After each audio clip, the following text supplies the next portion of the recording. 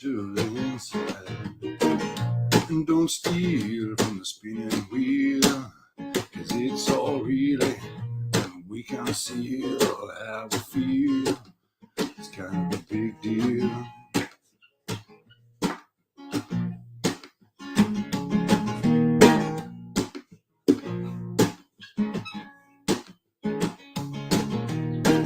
You can try to outrun everyone, but you'll find that you're having no fun. Do you wanna come, or would you rather have none? What's done is done. It's time to fly, it's too late to try. And you're wondering why. Who am I as I pass you by? It'll all be told in time. Can you feel it?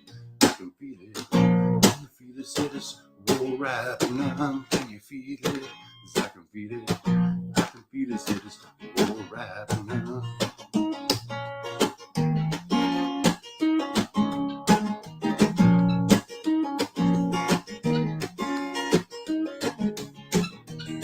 Start to begin, reflect within. It's time to ride the wind with a plastic bin, collecting sin, forever filtering. Gone deaf to the fear, now the truth appears. The water's clear here, the dragon tears falling in. The sounds were made to hear. Can you feel it? Can you feel it? I can feel it, say it's all rapid. Can you feel it? I can feel it. Can you feel it, say it's all rapid now.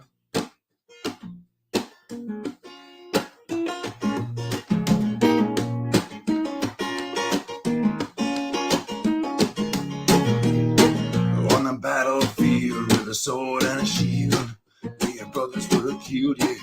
And your feet is sealed by the weapons you yield.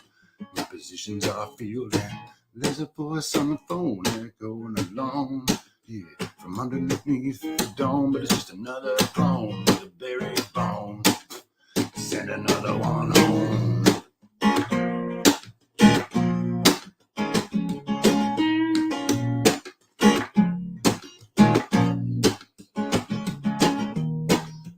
This life's just a midnight train ride, and high tide brings insight from the outside.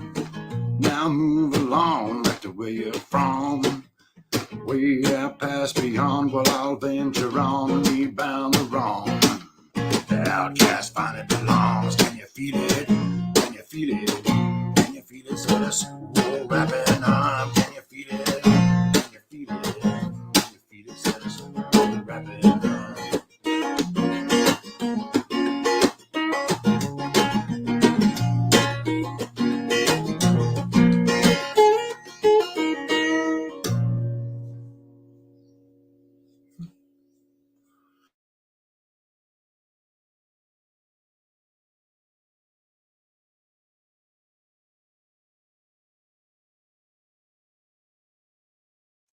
Oi, oi.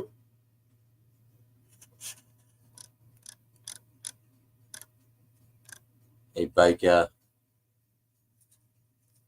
Bruno, Rasta, Nana,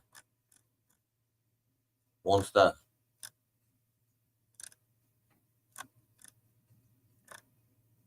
Frick.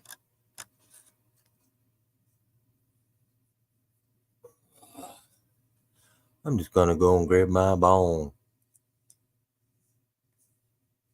Hey, have a good one, AA. Have a good one, mate.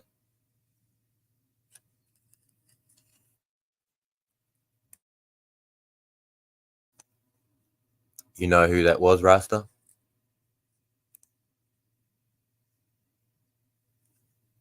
There he is.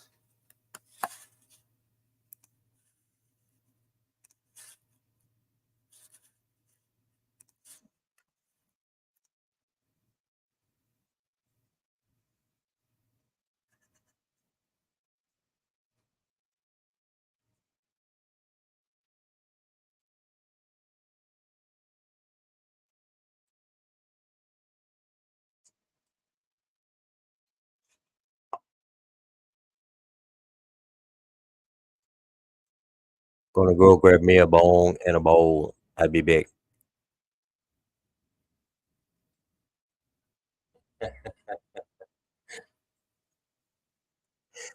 Gotta do your makeup, AA.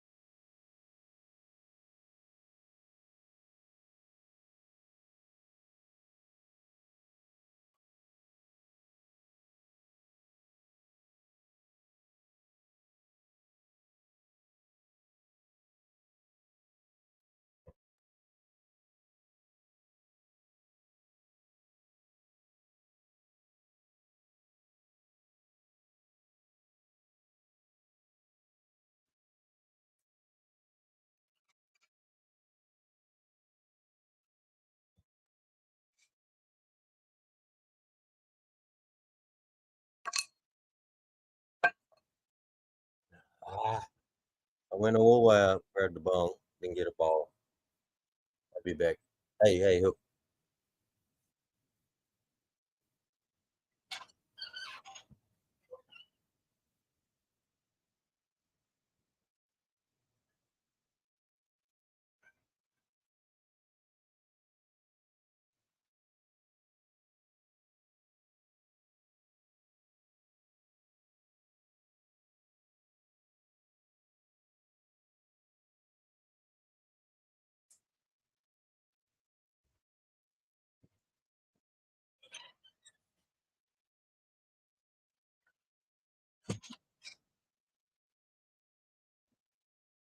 Got him back. Hey, Hatchman.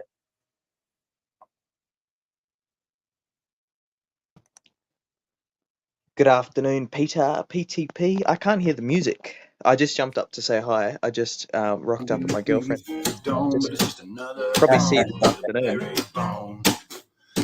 You already heard the song, Rasta. I was just showing you who it was. You'll still be live when I get back, so it should be Jay. If you're not, that's okay. But just thought I'd jump up, say hi. How's your day been so far, PTP? It's good to see your Yeah, not too icon. Where's the button? Button. Wait. Good to see you, PTP.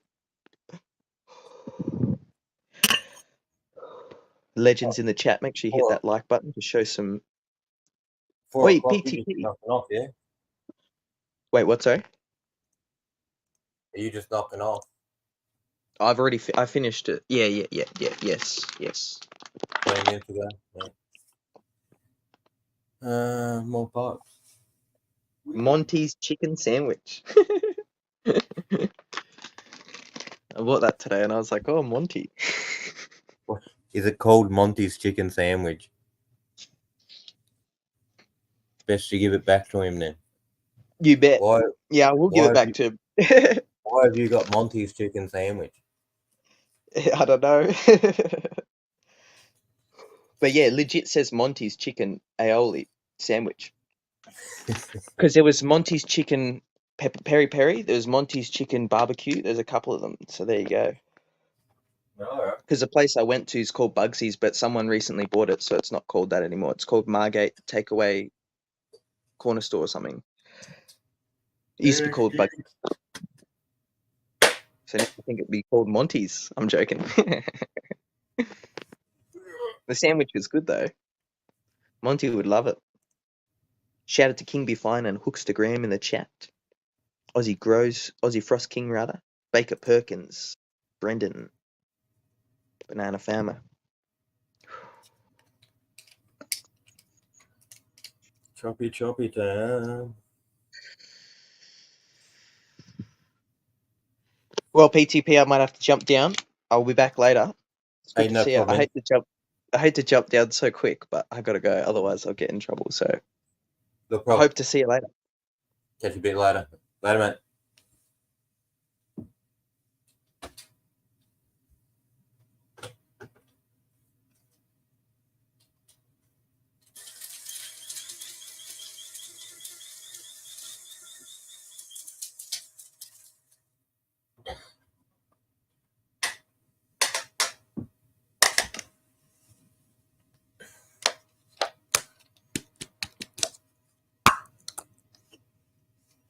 Tapper, tapper, tapper.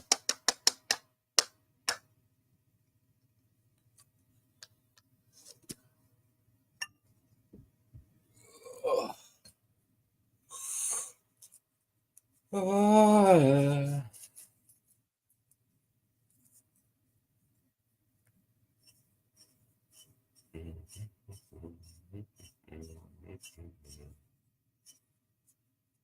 Seen many weird things today.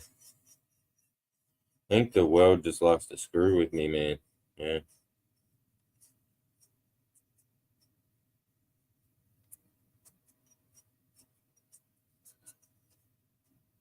Did you know the Dutch are 26 meters under sea level?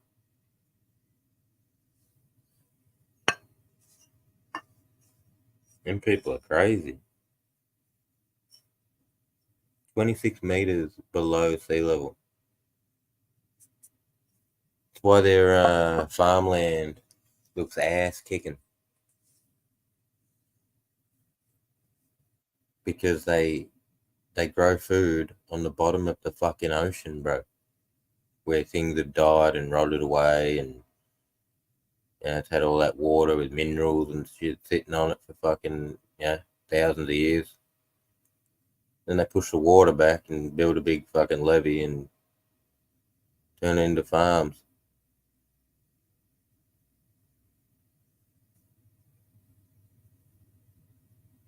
Not everyone knows they grow them flowers, tulips or something. That's called. Yeah, that's what the Dutchies grow.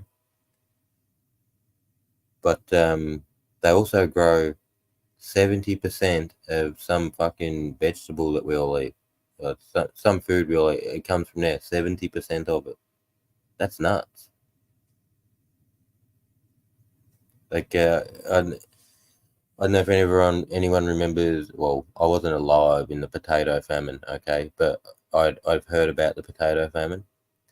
So what happened was people brought potatoes back from South America. Europeans started planting them. Hey, Jules. And then the Irish went nuts on them and just started growing them everywhere because they got heaps of nutrients and shit. But then all the food the Irish grew, except for potatoes, was taken off them and given to England. And then so the Irish could only eat potatoes. So the Irish would grow potatoes, a small plot of land would keep their family alive for 1 year. Then one day the potatoes died. So you can imagine what happens there.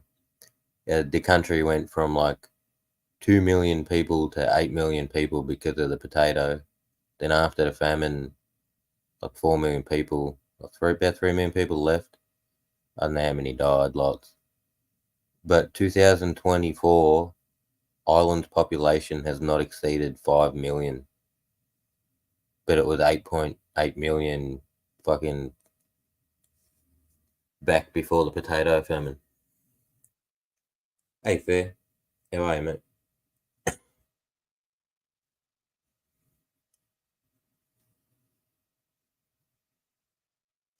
If I was the Irish people and the British were like cruising over, like, oh, we need the sheep and the cows and the wheat and all that, I'd be like, dude, fuck off. I got a potato, bro. Googly.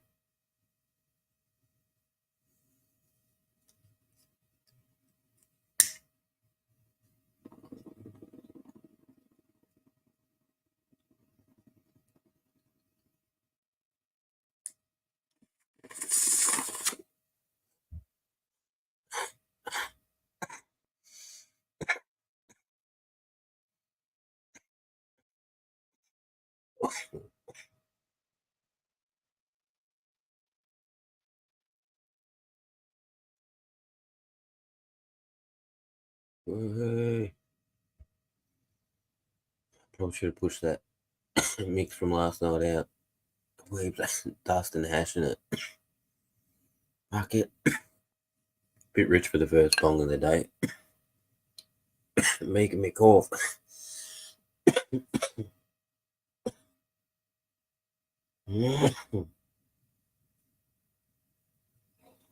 There's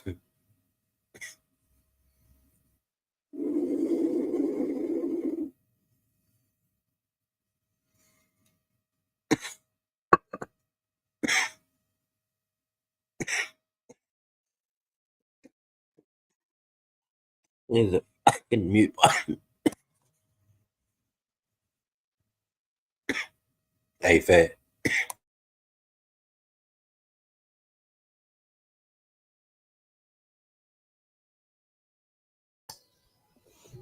Hello.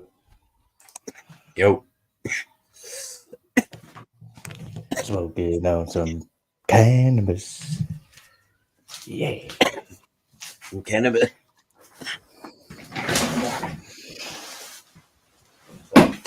COVID. It's like tickle to the throat. Yeah, I almost blew it out without coughing. Then I just wussed out at the end and went, I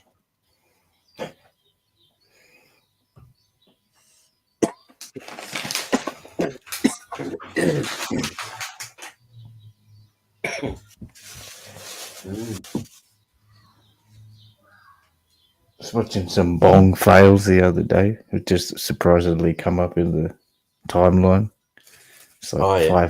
5 minutes of people just fuck it up real hard. Or not, try to smoke big cones. They can't. They burn their hair. They break the bong. So, it's fucking funny. Anyone popping the cherry and all that shit? Ripping a bong. Iron And and you're like, blows out. I'm not going to cough, so you don't take your mouth off. And then you cough anyway. And then it goes back down the bong, shoots your lit cone out, flying, along with a squirt of water that usually lands on you. And fuck. I did that for the first time. I did that for the first time in like 2 decades about a month ago. I was pulling a bong on stream, and then I coughed and went. I'm like, nah. I ain't telling no account that happened.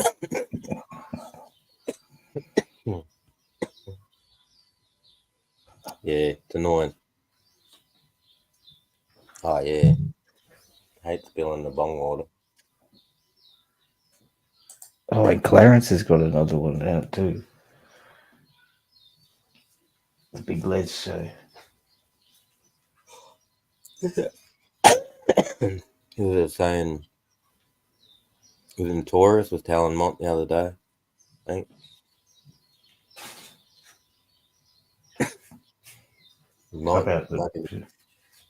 He missed 2 seasons of something. He was wrapped. I was like, there's an episode and seasons of fucking.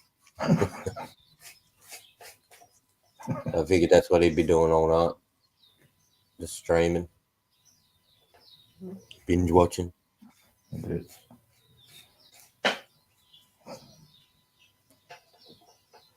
Yeah, I tipped a full cup onto a keyboard one time.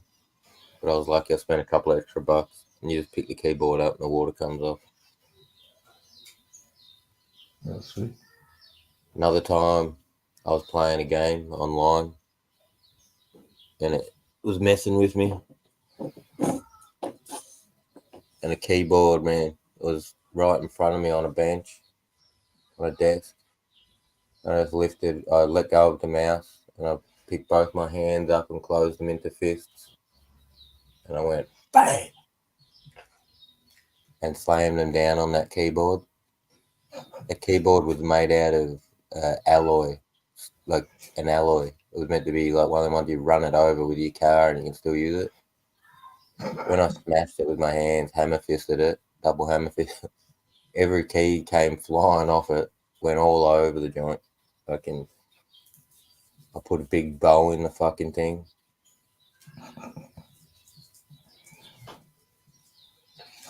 Yeah. Fucking A. Get the wet dry back out, mate.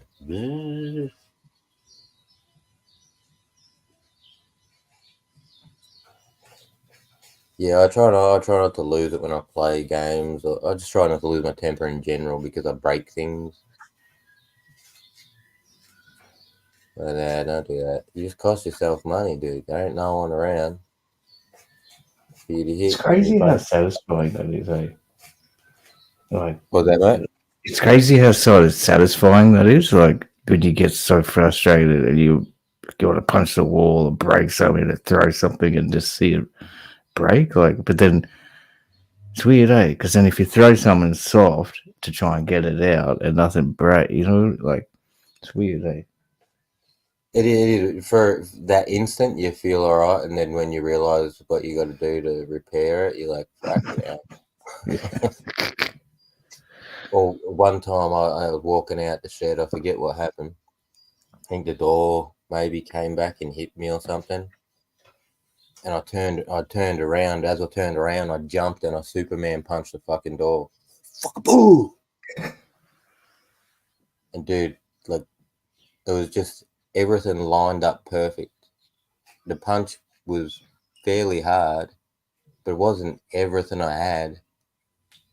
But it left my two knuckles imprinted in steel.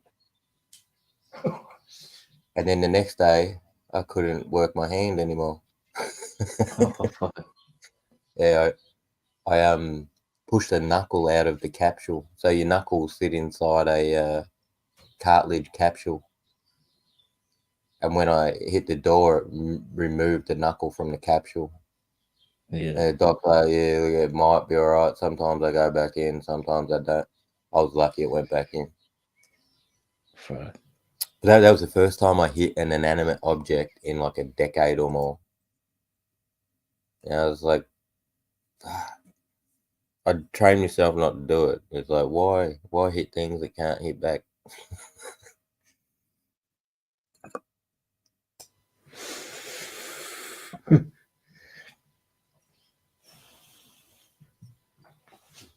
The only time I've ever broken my hand, I broke 2 fingers on my hand, was punching someone in the face. But when I did, I broke the little finger and the ring finger.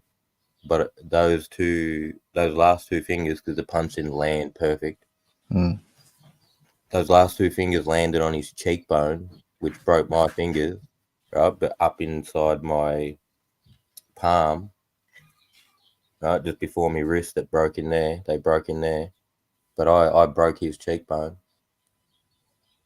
That's one of the hardest bones in the human body.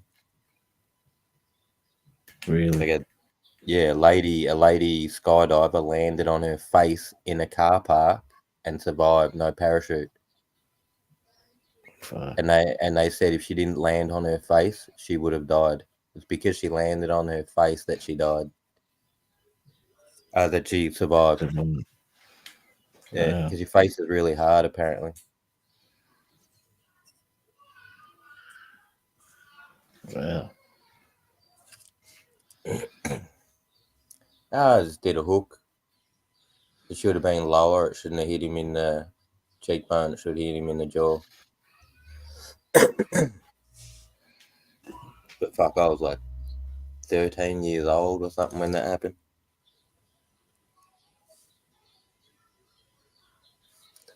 Then when we're both in hospital at the same time, and only one person was like, "Good on you, mate," and the rest of them were like, "You're an evil little shit, hurting him like that." Yeah. What the fuck? He grabbed me and rammed me head into a fucking tap, into a tap in the sink. Like, would you want me to just stand there and go, "Oh, you can keep ramming me head into the tap. It's okay." Nah, I just fucking hit him.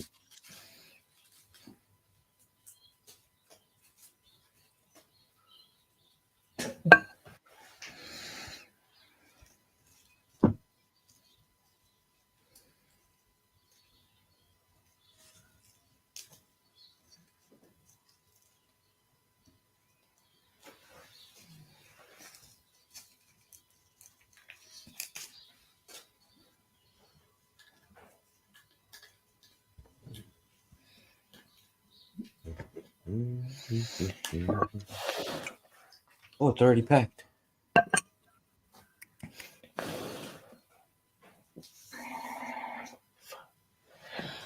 Go, Brandon. Go, Brandon. Yeah, it's gonna be a weird fucking country, whichever one gets in. Dude, you see our news? No. What Our happened? news is saying that the government wants Israel to do a ceasefire. Dude, I told everyone, like when this started, when Israel was pushing a little bit hard, that it would turn the world's opinion. Yeah. This is the first time that Western countries are voicing for Palestine. Not just acknowledging that Palestine exists and then just backing Israel all the way. But this time they're actually like, yeah, maybe we should stop this. And we think that the only solution is a two-state solution. Israel don't want two-state solution. So they're going to be pissed, so pissed with all of us saying that this is what should happen. Fuck it, not your country, shut the fuck up. It's crazy. It's crazy, man. And how long has it been? It's like constant going off, eh? Months and months.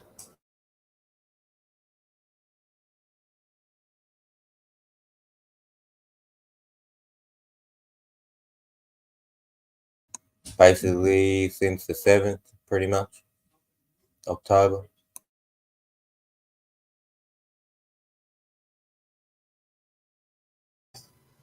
October? Was that when that attack happened? The festival? Music festival? Yeah, I think that was 7 October, yeah. Far out, that's a long time ago. Mm.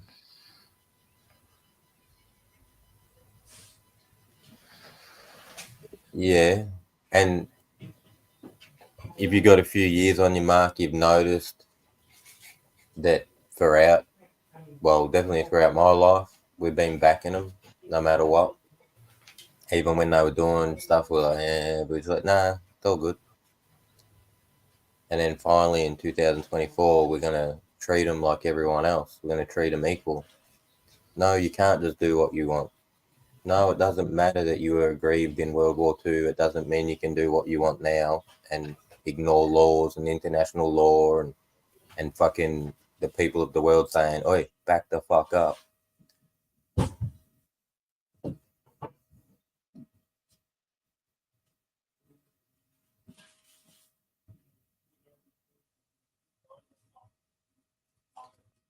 I don't know how they're going to do it, this two-state shit. They can't keep all the Palestinian territories separate. They need to do a better map somehow. And then when they do the map, no one can complain after this. It's like, this is your map. That's the fucking line. You stay on your side. You stay on your side. Done.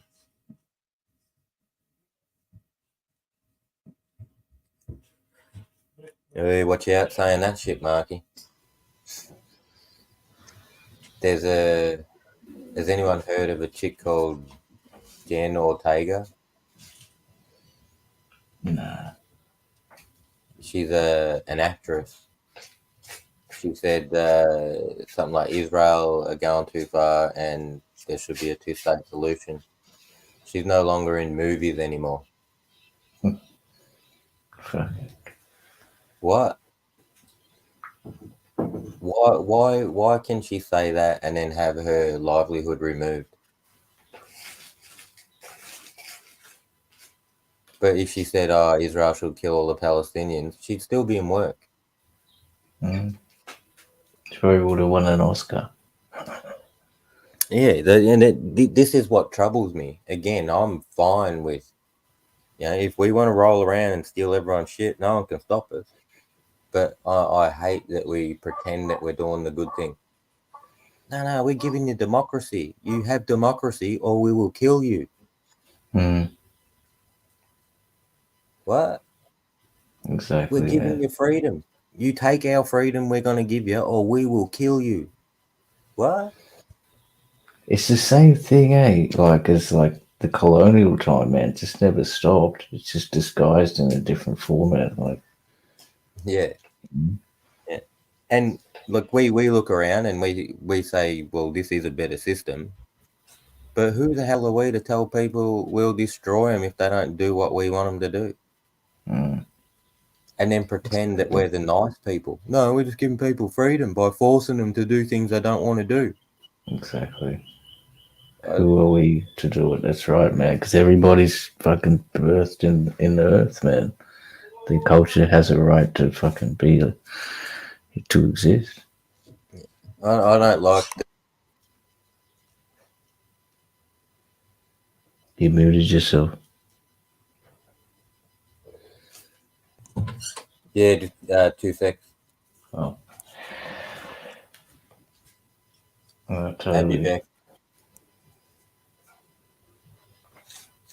He'll be back. Whoa, he'll be back. You know, I don't know. It's just insane.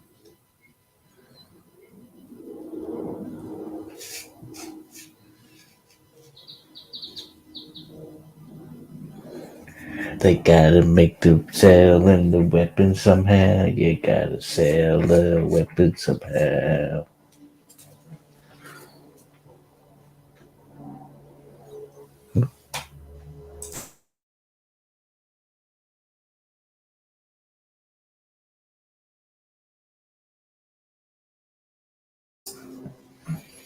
What's everybody smoking? I hope everybody's chilling. Got some nice flowers or extracts, whatever it might be. The expansion of Israel's geography has always been the top of the agenda. Oh, well, I would definitely say yes. Even from day one, they never had the idea to stay within the borders that were given to them. They treated it as a foothold to take back the entire thing. But we were meant to keep an eye on that. We were meant to tell them, "Oh, no, you can't go there. We told you only here." But the Golan Heights and a couple of other places, after so many battles, Israel took those for strategic purpose. So if the attack is always coming from there, and they do all right from it, Israel will take that place, and it will make it hard for them to attack.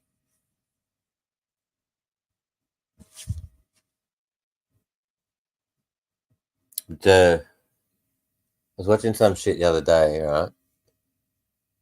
In America, they found 2 Middle Eastern people.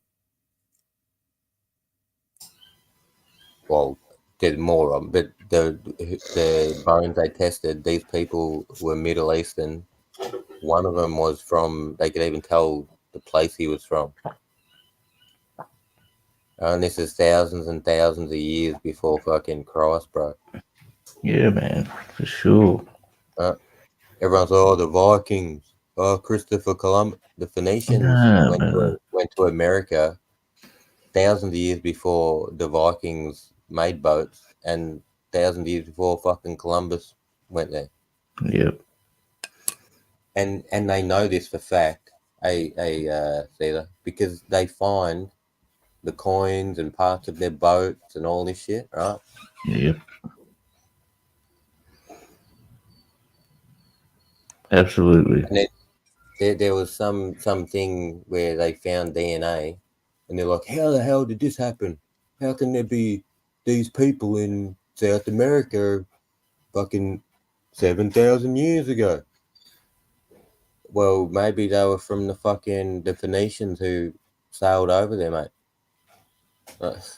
You've got artifacts and coins and bits and pieces.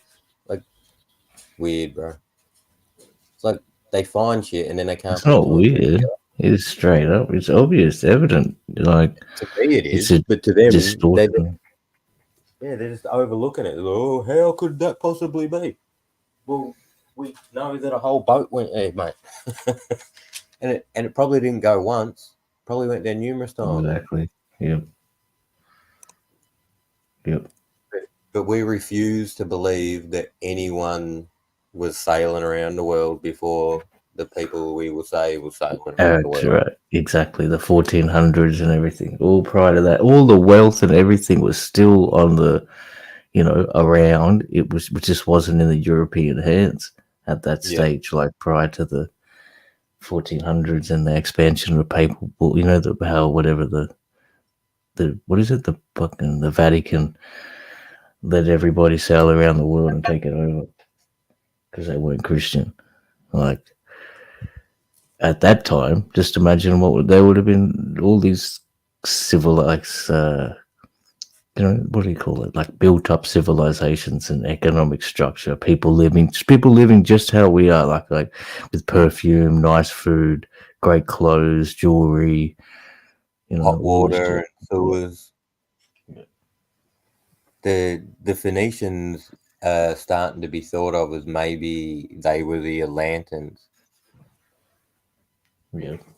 They think it's possible that the Phoenicians lived just outside of the Gibraltar Strait, and then when their islands started sinking, they fucking moved to current day Israel.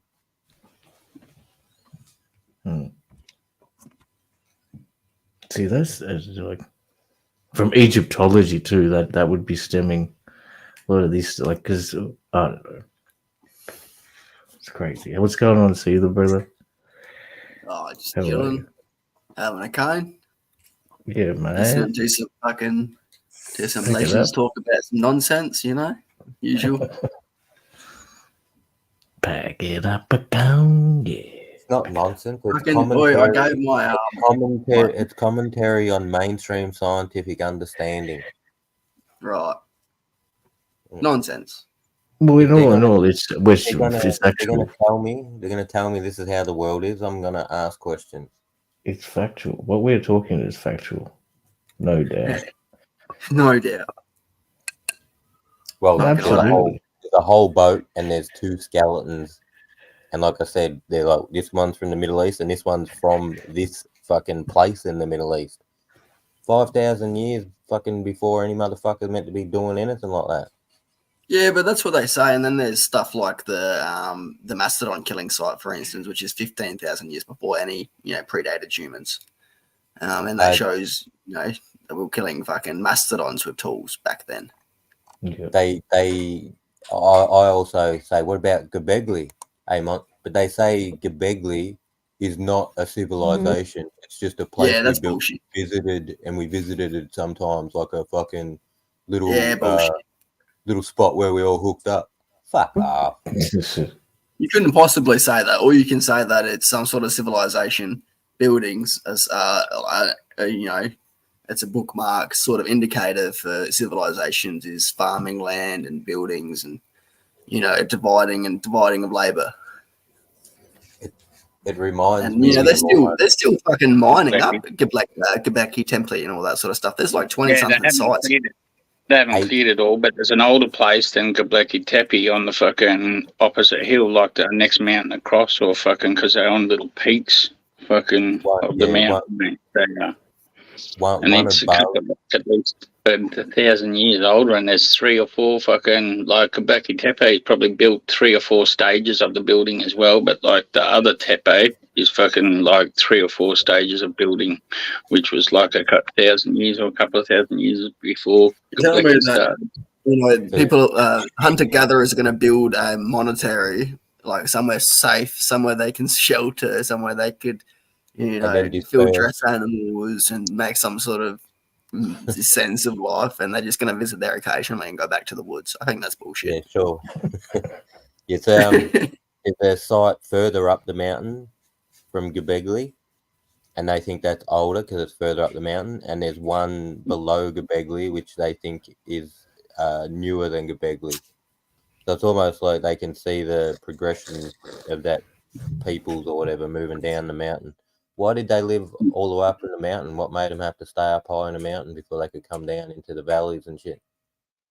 Apparently that's why we fucking outdid the Neanderthals in hunting, because we used to live at the tops of the hills, and when we woke up in the morning we could survey the valleys below to know which direction to go off hunting in, Right, so you didn't waste time, whereas Neanderthals apparently lived in the valleys. We were as dumb as Neanderthals until 30,000 years ago. So up until 30,000 years ago, we'd made a stone tool like Neanderthals, and then for 300,000 years, all we did was shape that stone tool a little bit more refinement in 300,000 years, and then exactly. In the last 30,000, we went to the moon. That's right. In the last 50, we've done so much. Something happened. Our brain, the neurons in our brain were like all the other things on the earth. Only a few were released, and you learn slowly. All of a sudden, our brain is flooded with neurons, and now we are so fast to learn and adapt. And once we had that, we smashed the Neanderthal. Before that, they were the kings. They had it over us. Neanderthals weren't exactly dumb.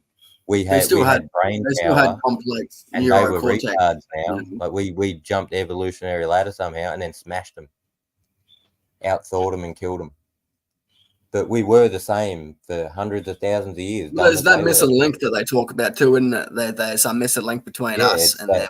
It's that thing that was put into our DNA, and it is only one gene, and it cannot. It has nothing else associated around it. So if it was evolution, there'd be other changes all around it leading to that. There's nothing. There's just this. Well, that's because people think of evolution as a solitary thing. Evolution can happen rapidly with viruses and stuff like that. You know, it's horizontal and diagonal gene transfer can happen very quickly. To say an epigenetic mutation, which you'd call, say, evolution. Say that's an epigen. You evolve to the area that you're in as an epigenetic mutation.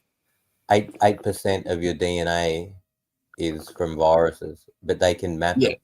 And they would know if the virus turned on that amino acid that. They don't know all the viruses yet. Our brain. So they wouldn't know yet. Yeah, dude. They can map it. In 2000, it would take $10 billion and 4 years to map the human genome. Now you can do it with a matchbox size thing in your pocket, yourself at home. You can map a fucking genome. They know heaps of shit, bro. They can't see the path. You can say what all the genes are, but they can't say why we have this gene and this gene here. You know, they can't say, the only thing we don't know, Cesar, is the rubbish. Came from this species or something like that. You can't even do that with mushrooms, really. You can assume. The only thing we don't know is the rubbish, because we ignored it because we thought it was rubbish until we realized it wasn't rubbish, and that's what we're looking at now. But we know our genome and how to sequence and what to put in it, all that shit.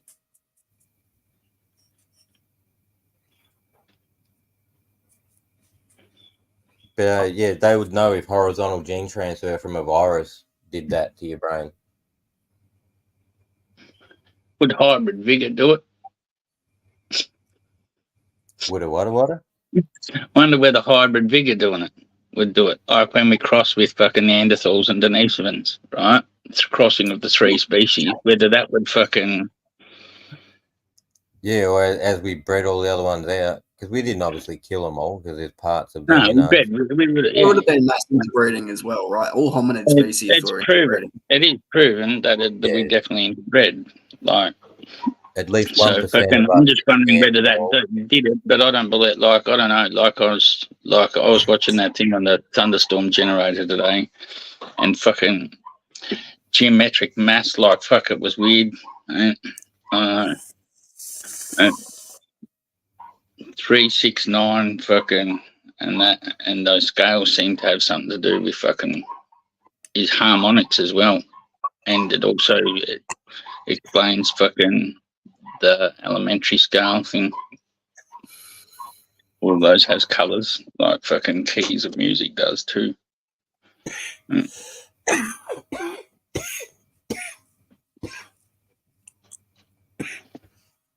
Oh, fuck.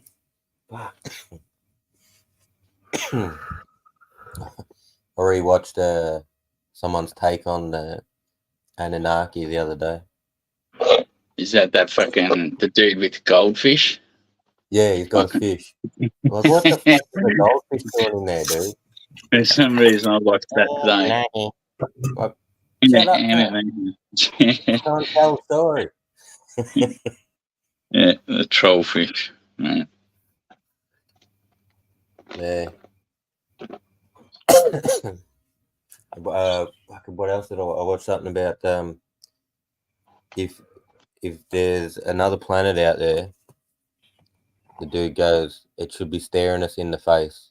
We can see exoplanets everywhere, but we can't find a planet in our own solar system.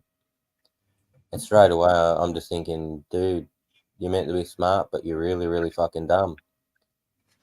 And then finally, he got, you can't see inside our solar system like we see outside. When we look at planets outside, we wait for it to pass a star and we see the star dip.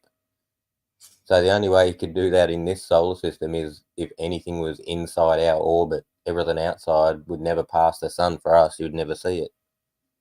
No, you can only catch it if it went inside the planet.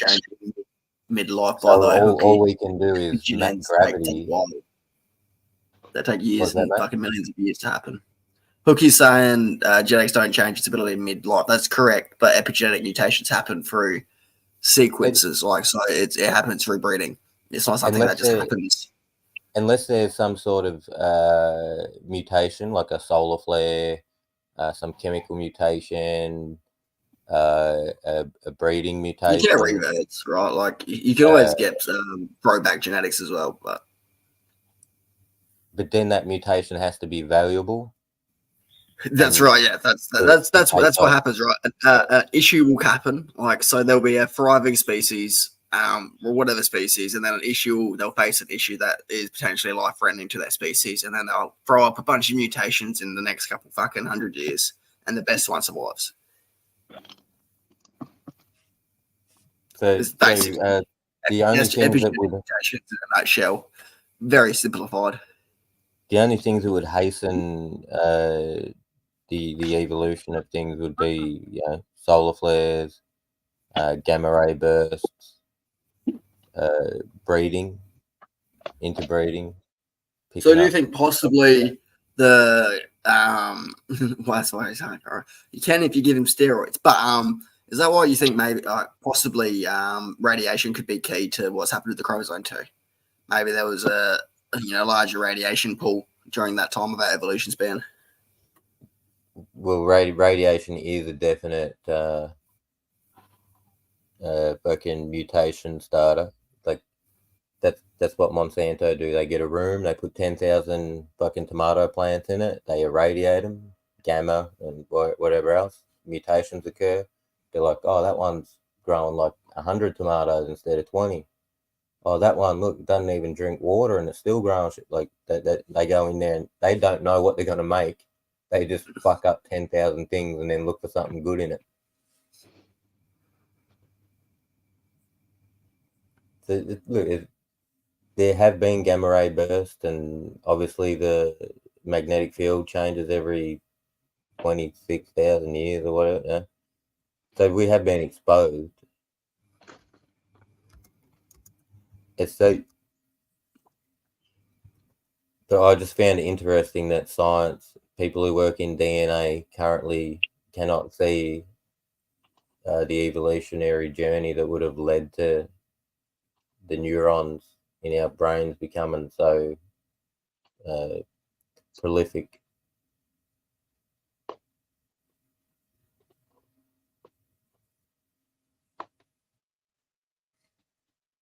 What do you think of all the artwork in that Fish Guy's channel, Monty?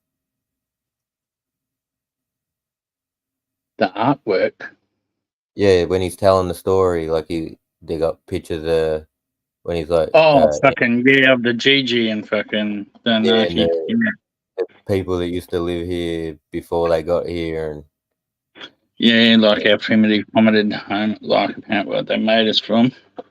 Yeah. Like I don't know, like fucking in ways that would explain like why we jumped. Oh yeah, but man, for me it's interesting, and the only reason I even entertain it is because it comes from the oldest accepted as the oldest civilization on the planet. The first people to have roads and irrigation and schools and government and fucking yeah. And they fellas, how we doing? Good day, mate. You see how he went over what Zachariah Sitchin wrote versus what they currently interpret it as. Yeah, it's still open to. Well, I said Zachariah Sitchin was full of shit. Oh, he definitely read that and put his ideas straight into it rather than letting you fish around and try and like, oh, it could be this, it could be this, it could be that. He just went, it's fucking aliens. Yeah, I was sitting there and chatting. I'm like, fucking these round earth stingrays. Listen to them. Dude, I'm gonna call fucking. Bro, I've been arguing flat Earth on a fucking SpaceX post all day with like 50 different cunts. It's insane, bro. I'm just going ham, lad.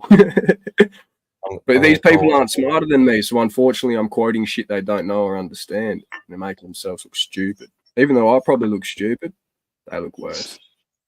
Get a job at SpaceX, Jules. Bro, how fucking sick. I'll be like, yo, Elon, enough's enough, cuz. You got to send me up there, bro. Like, straight out. You work at SpaceX for 5 years, you'll be able to. Wait, aren't they building a SpaceX in Adelaide? Something like that? We're too there low. There was a SpaceX in Adelaide, yes. I know they just finished building a spaceport in Queensland. There's been a SpaceX in Adelaide for like fucking 5 years, bro. Better. Down here, they might make parts and test shit, but you're going to be close to the equator to launch. Yeah. I think they launched a bunch of satellites from Adelaide. It's more economical to be close to the equator. I was waiting for our New Zealand friend to remind me of their launch satellites from Australia, bro. The only spaceport we have is in Queensland, and that's for the whole purpose of satellite contracting. Yeah, right. Makes sense. Yeah. Arguing flat Earth doesn't make you look stupid, makes you look retarded. Says the lad that can't breathe. No. Fucking this cunt. Shut up, Patel. Oi, lads, work school. They got me a new phone with some fucking bullshit AI camera on it. Right, yeah, mobile's all set up again. I should be able to fucking send text soon. Why can you see a ship? Right, you watch a ship go over the horizon with your naked eyes. It disappears. You get a set of binoculars, you can see it again. It goes over the horizon. You get a telescope, you can see it again. Why does NASA not show footage and pictures of the Earth at a rate that, like, 1%? Yeah, why don't we have multiple camera angles from the ISS? It's just one camera. Everything else they show us is outside the Earth. Yeah, and I've seen this video of Russian astronauts working on the ISS, bro, and there was a fucking UFO 44 seconds into the video, goes, shoots past them, and then I'm watching, I'm looking for bubbles, lad. Surely enough, bubbles come from his suit. I'm like, bro, they're in the water. They're in the water, cunt. I don't know how else I fucking... Did you hear the new astronaut going up? She's on board the vehicle with, I think, at least 2 other people.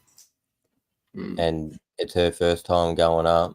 She's obviously how many been briefed already. Atmospheres can a woman take going in space? But when they were about to dock, she seen something and she gasped and went, "Oh my god!" And they straight away were trying to calm her down and basically shut her up. But the audio had already been sent. So she was saying it's flat? No, she's seen something next to the space station. Like, she would have already been told that these things are probably there, but she just couldn't help but blurt it out when she seen it. This was like in the last months I seen that. Yeah. Had a little giggle. So she ain't going back up there. So again. How come the accepted definition for where space begins is like 62 miles up? Look, because that's still in our atmosphere.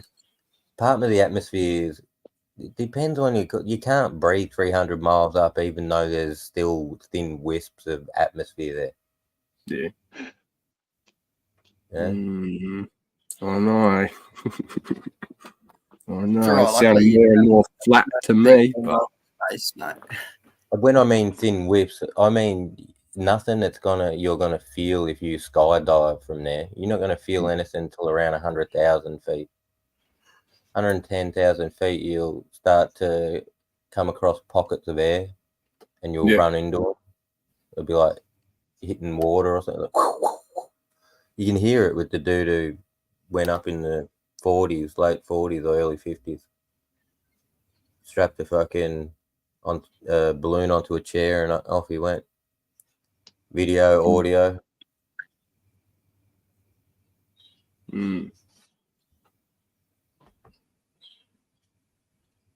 Yeah, it's definitely around you, boys. Sorry. I already told you the footage to look for. There was a probe that we sent around the sun to get a boost to go out to Jupiter, and on the way past, it filmed the Earth. So it filmed it while it wasn't in no way in any relation to it, orbitally, gravitationally in any way. So it was separate from it. So you can see this fucking thing spinning at 1,000 miles an hour, bro. Like, you can see it as if you've removed yourself from it and looked in. It's the best footage I've ever seen. And it lasts do you want to for find that like Russian 2 seconds or footage? 3 seconds, but it's the best footage I ever seen. What was that, mate? I find this fucking footage I was telling you about with the Russians working on the ISS. But then even like thinking about, you look at the moon, you look at the sun, and you like look at planets and things when we can see telescopes. So from here, our eye looks at it as round. So why wouldn't we be round as well? You know what I mean? It's a good question. It's a good question. Because it has I to be think, flat, so I think truly, bro, honestly, I honestly believe that everything revolves around planet Earth. Truly. 100%, without a doubt in my mind. Without a doubt in my mind, bro. We're the aliens, lad. Without a doubt. Without a doubt. Without a doubt. But then everything else is round. All the planets and sun is. Look, the Earth could be round like this, but it's not round like this, bro. I'm telling you, it's not. Spherical. Yeah, it's not a smooth sphere. No way would it be a smooth sphere. No, it's it's a lumpy fucking meatball, bro. Yeah, it's like a potato smashed into 6 pieces. Yeah, flat potato. Hasn't even joined back together yet from when it got smashed apart. Yeah. Apparently the moon. What's the moon? The moon's part of planet Earth, isn't it? So they say. I don't know. Yeah. But it's locked into our orbit, and the distance like never changes. But apparently we're getting further away from the sun, or something. No, the moon moves away at like a couple of inches a year or something. It used to be way closer. So when it was closer, tides would have been. I think because we see in curved visual space as well. They just fucking took the eye and they're like, yep, we're gonna curve this bitch up, and because we see that way, it just makes sense, you know. You ever looked at Flight Radar 24? All the planes in the world? Yeah, I've had a sus, bro, and they all go on a zoom out, and you notice that every flight path is curved. I know what you said. I've seen that, bro. I've seen that, but then there's been footage released like of planes like. What they're doing is they're stopping at different spots instead of the closest spot to refuel. It's fucking cooked, bro. I've seen that before. I know they go and they travel on a curved fucking path and not a straight path, because that's like, yeah. I don't know, bro. I don't know. It's a lot to think about, though. For sure. I knew I was going to stir some fucking heads, bro, like when I dropped that comment, because I'm like, how does a dark circle prove the Earth isn't flat? No one's conceding defeat. It's another video from NASA. We're never getting to space, fellas. Repent and believe the gospel. I've got like 100 comments going off. But, yeah. If the Earth was flat, there would be no space station. If the sun and moon were local, there would be no eclipse. Try using those critical thinking skills. Yeah, I know. There's no space station. All the trees and cactuses are actually cell phone towers, and any satellite that people can actually see that you can't say isn't there is attached to a balloon. Mm. Yeah. I believe you. I'd believe you over NASA, bro, if you told me that shit. Straight up. I've argued with flat earthers heaps of times, but yeah, like I said, there were things, that I ain't been to space and shit, so I don't understand how reflection and refraction can make me see things that I shouldn't be able to see. Mm. I haven't looked at the science enough to, It's not easy fucking science to understand. The mathematics is quite advanced. That's it, bro. They give you equations that you can't even begin to understand or fathom how to fucking. Yeah, but you can if you understand mathematics. Like, so most people have like a grade 10 mathematics experience, brother. They don't understand. Like, they got to fucking algebra. I'm like, nah, fuck that. Yeah, bro. I ain't trying to be a banker. That's what I mean. So if you can't do the our math, math system might be getting rewritten. Who? Our math system might be getting rewritten if this thunderstorm generator fucking is right on geometry. It'll be right, 100%, bro. You've seen those machines. It's working. It's working. 100%, without a doubt. And you look at Australia's technology. I was looking at the weather yesterday, bro. Little plasmoids being formed in bubbles. Where the clouds were all forming was like suspect as I'm like, they definitely have some fucking devices out there and they're controlling the weather 100%.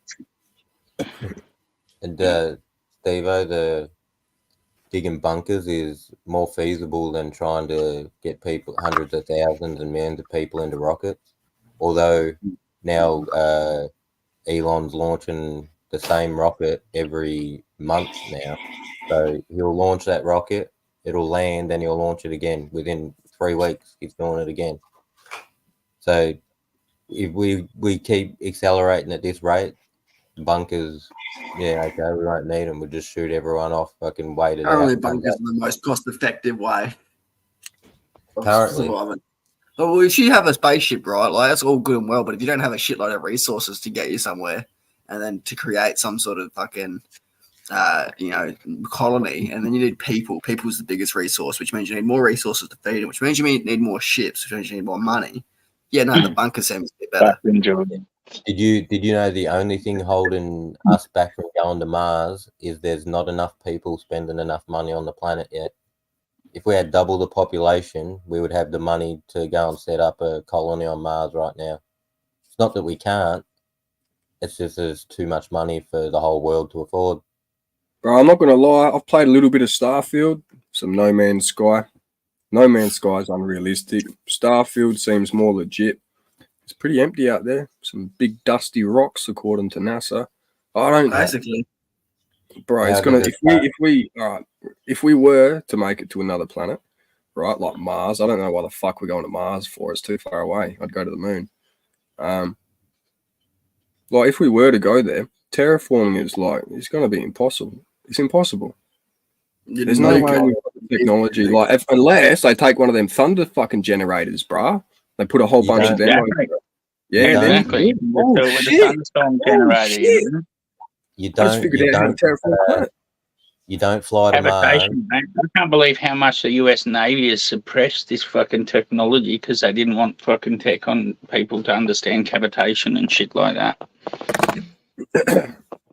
You don't fly to Mars with like a week's worth of food and it takes 4 years to get to Mars, doesn't it? Materials and expect to colonize it. If 4 you're years going to colonize it, you take all the stuff. No, 4. 40. No, 4. 40, mate. 4 years, mate. 4 years. Not 40. 4 years when the time of the rocket. Where's the zero? Where's the zero coming from? Yeah, I'm correcting you, cunt. It's 40. Nah, is it? No, look if it you up. want to take a colony to Mars, it's 40 years. Yeah, long. All right, what if it's just 10 people? Yeah, take. How do the stars move at night? It's like a big mobile. They're just all lights on a big frame and they just spin around.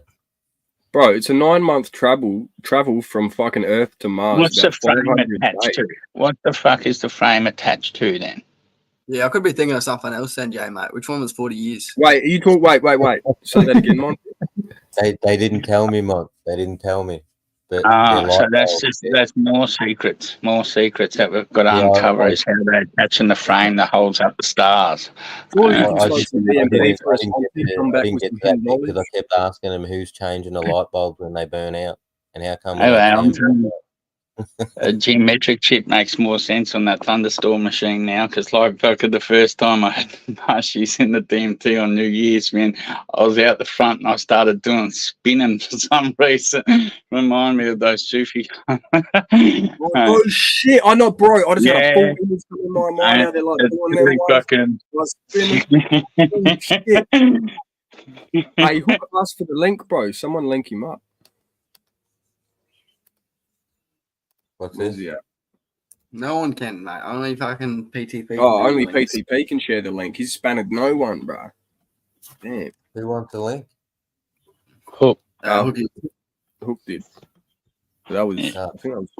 Yeah, It was a few minutes ago. I did see it too. it was like 10 away minutes. with conversation. Yeah, there's I thought like there was a a link up there already. planetarium up there or something, mate. It's Tom Thumb. Fucking SA. Yeah. Another way it was explained to me was that they're all spaceships. None of them are planets. None of them are stars. They're just all spaceships waiting to invade. Yeah, I agree, Steve. If everyone fucks off to Mars, we can just keep our little slice of treasure here, mate. Have a couple fucking acres. You know, not have to worry about it. Be less traffic. Bro, did you hear about the first Chinese emperor? Built a temple, right? He built this hectic skits temple, the one with the terracotta army. And what he done is all the riches and all the valuables, they buried it in this underground temple. Filled it with mercury booby traps, right? And they've tested the soil around this thing and it's leaching into the ground. So they know it's there. They're too scared to open it, bro. But get this, the lads that built it, designed it, the Chinese, like the lad realized, oh shit, they're gonna know like all the schematics, the back doors into this place. Bro, buried them in with the fucking with the treasures. They opened 700,000 people got buried alive, bro. They opened part of it, right? Every one of them soldiers, they're not made on a production line. Every face is an individual. Yeah, it's weird, eh? And it represents every little small region of his territory, of fucking the China that he conquered. They opened and they're not mercury booby traps that I understand. I think all the rivers of the empire, like all they represented mercury. He had a massive map, and the mercury was like the whole of China built, and he's buried in the middle of it. All the rivers and that of China are done in mercury. No shit. Yeah. It had sort of. That's why they refused to dig it up too. They will not dig it up. It's a huge big pyramid there. China's been going for 4,000 years, boys. Undefeated. 4,000 years, boys. Undefeated. The Mongols crushed them twice. Oh, yeah, they fucked them up a little bit. But still, bro, they're going good, lad. They're going strong, bro. The Chinese... Yeah, if the Mongols had just done a better job, we might have a better economy right now. And they never built the wall either. Have you noticed, like, the bit that you're meant to face outwards is all facing in towards fucking China? It was built to contain them. Did you hear the conspiracy that the Great Wall of China is actually a fucking, it's like a machine, bro? It's not even an actual wall. It's an actual fucking, it was a moving building. It's a transformer. Yeah, similar to that, but there's like a fucking, they made a movie about it, bro, with all these buildings that can move around and shit, and fucking they start wars with these buildings on wheels. Sort of like that theory, bro. But when did you hear this idea that the Great Wall was built to keep Chinese in? Hey, you can have a look at the wall. Right? All the guard towers and that face inwards towards China. Like if you're building a tower, you hide behind the little bits that fucking the little angles so you can shoot outwards. Right? Like why are they facing the wrong way on the wall? Right? It was because all the peoples that surrounded China tried to fence them in. Hey, shit. Yeah, I was just thinking that, Mark, how they fucking turned to stone by the gods or advanced beings. I was thinking, like, well, maybe if there was mercury in there, what happens if you dump a fuck ton of mercury on a person? You know, will it preserve them? Not much for now. Oh, their body, yeah, because it could it preserve them the way the terracotta statues are preserved? You know what I mean? Fossilize them and that sort of. Keep the oxygen off the body, and without oxygen on the body finds it hard to decompose because the bacteria can't live. And yeah. But cool. There's more pyramids in China than we currently know of in Egypt. Yeah, right. Yeah. I only say currently, no, because there's definitely more in Egypt too. They just fucking keep the rabbits out. Haven't gone and fucking dug them up, wiped them off and shit.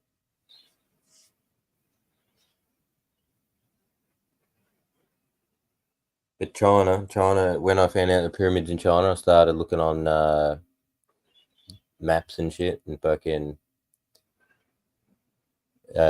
after a while, they started planting trees on the pyramids to turn them into so it looked like a forest. Oh, holy shit! But you could see each tree. Yeah, that's what they did, eh? They filled it all in, so it looked like just a hill. And a smaller square, and a smaller square, and a smaller square. Eventually, when they get big enough, you wouldn't be able to see that, but back then you could see it. Hey, Hook. There's never been human colonization. There's no pyramids or anything on the continent of Antarctica, and there hasn't been land that's not been covered by ice in 40 million years. Oh, I don't know about that. I know about that because it's you can see it in history and through studies. You don't know, I don't know, but I know that there are people who are qualified to make those studies, and there has been for 40 million years ice on Antarctica. But I mean, I'm not referring to any what you guys are talking about. I'm saying this because of the idea to say we found certain things. I do maybe agree, but maybe I don't, because people say there's pyramids in Antarctica. Only there's been glacial ice there for 40 million years. Buzz Aldrin said there's a pyramid in Antarctica. He's seen it. And if he said it, you would believe him. Buzz Aldrin is nothing but a puppet. He also apparently went to the moon. He's a military man. They went to the moon, but it's still a puppet. No, they didn't go to the moon. You can't land on the moon. After he went to Antarctica, they silenced him for what he was saying, though, about Antarctica. Yeah, no, there's been ice sheets there for 40 million years. The heart attack. He got fucking airlifted out of there. Because he's seen a pyramid. He told everyone. Yeah, because of what he's seen and tweeted out.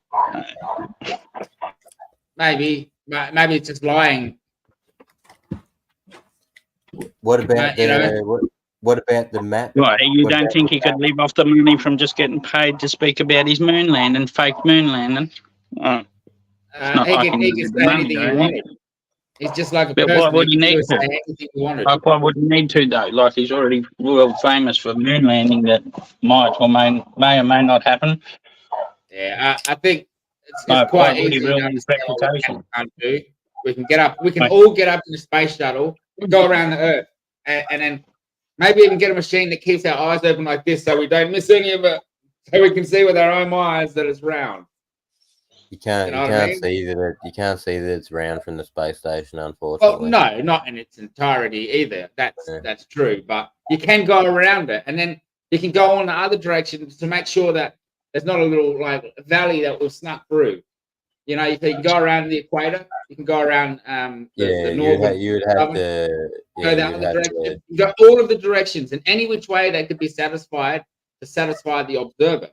But you have to do an equatorial orbit and a polar orbit, and then that way you can them up. But it brings us back to saying, otherwise you got to go something like 30,000 k away and look back. Well, that means humans must have been around for millions, like so many millions of years, more than just what they say. You know, like tens of millions of years, rather than. Well, I reckon that thunderstorm generator is going to rewrite fucking carbon dating now because it's fucking totally wrong.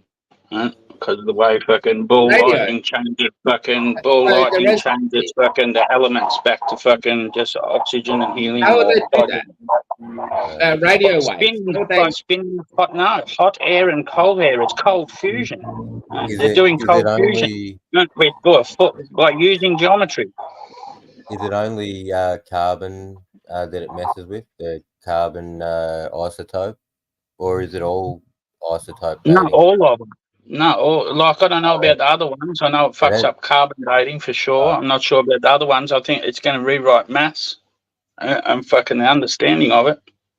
You want they might not really understand it altogether. Like the Sanskrit fucking understanding of it might be more like. If it helps us understand it, Monty, I'm all for it. Whatever the method is, if it helps us to be able to understand it better, it's going to be a whole lot easier for us to all sort of know what we're observing. Because it's like we can observe the same thing, but we're all describing a different thing. What we're seeing and feeling and experiencing. So, explanatory. It needs simple explanations. Marky, I seen no such apology from Neil Armstrong.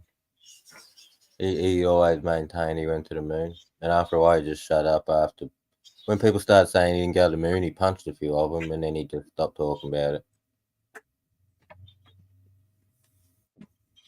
But I don't recall him dying and saying, "Hey, I didn't go to the moon."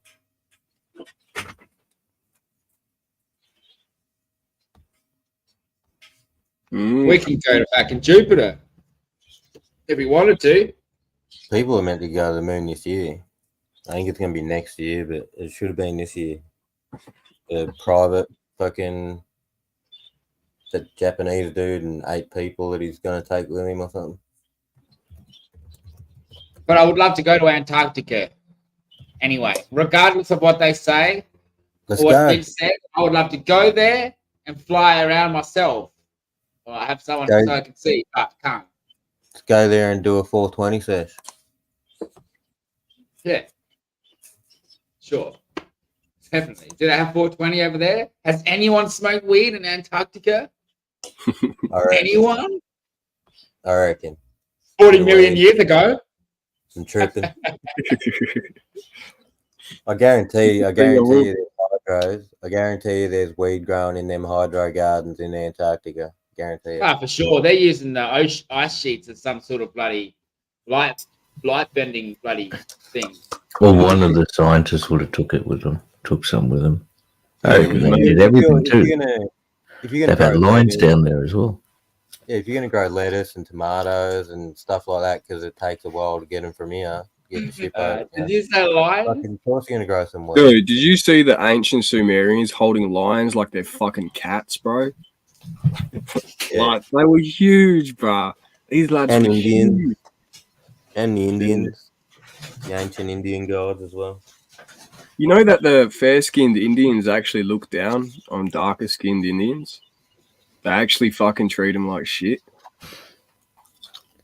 There's this small tribe, bro, and they're like ancient, lad. They're old as fuck. And they live on like the outskirts of India, and they're full shunned by all your light-skinned ones. Really? But then you look at like the thing is when I look at other cultures, I analyze like the facial structure, the build, and I'm trying to work out evolution in my head for them. You know what I mean? And the only conclusion I can come to is aliens, realistically, because I don't understand how the fuck we can have so many different variations and cultures the way we do. It could be aliens. I can see science's explanation of the variation amongst the races for sure. Just from environmental and time for sure. Like there's a reason why people's noses get flatter and their eyes close over a bit more when you live in an environment that's bright and cold. Nose breathers. Skin starts to get a little bit lighter. Yeah, because you're not seeing as much sun. Seeing the times you do see it needs to penetrate. And where you live. No, they're not the Milana people, bro. Different peoples.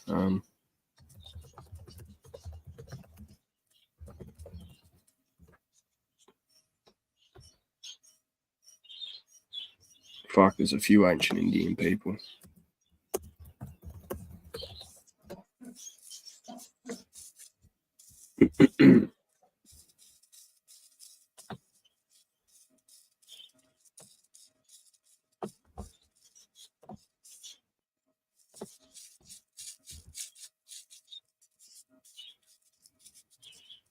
Where do Yowies come from?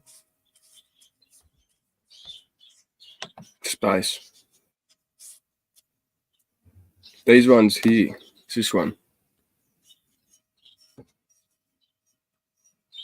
Put that in the cone.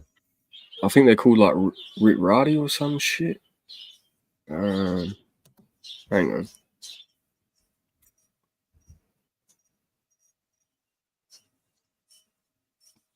All right, I'll dry this for that like that, and tomorrow I'll break this down, chop all of this bud, dry it down. Every little section is separated off the stem. Did you pick that too early? Nah. Oh, actually, yes, I did. Guess what happened today? Oh my fucking god! It's fine. It could have gone a week, but no, it's fine. It's just because there's so much pistils. You have to wait for it to dry before you see what you want to see. But I went out there this morning and my dog had ripped my Super Saiyan up. The whole thing was dug up. Like, I'm not shitting you. The roots were out of the ground. And you know what it was that set her off? Yesterday, trimming, cutting the plants down. She thought that they were done. And I come out of this morning. And then also, not to mention that, they let the chickens out. So it was fucking chaos this morning. So they only dug one up. The chickens got to the other one, but it was fine. But the dog literally dug all of the roots up. Like, you see all the white roots, it dug under. It's like it literally got its claws. It wanted to feel the break of my roots from the dirt. You know what I mean? Interdimensional. Sorry. Interdimensional Yowies. Yeah, I don't know whether they are or whether they can just bend light with their hair. So if you can bend light, you make yourself invisible. Aren't they just Yetis from the USA or abominable snowmen from the Himalayas? No, that'd be their own species. Yeah, how would they be able to cross continents? They'd be separate by at least subspecies of their own. Like, obviously, they'd be all fucking related hominids, but yeah, we see Australian.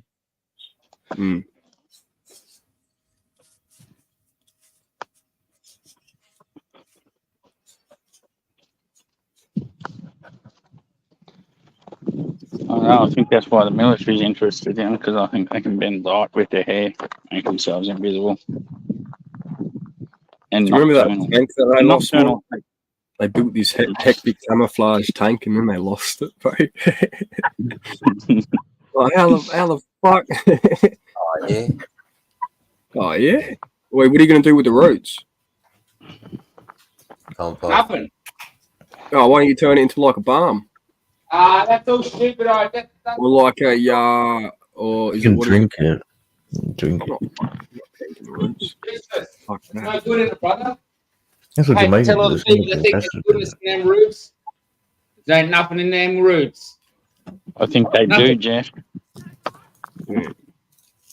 And I'm watching investigators in America, fucking Black Hawks and stuff, seem to turn up every time I was watching with them. X-Files, but same thing.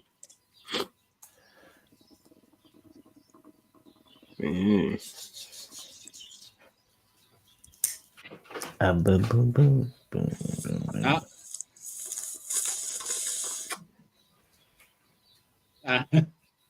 I didn't.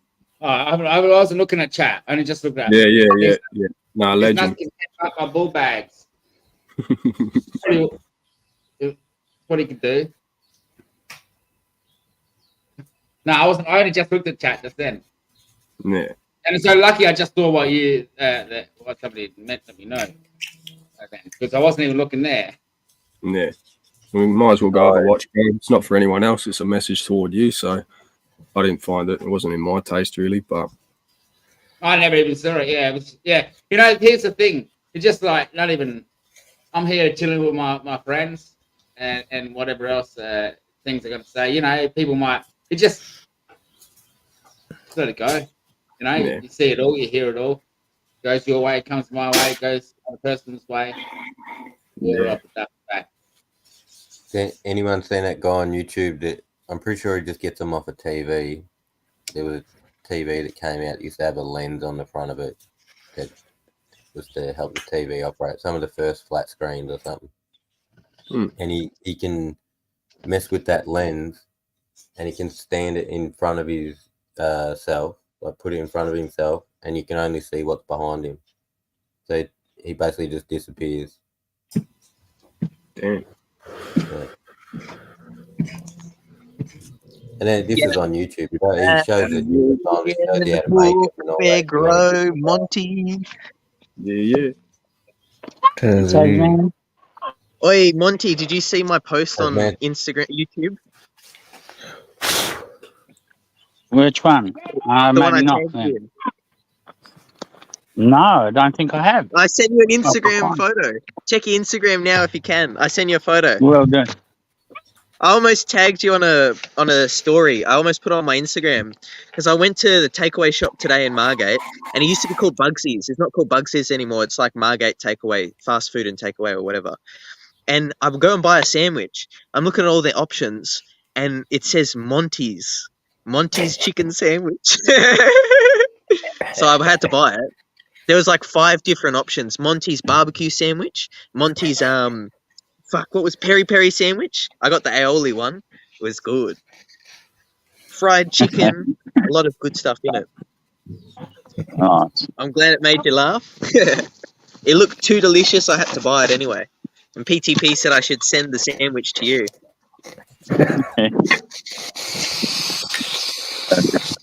Funny as. It's a bloody good sandwich though. It was 10 out of 10. Might get it again. How'd they spell it? Monty? Yeah, Monty. Yeah. Exactly like Monty's. Right now, right next to Monty's 420. Nice one. Nice.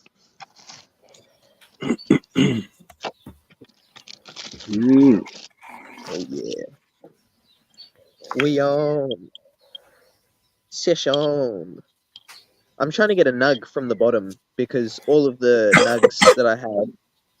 So I got sent a free tub of weed, and this is the weed that was free. It's so chronic, it's so good.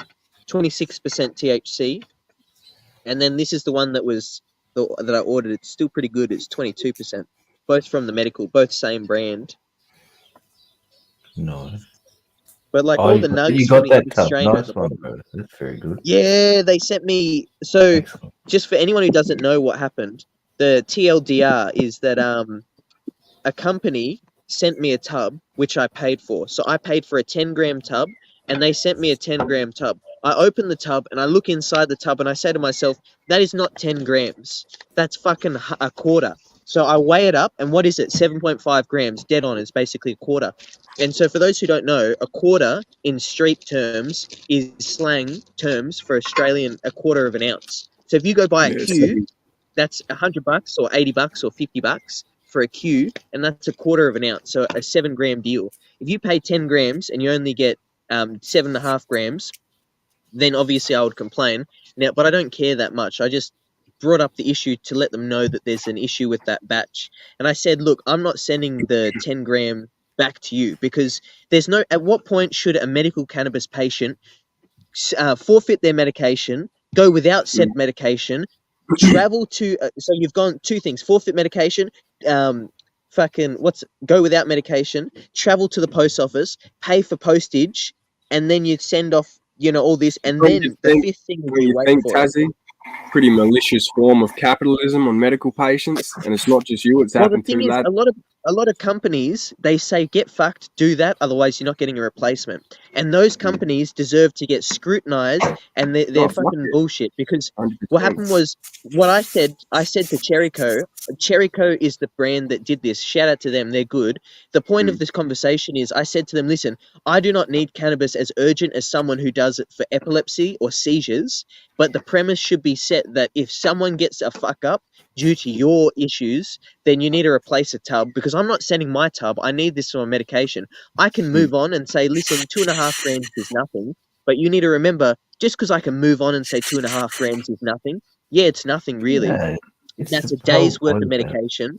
I use 10% of 2 grams. I use 0.2 grams. So I don't use 2 grams in a day, but my daily limit is 2 grams. So the only reason that 2 grams matters, ladies and gentlemen, is because as a cannabis patient, you only get a certain limited supply, 90 grams, 60 grams, 30 grams, or 120 at the most in a month. You can always go over, but in order to go over, you've got to call your doctor and say, hey, I've run out, I need to get more, and I've reached my monthly limit, you need to extend it.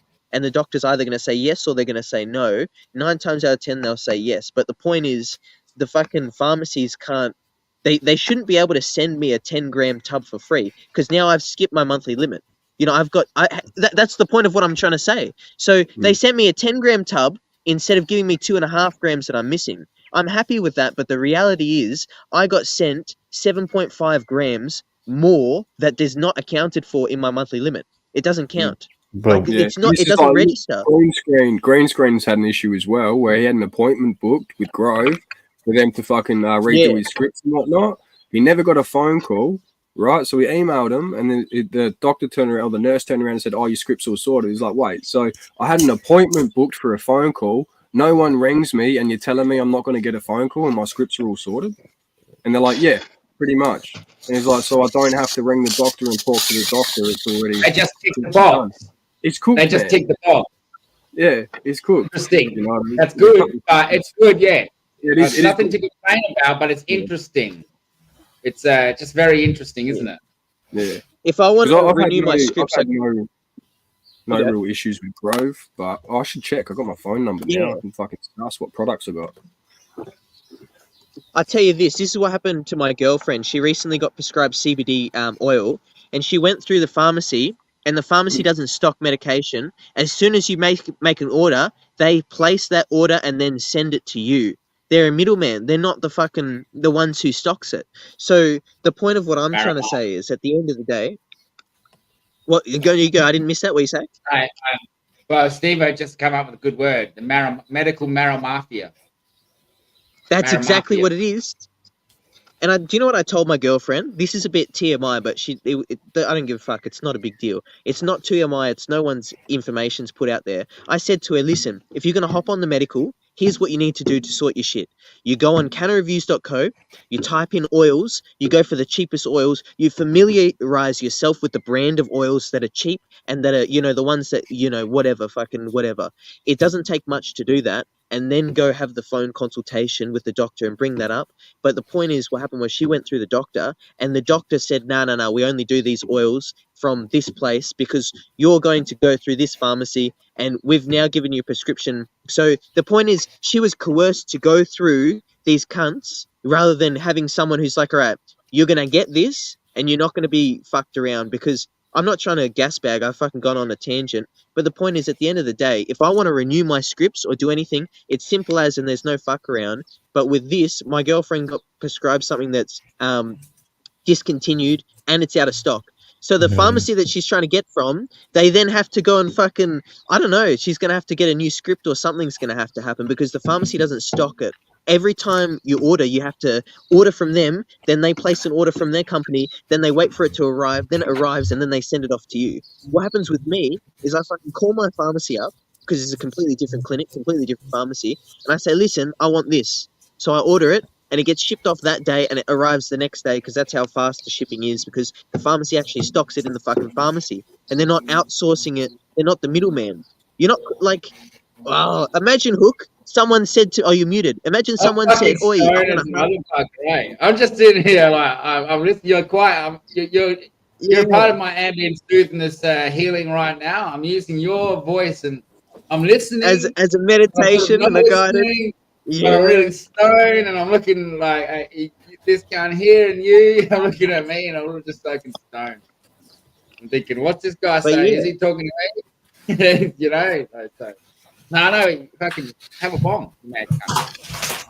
I will. I'm packing a cone right now. I won't be smoking. I'll be hitting the vape though. But yeah. But what I'm trying to say is when it comes to renewing your scripts, if I was to renew my scripts, it costs me, I've got two options. $75 for a follow-up consultation, right? Which means I then get a phone call from the doctor and I can get 2 new scripts, right? That I've never been prescribed. Or I go up to the fucking website and I press renew scripts, costs $50, and any script that I've ever had in the past, I can get renewed. Only one of them. Sounds like VIP for a game, right? You know when you get VIP for a game and you get all these extras, but then it's never what you really thought. You start sending your diamonds, smoking your weed, and it's like, oh, it's already gone. It's very business focused. It's not patient. Like spot on, Fairgrow. That's exactly it. But Cherryco were patient focused when they decided to send me a free 10-gram tub, regardless of my monthly limit. You know what I mean? That's business. They fucked up on their business. But yeah, with the nurses. Has no accountability like that. You go. Sorry, you go. Yeah, not true. No, same way. Anyway, I was going to check my plug my phone into the charger. Well, Monty, you putting your phone on charge? Bong on. Good to see ya. But yeah, at the end of the day, I said to my girlfriend, go through this company, and I told her my company, and then she said, nah, I would rather go through the one that's a Tasmanian company. And I told her that's fine. So she went through them, but now she's getting issues because, yeah, it's just fucking... The thing is, right, in Tasmania, if you get a Tasmanian prescribing doctor, right, what that means is there's a whole loopholes. But the point is, if you have a Tasmanian prescribing GP, that has been authorized by the state and by the Commonwealth, then you can get your medication dispensed in, pharmacies around Tasmania. Only Tasmania has this issue. But if you've got a doctor that's from the mainland, you have to have it sent from the mainland over. So what my girlfriend had, she had a doctor that lived and was residing in fucking Tasmania, but it was a phone consultation, and the pharmacy's still in Melbourne. So it's just one of those things where it's just fucking, there's not much. It's still a brand new thing. Yeah, it's been out since 2016, but it's just people get fucked around and corralled, either through dispensed, either through Alternative, either through what my girlfriend had to go through, and it's due to lack of information because there's no information. The only information that comes is through word of mouth. They're not allowed to advertise this shit. No one's going out there and saying, "Oh, you want to hop on the medical." I heard Alternative going to be sponsoring the Redcliffe Dolphins, the NRL team. Like, oh, really? Yeah. Really? Oh, that's so funny. Oh, but hang on. Well, let's put it this way. Remember when everyone was getting V-worded and the government's like, here's what you need to do to be C-word safe. You know what I mean? You go through these steps. You go to a government website and you find out how to get this stuff. The government knows how to promote the information to people in some capacity, but they're just not willing to do it for this. And who goes... who suffers and who goes without, and who's the blunt of the fucking joke? The people who are pensioners and the patients. It's always the consumers. It's never the fucking people who are the company running it, never the government. It's only the fucking people buying this shit who get fucked over. And when will the government realize that this is not on? And it's only happening because of their misinformation, miscommunication, and they're fucking dumb, man. The same approach the medical industry is always taken when it comes to patients. Money first, patients later. In my opinion, and it's a dumb opinion, but if you run the company and you're in charge of, if you're in charge of the country, step up to the plate and do what's right for Australia. Don't stand back behind and watch this shit unfold while you have the job that you're being paid for by the fucking citizens through taxpayer dollars. Like, you got a job there to do it for a fucking reason. And what do? We use our money that we work hard for this medication that costs fuck all compared to how much you could grow it for. You grow your own, you'd still buy the medical, but you'd buy it when you need it, not when you have to. It's fucking coercion, and it's bullshit. It's just bullshit, man. It's fucked. Because the only reason I'm annoyed is I walked the process with my girlfriend. I walked her through it step by step. I'm like, this is what you fucking have to do. And she still got, manipulated by the doctors and the pharmacists and somehow got fucked over. So at what point, even with someone walking you through this process, holding your fucking hand, people still fuck up and get this wrong. Like, we saw it when Tyrus got scammed, but it wasn't a scam. It was a miscommunication. And so it got resolved. So we're not going to get into that now, but it's just people get fucked around and it's not their fault. I don't want a gas bag. I'm going to hit this cone. Bong on. Speaking Cheers, of ladies and Tyrus, gentlemen. where's he been? Enjoying his weed. What? Where's Sully? I wonder where Sully is. Shout out to Sully. That's what I wonder. Oi, one of my mates, he's a mad grower. Absolute mad grower. 140 to 160 plants in a grow, right? Between him and one other person. Plus, what he does is has a 40 plot to himself, 2 of them. So he has 80 plots to him, 80 plants to himself in a plot, in 2 separate plots. He sent me a message this afternoon, sent me a photo of his plants. Holy fucking shit. Julian, they're taller than my fucking house roof. They're caged in a fence, and last year his fucking sheep ate all the fucking tops off it, but he didn't expect that to happen. It was just his dad moved them into the paddock and he didn't realize, like, his dad didn't know the plants were there. Like, his dad doesn't care. It's not the point. Like, my mate, I will say his name, Harry, the hash man. Harry, the real hash man of Tasmania. This is legit. I've got hash from him. Name dropping. No, I've name dropped him before. No one will know his last name. But the point is, he used to harvest his plants, walk up to the roof, and his dad would just watch him hauling fucking 20 plus plants into the roof. And his dad does nothing about it. He's like, oh, I don't give a fuck. You know, he's going to get away with it. And the police always rock up to his property for gun license checks and all this stuff. Because my mate Harry, he doesn't give a fuck. He just does what he wants. He gets away with it. He worked at Tassal for ages. During the day, he'd go do hard labor. At night, he'd go around selling drugs. He made 80K a year from selling drugs on top of his normal salary. Then he got into a fucking car crash. No. This is what he told me. Lad, giving up too much information, bro. They'll never know. You got to listen to the story. He got into a car crash. Right lung crushed, liver crushed. So no, collapsed right lung, crushed liver. He can never drink again, and they had to. He still smokes cones, right? He had his lung drained. The whole lung was like filling up with blood, and they had to stab a needle in his lung as he inhales. So you have to go, and as he's inhaling, they stab it in because your lung has to be fully expanded for them to pull it. And so it took 3 inhales for them to get it where it needed to be, because they would stab it into him, and he would feel it go in. So it was just fucked. But the point is, this was years ago that this happened. When he was recovering in hospital, he was saying to me he wanted to get out as quick as possible because he was having fear of missing out of the grow season. He wasn't worried about his injuries after the car crash between a semi-trailer and him and a car. It was him and a semi-trailer. At 1 ton. Fuck, he was gone 150 k's, hit a black ice. He almost died. He should have been dead, but he didn't die. He was out there fucking growing 40 plants per plot, 80 plants by himself, and then another plot, 160 or 140 with another person. This is the dedication you got to understand. This is years ago. He's still doing it now, but the point is, like, he'll never get done. He's on the medical. He was the first person I told to get on the medical. As soon as I got on the medical, I sent him a message. I'm like, bro, you got to fucking get on the medical. He got on the medical, never ever lose his license. He knows someone who lost their license and was on the medical, but they were under the influence, and in court they were under the influence, and it's fucking long story. But my mate Harry, the hash man, this is a true story, right? There's a musician and I used to be friends.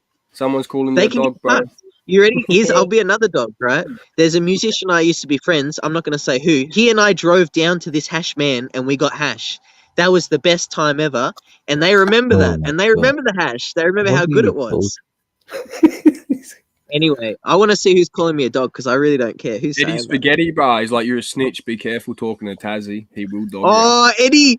Oi, we've seen Eddie's face on the streams before. Real? Listen, mate. Yeah, look at his face. We've seen him on the chat. Dude, that's Caviar Cowboys. I don't know if that's Caviar.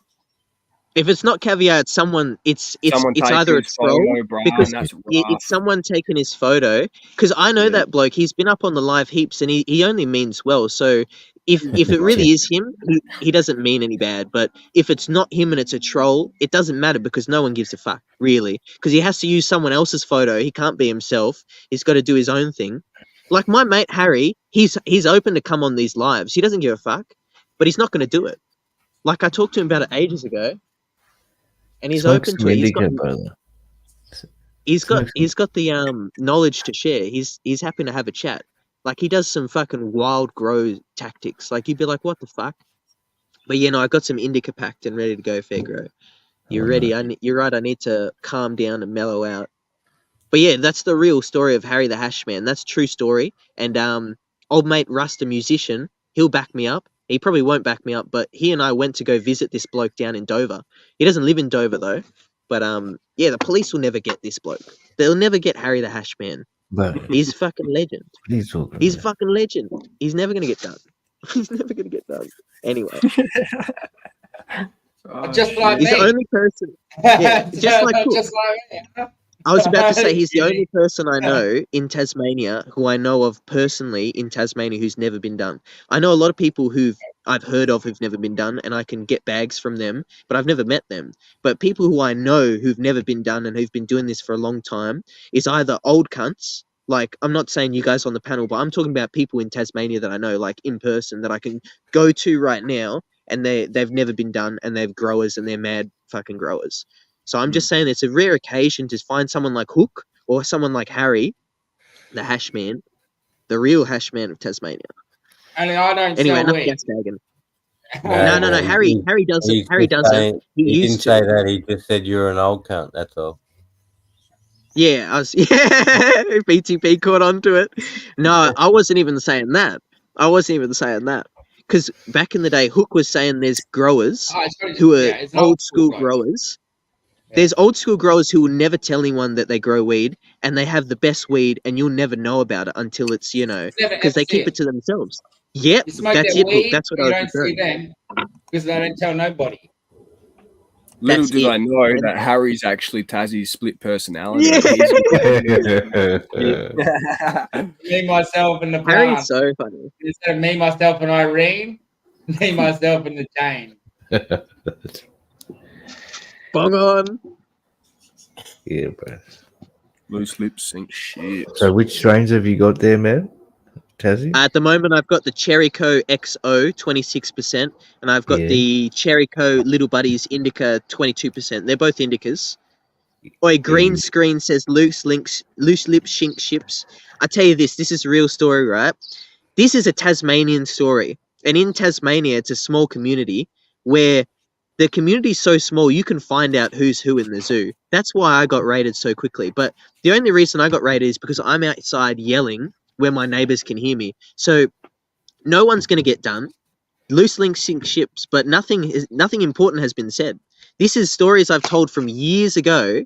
And so, look, anyway, you can fucking have your opinion, but I honestly don't care because the person I'm talking about doesn't give a fuck whether I say this or not. They stand by it, and I have permission to say this shit because they don't give a fuck. They genuinely don't because they get away with what they want. Like, okay, so I'm going to stop. I'm going to shut up now. There's people like Harry who do what they want and they get away with it. And there's people like you in the chat who don't do what you want and you'd never get away with it, right? And you fucking whinge. Get over it. I'm telling you about someone I know who gets away with what they love doing. Get over it. I'm going to shut up now. Anyway, it's not getting to me at all. Good to see you, Tassie. Always good to see you, bro. Have a bomb. I haven't smoked a cone in almost 10 weeks. Should I have a go at smoking a real cone? Should I have a go? No. I've got a freight train. I can pull that out if I really want to. But Google H. Another Google. Yeah, another one. Google E is fine, but Google H has been known there's for Google some. F, there's Google Yeah, G, Google F. H. Yeah. There's a few, lad. And they all rolled up just one night. Ting, ting, ting, ting. I was like, oh, shit, look at all these trolls. Fucking A, getting the views up. Yeah.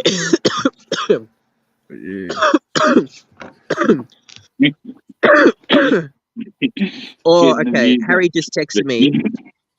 He said he put in 160 plants this year. He lost 30 plants. He's left to 130 plants now after putting 160 plants. Some of them are 6'9", 6 foot to 9 foot tall. Yo, how fucking big is Tasmania, bro? Where the fuck are you hiding 130 plants outside? Now, here's the thing. You go look at Tasmania. Yeah. See, this is okay. So I only just saw his text then while I was ranting. What the story I was telling you was from 2 years ago about him having a plant, 140 to 160 on the side of a hill. Him and a friend did that. 2 people did that. They rocked up to go rip the plants. There was police tape everywhere. They didn't go and do it. But ever since then, but he has his own plots and stuff. He's up there for thinking. But the point is, fuck, what's the word? I think what cops do when they find crops like that is they set up trail cams waiting for cunts to come back. Yeah, for sure. One of my No, friends who grows out bush has his own Wi-Fi cam set there so he can see, like, if anyone comes, motion detection and all that shit. Yeah. He's only got 30 plants. Harry doesn't give a fuck about cameras. Harry's like, I'll plant the plants, they get ripped, they get ripped.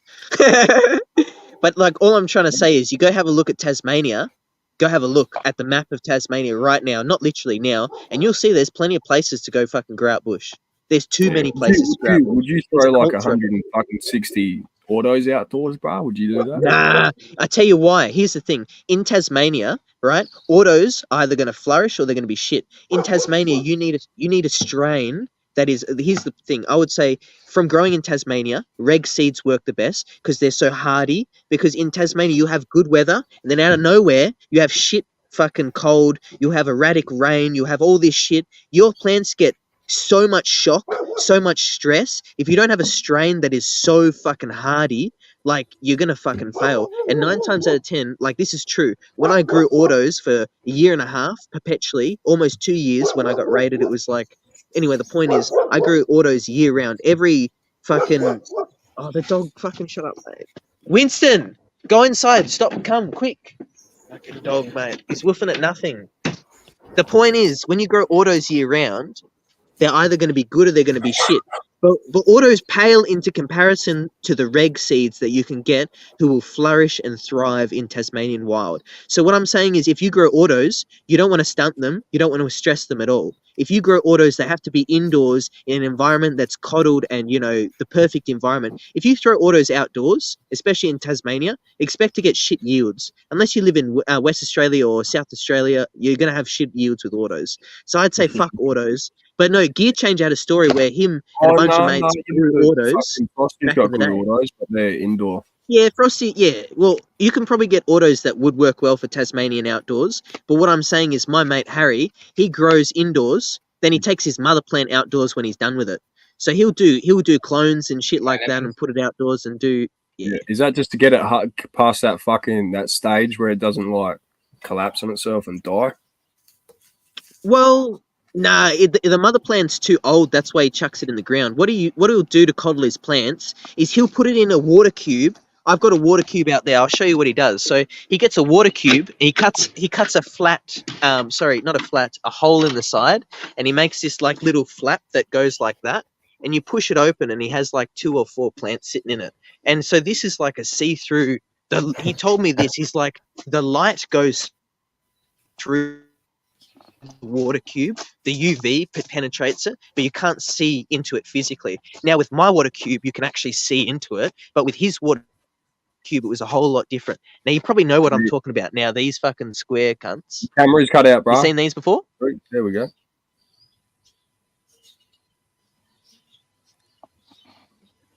I think his internet dropped out. He's frozen. Gone, Dad. You're like, oh, Bigfoot. You're like, oh shit, seen a yowie, mate. Someone will get a screenshot. There he is. Wait, we're here. Come on. You see these? Oh yeah. Yeah, no shit. Ah, what a fantastic idea! What a fantastic goal! Yeah, Fantastic. Looks like goal. But I tell you this. I like containers. Is blows, there's perfect airflow, he gets no powdery mildew, he gets no rot. He never keeps them in those cubes past veg stage. He just keeps them in there till early just early veg. Then he chucks them in the ground when they're about outgrown the tub. And it's one of those things where it's his focus is making sure that the plants That's so clever. will thrive outdoors. That is so good. See, what you could do is just go get one of those little mini things and a little veggie, use that as a veggie. You can even take the top off so you can put it off and on the top. You know, it doesn't have to be the flap, does it? You know, and you can just put a plant in one of those and grow. So would grow. And the reason he used them. And in Tasmania, perfect, dude. You know? That's exactly it. And in a Tasmanian climate, that's what worked so well. And the only reason he used them is because he couldn't see in. You can't see through them. Those ones you can. Those ones you can. A discreet way of growing. I might have to test that out. I didn't tell him about your tent. He would go off his nut about that. I should tell him about that. He'll come into everyone. Tassie. Everyone who grows, I believe, goes through the evolution of thinking of everything and every which way to grow. Every A person shed with a clear roof. yeah, there hasn't come my way before because of that. But that's one come through my way. I've heard somebody say I can picture it happening. Yeah. Yeah, you evolve that way. But yeah, I forgot how we got to this conversation. But the point is, like, Harry, he's just he's a sick cunt. He's a legend. He does what he wants. He doesn't give a fuck. I can't remember the conversation. The point of it doesn't matter. I'll shut up. Packed a fresh cone. But yeah, he just sent me all those. Bong of the XO. Tell me what you think about it. The Cherry Coke XO, 26%, 10 grams, $100, 10 grams. Is it good?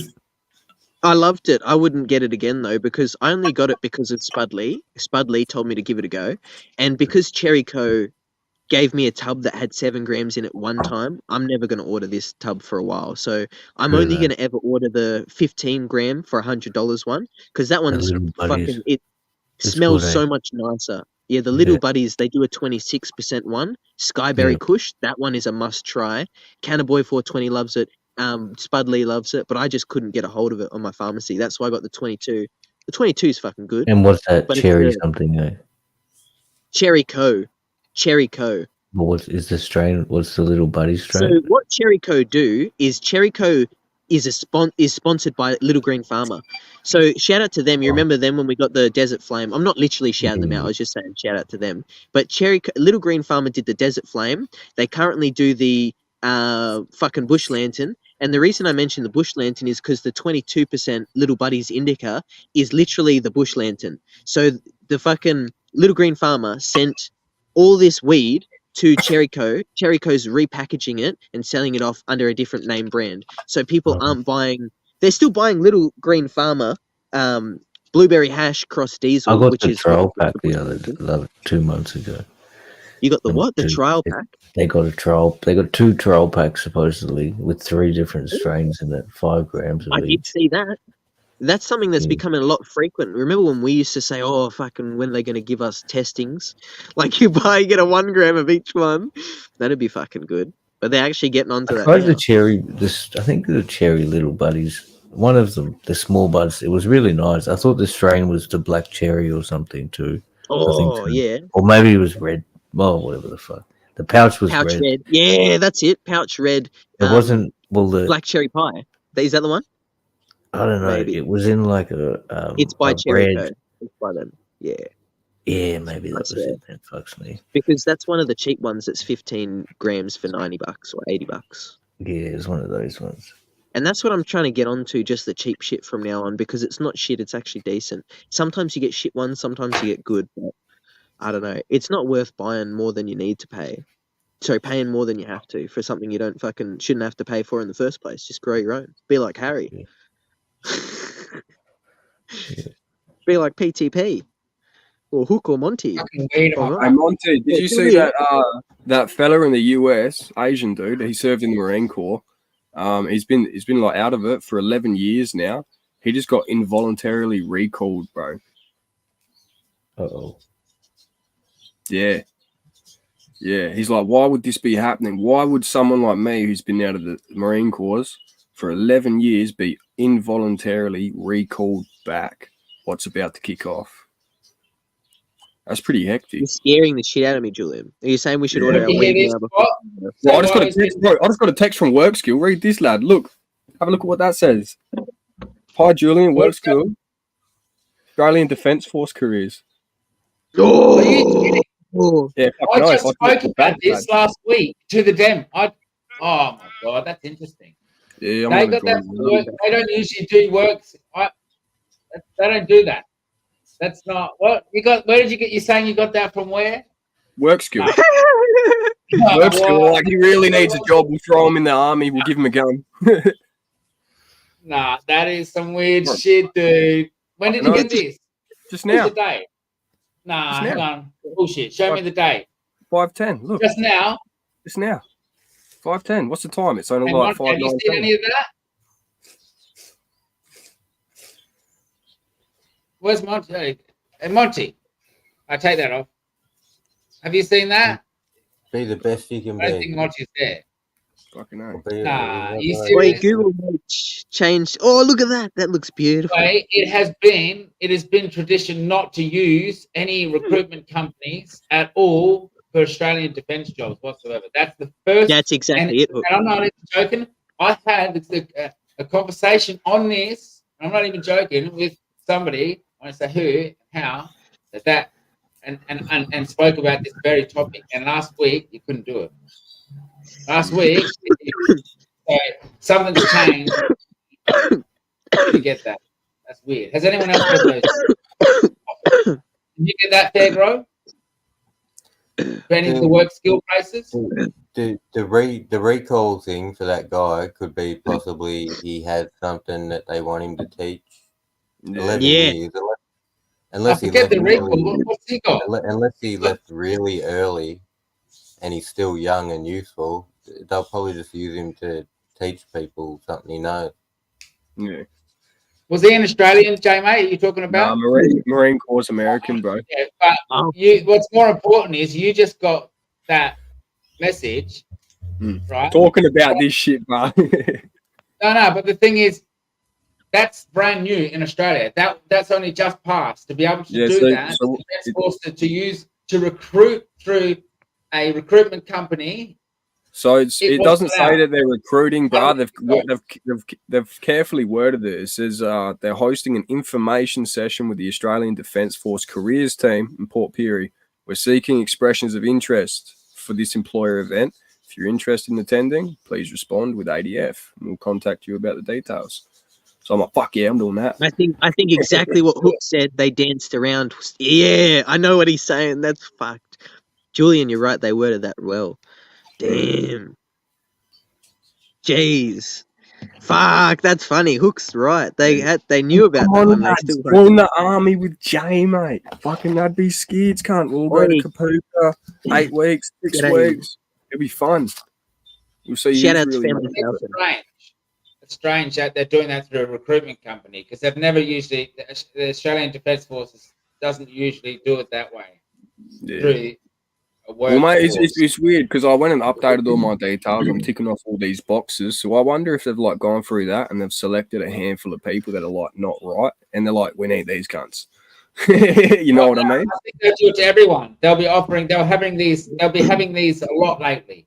These will be going around, so you can expect to be seeing a lot of moving of military equipment. I do good with a bit of structure and routine, bro. I'm not gonna lie. Yeah, 100%. Do you know what a lot of people do when they get in the military? They do it the Psalms only. I've heard a lot of people. I'm not doing Psalms only again, cunt. I'm not doing it. It's not happening. I'm only messing with people. Maybe in the future. What are you saying? People are joining the military to use Psalms. No, because they do Psalms only so they can sneak getting caught doing it. So they can get around doing it. That's legit. If you're special forces, you take testosterone. You don't bother with Psalms. Yeah, no, of course. Yeah, no, I'm not talking about special forces. I'm talking about like people that I know personally who literally got enlisted into the army and they did that because they wanted to get away with doing it. Yeah. Well, Tassie, like I heard 17, 18, they've got bull shark testosterone extraction on the market now, bro. What is that? Bull shark testosterone. They synthesized it, bro. What is that? You know what a shark is? Shark. Yeah. You know the animal. Yeah. You know what their balls are, bro? How they have testosterone as well. They've got the testosterone from the bull sharks, bro. And now people are using that. Yeah. Sustainable, renewable source. I don't know how you fucking get testosterone from a shark, though. That's Didn't they get it from bulls in the beginning when Hitler was injecting it his dick? Remember that? Oh, that's hectic. Why would you do that? How about this? Have you seen recently, guys, a guy who wants to live for a long time and he injected his son's plasma from his body? Blood? Doesn't surprise me. Yeah, that dude's predicted to live to 200 years old. He's doing everything he can to fucking stay alive. Have children and inject their plasma. Yeah, he's that afraid of death, bro. He sits in the younger the better, hey? sits in the correct posture every time, this man will not Fresh. die for They another like him 200 fresh years. born. They prefer him fresh born. Right. But I think I saw someone who got Is this the a doctor? blood Is this the transfusion. doctor guy? This is that bloke that Will Tennyson tried this bloke's routine, and he's one of the richest people, and he's trying everything in his power to be like longevity and all this shit. That's true. What Julian and Hook are saying, I've seen this bloke. I don't know what his name is. Oh, Well, you should.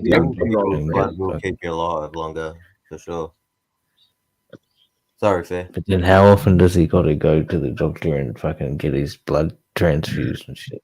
One baby a year. He only needs one baby a year. You just have babies. So they have kids, so he can have a transfusion, have a kid for every transfusion he needs. Your Monday, your Tuesday, your Wednesday. He names them every day of the week, lad. And he legitimately is 200 years old, they say he's going to live to. Yeah, at least 200 years, bro. He's like one of the healthiest cunts on the planet. You know why they do that, guys? That's why they're trying to make babies like they want to abort babies. Like there's 2 days to give birth. Are you giving birth tomorrow? We're going to abort it. You know, South Australia used to be the only state in Australia where it was illegal to get abortions. South Australia was the only state up until recently. Well,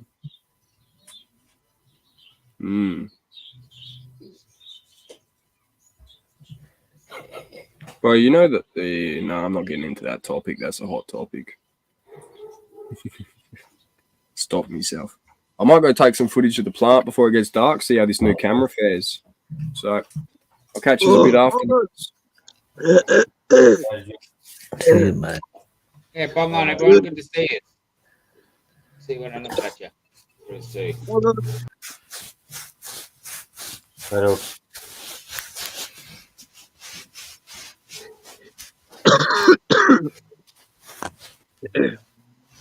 I'm fucking dying. Yeah, hit the night. I'm so stoned. Oh.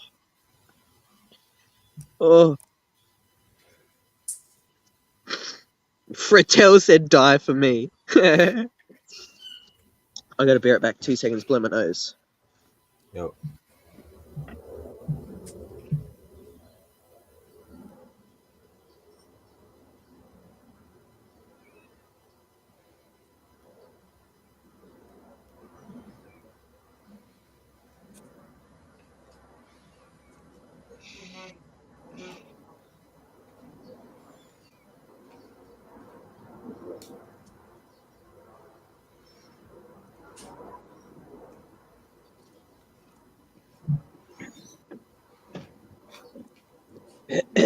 Oi, ladies and gentlemen of the chat, I hope you've enjoyed this evening's show.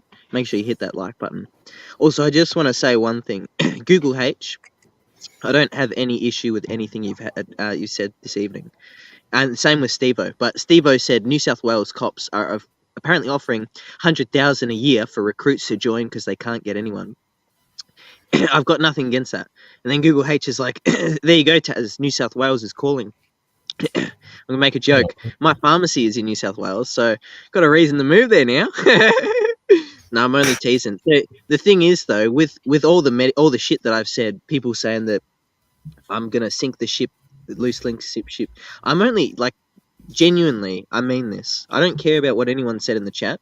I'm letting you understand something, because the people who've said shit in the chat, they're having a joke, they're trolling, they're trying to get a response. But this is the response you're getting. You are lacking the information. You don't know enough, right? And you're making a conclusion without the complete facts. So I'm not talking to Jeff Papalia, but what I'm saying is the bloke that I know, he's comfortable with me sharing this information. No one gives a fuck. Only the people who give a fuck in the chat. And the only reason I share all of this information is not to flex and to show off, oh, my friend, I know this guy. No. The whole point of the conversation is I know people who don't give a fuck about the law and they do what they want when it comes to weed because they don't want to pay what it costs for the medical. And I'm saying that the whole point of what my conversation is, there's people, like, I'm not going to point fingers, but there's some people who just are too afraid of the cops that they don't even step foot into the chance of growing their own weed. So I'll just finish by saying I don't need to grow my own weed. I've tried that in the past. I've grown weed in the past. I can't do it because I get raided every time. So it's not sustainable for me to grow weed. So when it's legal, I will. But until then, I would literally just buy the medical. And it does not make me a shill for the medical. Just makes me a cannabis consumer that has no option to accessing cannabis other than this. Because there's no way I can't grow my own. Why the fuck would I try and grow a plant, dry a plant, cure a plant, then use it in the name of a medical condition when I already have cheap access to cured cannabis that's phenomenal, buy it anytime I want. I don't have to grow it all. I don't have to put any hard work. I don't give a fuck. If you people in the chat don't understand that, like, it's not a big deal. Harry is on the medical. I'm on the medical. We don't give a fuck. I don't do what he does. I just show off and explain, look, there's people like PTP. There's people like Harry. Well, I'm not saying PTP sells. PTP is just showing his plants. But the point is, Harry actually sells his weed. And that's why he's messaging me, because he wants to hang out and he wants to see if I can buy some ounces from him. So at the end of the day, people are going to do this regardless. So no, I'm just trolling them, Fairgrow. Obviously, I'm going to stir in the pot more. You got to see what's real and what's not real. Like that last bit, obviously it is actually, that last bit's true. Everything I've said is true. So I'm just trying to tease the chat. So, but yeah, at the end of the day, right, there's no merit to the cops going after me saying any of this shit, because they're not going to find Harry. And it's just fucking dumb. They don't have any issue. Okay, tell me this. How is Harry going to get dobbed in? There's no way. Well, the cop's going to get an anonymous call that, oh, Tassie Terrence knows someone called Harry. Go find Harry. He lives in Dover. He doesn't even live in Dover, you fucking idiots. You're so funny. The Rasta B and I went to Dover one time to meet Harry there. He doesn't live there. He fucking did live there one time. I don't know. It's not important. It doesn't matter. Does it matter? No. All right, I'm shutting up. I'm having a cone. But people need to understand that. It's not the end of the world, me saying what I say, because I wouldn't say it about anyone else. I would only say it about someone who's given me permission to do it. I wouldn't say this about Big Boy Kush because I don't know anything about Big Boy Kush. I've only known what he shows on the streams when he comes up and shows his stuff. So I'm not going to do it for anyone in the community. And I don't know anything about anyone in the community that's private that I would put public. But Harry has nothing to do with this community. Harry doesn't want anything to do with this community. He's happy for me to say what I say. He's going to come up on here eventually. But he doesn't want to do a channel. He wants to fucking focus on his job and his second job, which we all know what that second job is. Anyway, have a laugh with me. Enjoy the stories of Tasmania. If you don't live here, you miss out on all this. So you just got to have a bit of a. Did you hear Tasmania's getting a AFL team? I think it's AFL team or NRL team. Yeah, they're trying to put that in. They're trying to put a stadium in. I don't know what they're going to call the fucking Tasmanian team, to be honest. I saw the team already. It's going to be the Devils. Is it? Yeah, good on them. Is it NRL or AFL? I'm not sure. AFL. They want to put an AFL team in because Tasmania doesn't have one. Yeah. And they want to put a stadium in. At the moment, there's a bit of a housing problem at the moment, but they're going to put a stadium in. It's like a dark green jersey or something. Dark green with a red stripe, I think. I think it would be good if Tasmania had a AFL team and if they put the stadium in. But at the end of the day, you need the infrastructure. You need a lot of other things. You can't just have this shit happen and expect it to work. Like, for example, I tell you this right now, right? Right now, if you get up and go to work or you drive anywhere... What are they Bell Reeve or something? Wait, no, say Bell Reeve? Yeah, that's a Bunston Arena. Yeah, that's Bell Reeve. My ex-girlfriend used to live in Bell Reeve, and I used to have another ex-girlfriend who used to work at Bunston Arena. It's so funny.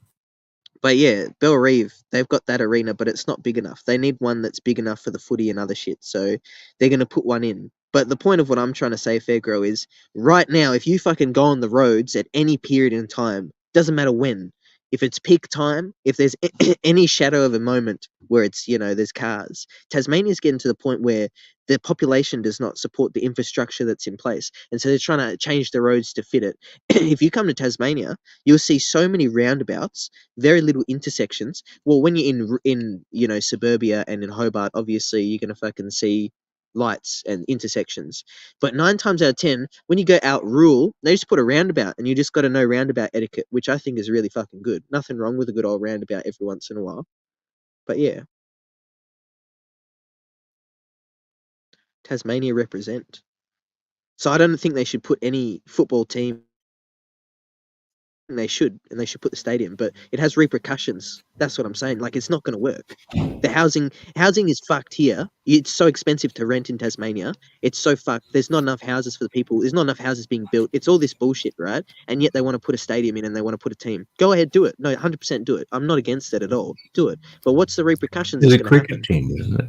There's a Tasmanian cricket team. Yeah, there's a cricket team, there's a basketball team. One time I was working at Hungry Jack's, and the fucking Tasmanian Jack Jumpers, they came into the store and they filmed an advert when I was working there. We had to turn the drive-through off because when people come through the drive-through, it speaks over the loudspeaker. So we'd block people off from coming to the drive-through so that they came and ate Hungry Jack. They came and ate Hungry Jack's for an advert. Because Hungry Jack sponsors Tasmanian Jack Jumpers. Yeah, okay. And when they walked through the door, I said to my co-workers at the time, those people that walk through the door, they're almost as tall as my plants. And at that year, I was growing plants, and they were 7'10" and 7'12", almost 8 foot. If you go to Gear Changer's channel, on one of his streams, there's a video of me measuring my plants out in the wild somewhere. And I've got a video. I don't know if my stream's public. My stream's private, I think, but Gears is public. No one's gonna find this. This is fucking like 2 years ago. Give it a chance. Go to Gear Changer's channel. Go back 2 years, 3 years. You have a look at that. But yeah, the Jack Jumpers, they were tall as fuck. They were taller than my plants. I was like, how the fuck are these people taller than my plants? And I measured my plants. They were fucking huge. That was a Southern Lights Pine Lime Kush.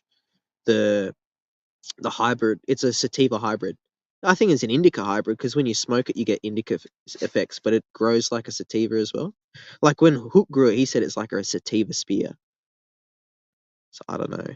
You loved that one, didn't you, Fairgrow? The growing it. As in it was a fun one to grow, was it shit? Nah, I remember just didn't come out it was nice. It's good. Yeah. It's one of those strains where you should be able to grow it in a low light area. Because when I did the breeding, I did it in like an area where I only got 6 hours of direct sunlight. Everything else was ambient. 6 hours of direct sunlight is piss all. Like, how are you going to grow anything in that? And yet these plants were huge. That's why they were stretching so tall, to be honest. Sorry, Tazzy. That What are you saying? screenshot. Oh, the thumbnail of the Google H is my fault, I dare say. Yeah, I said it too. When it happened, I was like, fucking some cunt will get a screenshot of that.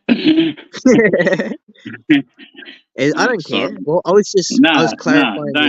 I wouldn't care either. I wouldn't care either. But yeah. I'm just sorry for I may have created it by mentioning. Exactly. Taking all accountability, mate. Yeah. But I wouldn't say any of this stuff about Harry if he wouldn't let me. Like, he knows a little jab. It's a Google game.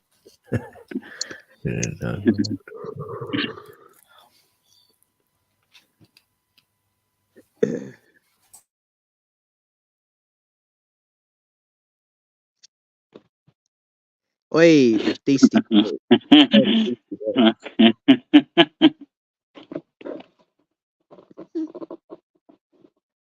Oi, the original, the OG Google E. Good to see you, Google E. I don't think I think Google E is legit and the other people are other people. It can't not be.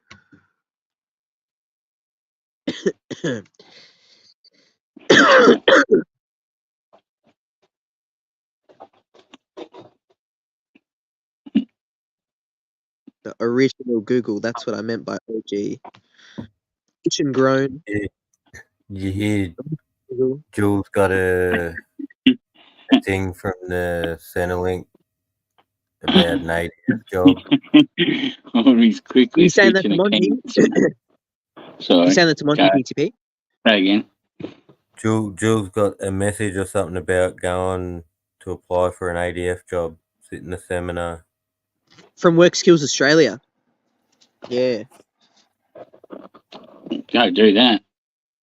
So what the text especially said, if I it's civilian vaguely contracting, especially if it's civilian contracting to the ADF. it was a expressions of interest to attend a fucking event. It wasn't a job. It was something different. It was very well worded, and that's what Hook and I were saying. They also were talking about some dude quit 11 years ago and he's being forcefully that's it. Put back into service. I forget how he worded it. Involuntarily. What is it? Involuntarily re-enlisted.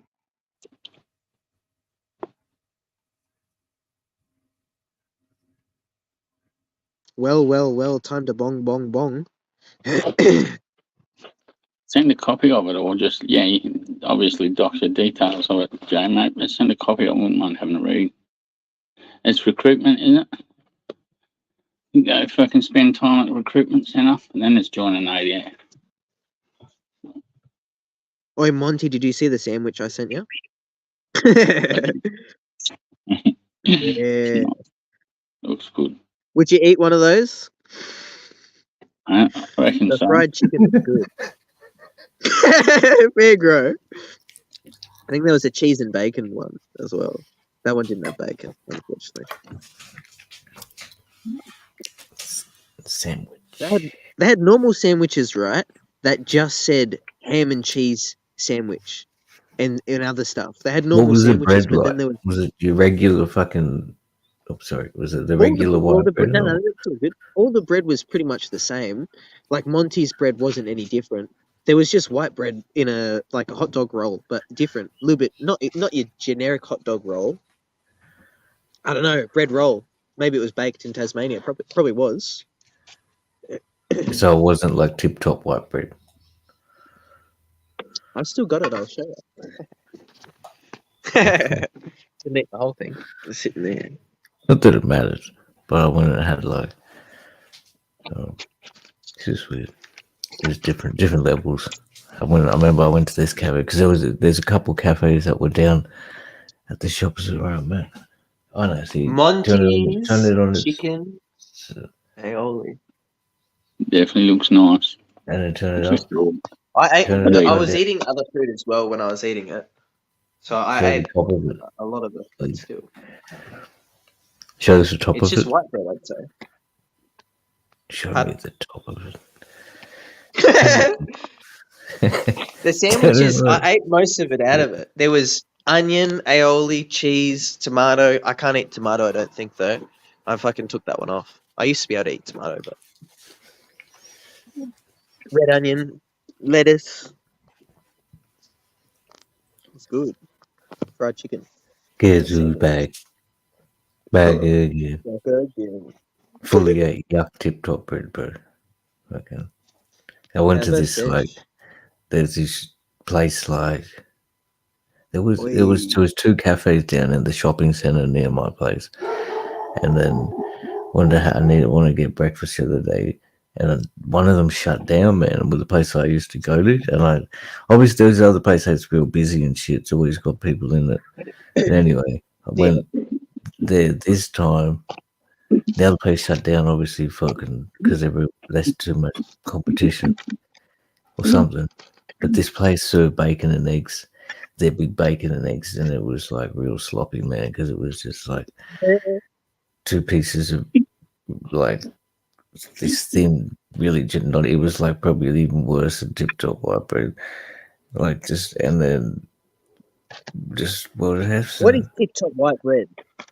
Just really. Like it's so processed. It's really processed white flour. Okay. And it's like in Tasmania, I didn't get that because there's a lot of fucking what's it called? Fucking Tasmanian bakers, and they just literally Coles and Woolworths buys from the local bakeries. IGA does as well. So there's not really that bread, that we've got Wonder White. That's as close as you can get to it. Everything else is Tasmanian branded. So there's no real shit bread brand, I don't think. Unfortunately. Shout out to Aussie Frost King and the other bloke I forgot to shout out. Who else was it? Baker Perkins. Baker. Yeah. Baker, he's a maker. He's the one who get you stoned. He knows his bread, mate. He knows his bread, brother. That was a random rhyme. Baker does not get anyone stoned, but he grows good weed. Bong on Baker Perkins.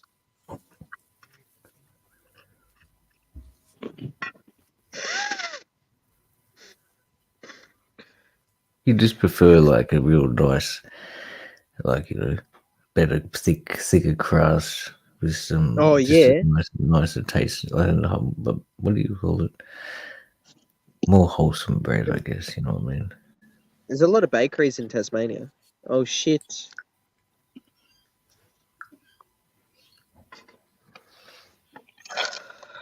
See, look how much vape was in there, and I almost threw that in the bin. Not literally in the bin, but away. AVB. AVB. You know, I've got almost a full jar of AVB. It's almost 120 grams. Nice. Not as much as Aussie Frost King. He had like a kilo of it, I swear. I'm serious. Or a pound. He had a lot of it. He had a pound. Fuck. Massive tub of AVB. He said it in the chat one time, so he's got to clarify now. But Google Z, Google G, Google E, Google P, Google J. Oh my! So Asho is one, Spanian is one, Hook, Julian, Google L is Seether. Oh my!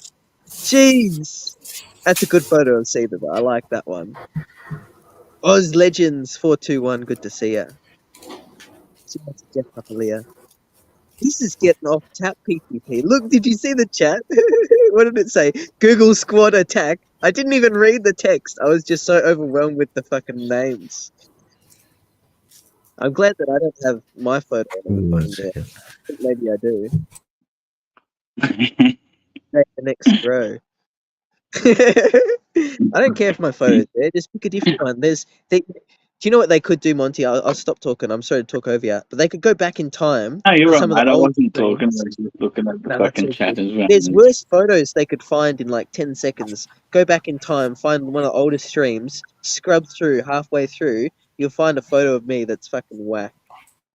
You never know.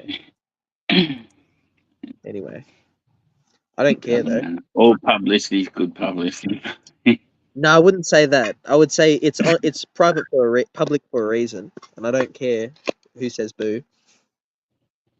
But there's a lot of private videos that I want unprivate, but I can't because there's too much video to go through and watch. Like it's like, oh my god, I just unprivate them all, but then I can't because I've written in the comments section of some of them why they're privated.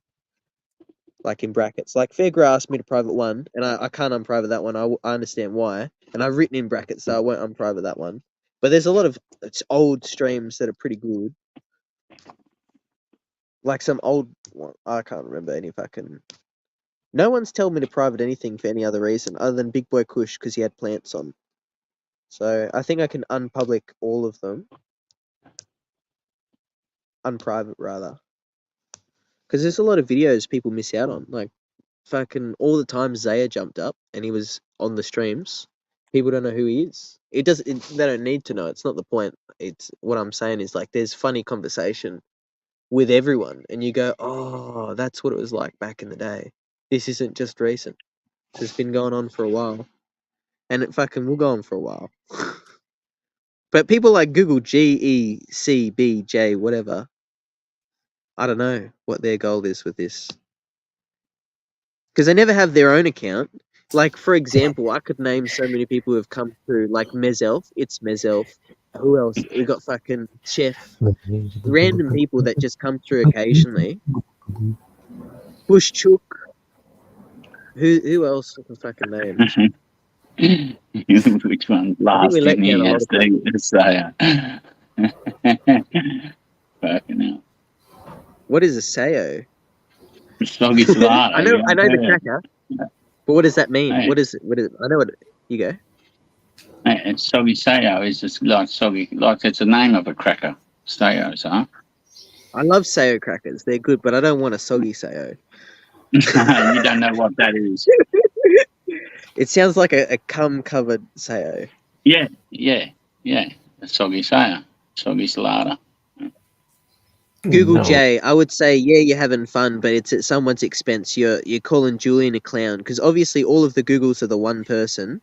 I'll say maybe Google E is not one of them, but the point is, what I'm saying is, like, if you're not coming through with a username and you know, sticking around, you can't be someone who's like a ex-military that Google J is talking about? Oh, fuck off, Google J. Because the thing is, g'day, Seether, good to see ya. Seether, we're having a good conversation, and we're just explaining to these Googles that at the end of the day, what they do, there is no sustainable future in it. Like, there's no fun, there's no troll. We're going to be here for a long time, and we're going to be here having a sesh. So you may as well have a real account and get to know us, like, through your personality, or just fuck off. Because, anyway, I'll stop talking. It's not the point. I'll fucking shut up. Explaining to the Googles. No, because at the end of the day, the trolls never last. They disappear and they go, and you go, oh, what happened to so-and-so? And they just drop off the face of the earth because it becomes boring. And they realize that we're going to be sitting here smoking cones for hours, and they're just going to have to sit here and watch for hours. You know what I mean? Like, they get bored of it because there's no long-term fun. Anyway, I should fucking shut up. If he's a stoner, or if he smokes a lot of pot, then I'm sure he wouldn't mind hanging around here. You know what I mean? Yeah. We just talk about pot. We just smoking all the weed. Exactly. That's what it comes down to. It's just fucking here for the session, for the chat. Anyway. So how's the burger line been going?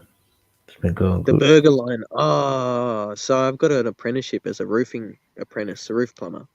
Oh, you So left the fucking. I still work at Hungry Jack's, though. I do night times closes. They haven't rostered me for a while. They tried to get me in recently, and I said I couldn't because my girlfriend was sick, and I was going to stay over at her place if I did a close.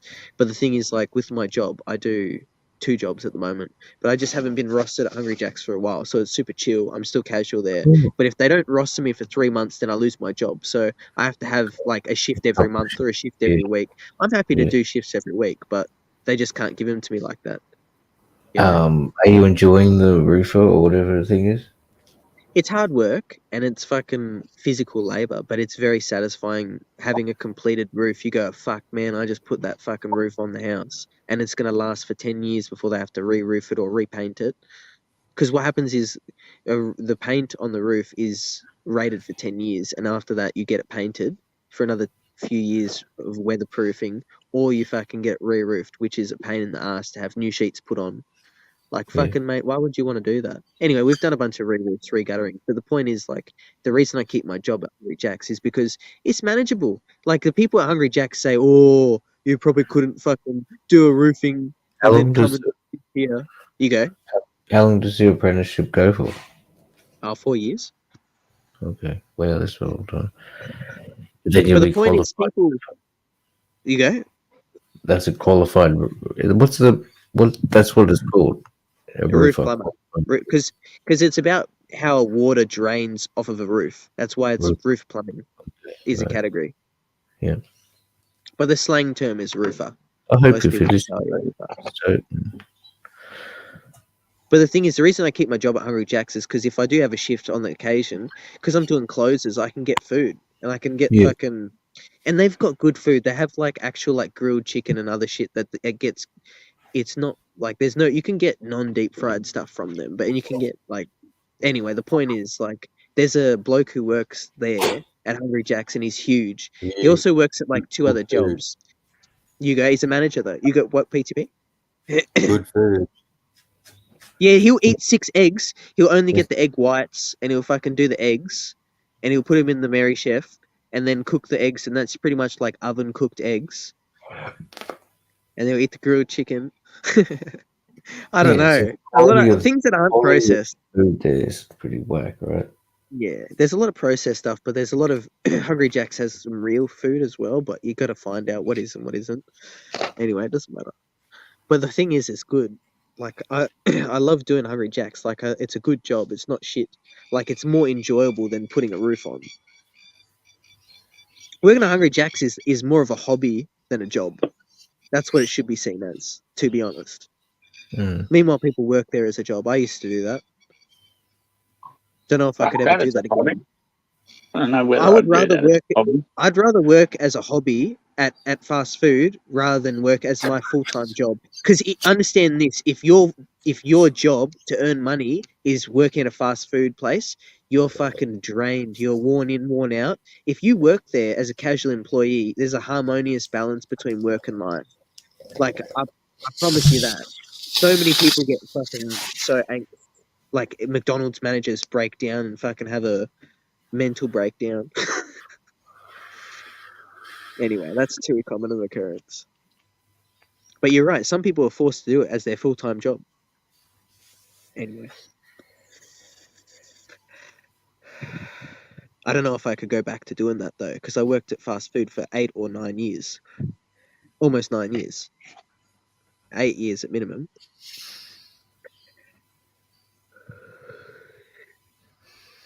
Because there's better jobs to do for full-time work.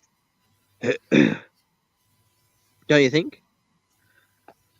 Fucking knows. Well, it's up to better hobbies to do too. But like, what hobbies can you do that give you free food or give you discounted food that's fucking good? Yeah, I mean, it depends. This depends what people like, man. There's all sorts. Like, if you're a fisherman, you go out there and fish for your favorite fucking lobster or shit or whatever you fucking want to get. You don't have to pay for it. You just worked hard and got it. It's a similar sort of thing. You worked hard at the shift, and then you get to. Hungry Jacks is your favorite.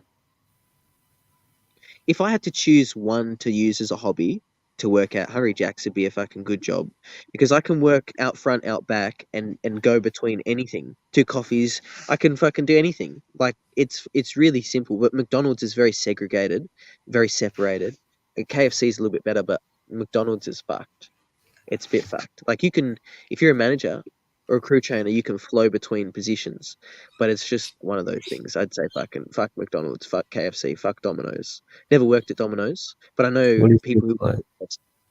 That's why I'd say I wouldn't do KFC. But KFC is pretty simple because it's just chicken, chips, and there's less things to do. So anyway, I would say Hungry Jacks is where it's at. That's my opinion though. But I don't want to talk over things. You guys go. I'm about to hit the vote.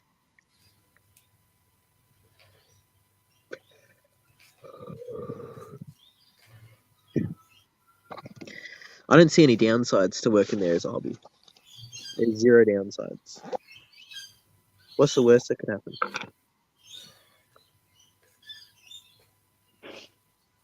Yeah, it's good, man. You've been there for a long time as well, so it's good.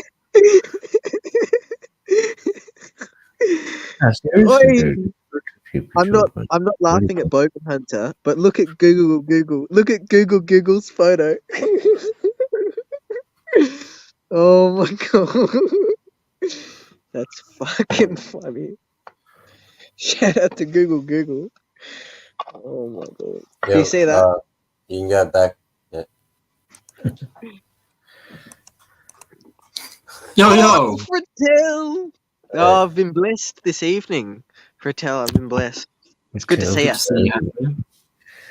Fratello for the fair. What's happening? I haven't seen you in the flesh as long as I can remember. Fair grow. Stay in the know with Fair grow, ladies and gentlemen. I have been pretty lazy recently. Not for long. When mushy season kicks off, might actually leave the house. It's happened already in Tasmania, and I've got fear of missing out already. I seen 2 posts on Facebook. Some in Huonville, and I was like, oh, mate. Shout out to Aussie Ganja, man. What kind of temperatures are you getting at night time? Oh, it's shit cold, like 0 degrees, 1 degrees, 3 degrees. Wow, already. Some days don't even go above 16 degrees Celsius during the day. Some days don't even do that, so I'm not surprised. Yeah, no shit. But we've had some good weather as of recent. But it's just been fucked. It's been fucking weird. Anyway. I'm kind of hoping that it's like the changes come so suddenly that my body's still catching up. But I think that's just hope. Like I'm as colder this year than I've ever been. Yeah, just the day was so hot for a couple of weeks when it shouldn't have been, and then it's like really cold now in the night time. Yeah. I will say this: I was looking up in the sky when I was putting the roof on at the job, and I saw a plane, and there was fucking chemtrails coming out the back. I thought to myself, surely that's not chemtrails. And it went on for the whole skyline the entire way. My God. The sunset here just started to pop off randomly. I'll see if you can if you can see it at all. He's got the towel. Fratella at the shower. Wait, where is it? Oh, you can't really see it. Beautiful. Oh, wow. Yeah, it doesn't do it justice, but that looks good. Oh, that's crazy. That looks good. Oh, salmon. Yeah. There we go. Bong on. Plenty. Got any good weed at the moment, Fratell? On the sesh? Nah, bro. I've got some kind medical cocoa, and it's like it's good, but it's just not good enough. Yeah. What's that one? The cocoa. Sugar cookie. Fuck knows what sugar cookie is, right? What percentage? 20-something? Yeah, up in the 20s. Like, it looks nice. Like, it's real dense, and I got quite a few buds that were like 3 grammers. But it's like, I don't know. I think I need to have like a really serious break so I can actually absorb the weed again properly. It's like I'm absorbing 10% of what's going into my body. How are you consuming cannabis? Oh, I've been smoking it. Do you have like a Mighty? You said you did. Bro, seriously. So I have a Mighty Medic, and I've also got a JC VAP Pockety, which is for dabs. It's like a handheld dab device. And I literally, since I've like moved bedrooms, they've just disappeared. It's like $1,000 worth of vaporizers. I just have no idea where they are. That's sad. That's really sad. That's fact. Yeah. I remember when that happened to me, but it actually was stolen. Oh, no shit. Do you not remember the story? I'm not going to go over it again. It was stolen at the gym. Anyway. Yeah, that's what I thought, yeah. At the old gym. Problem. I was making a joke about my problem. Because I never actually got it back. You can actually get yours back, probably. Yeah, maybe. But one day it'll just show up, like, super clean. All the hash is gone.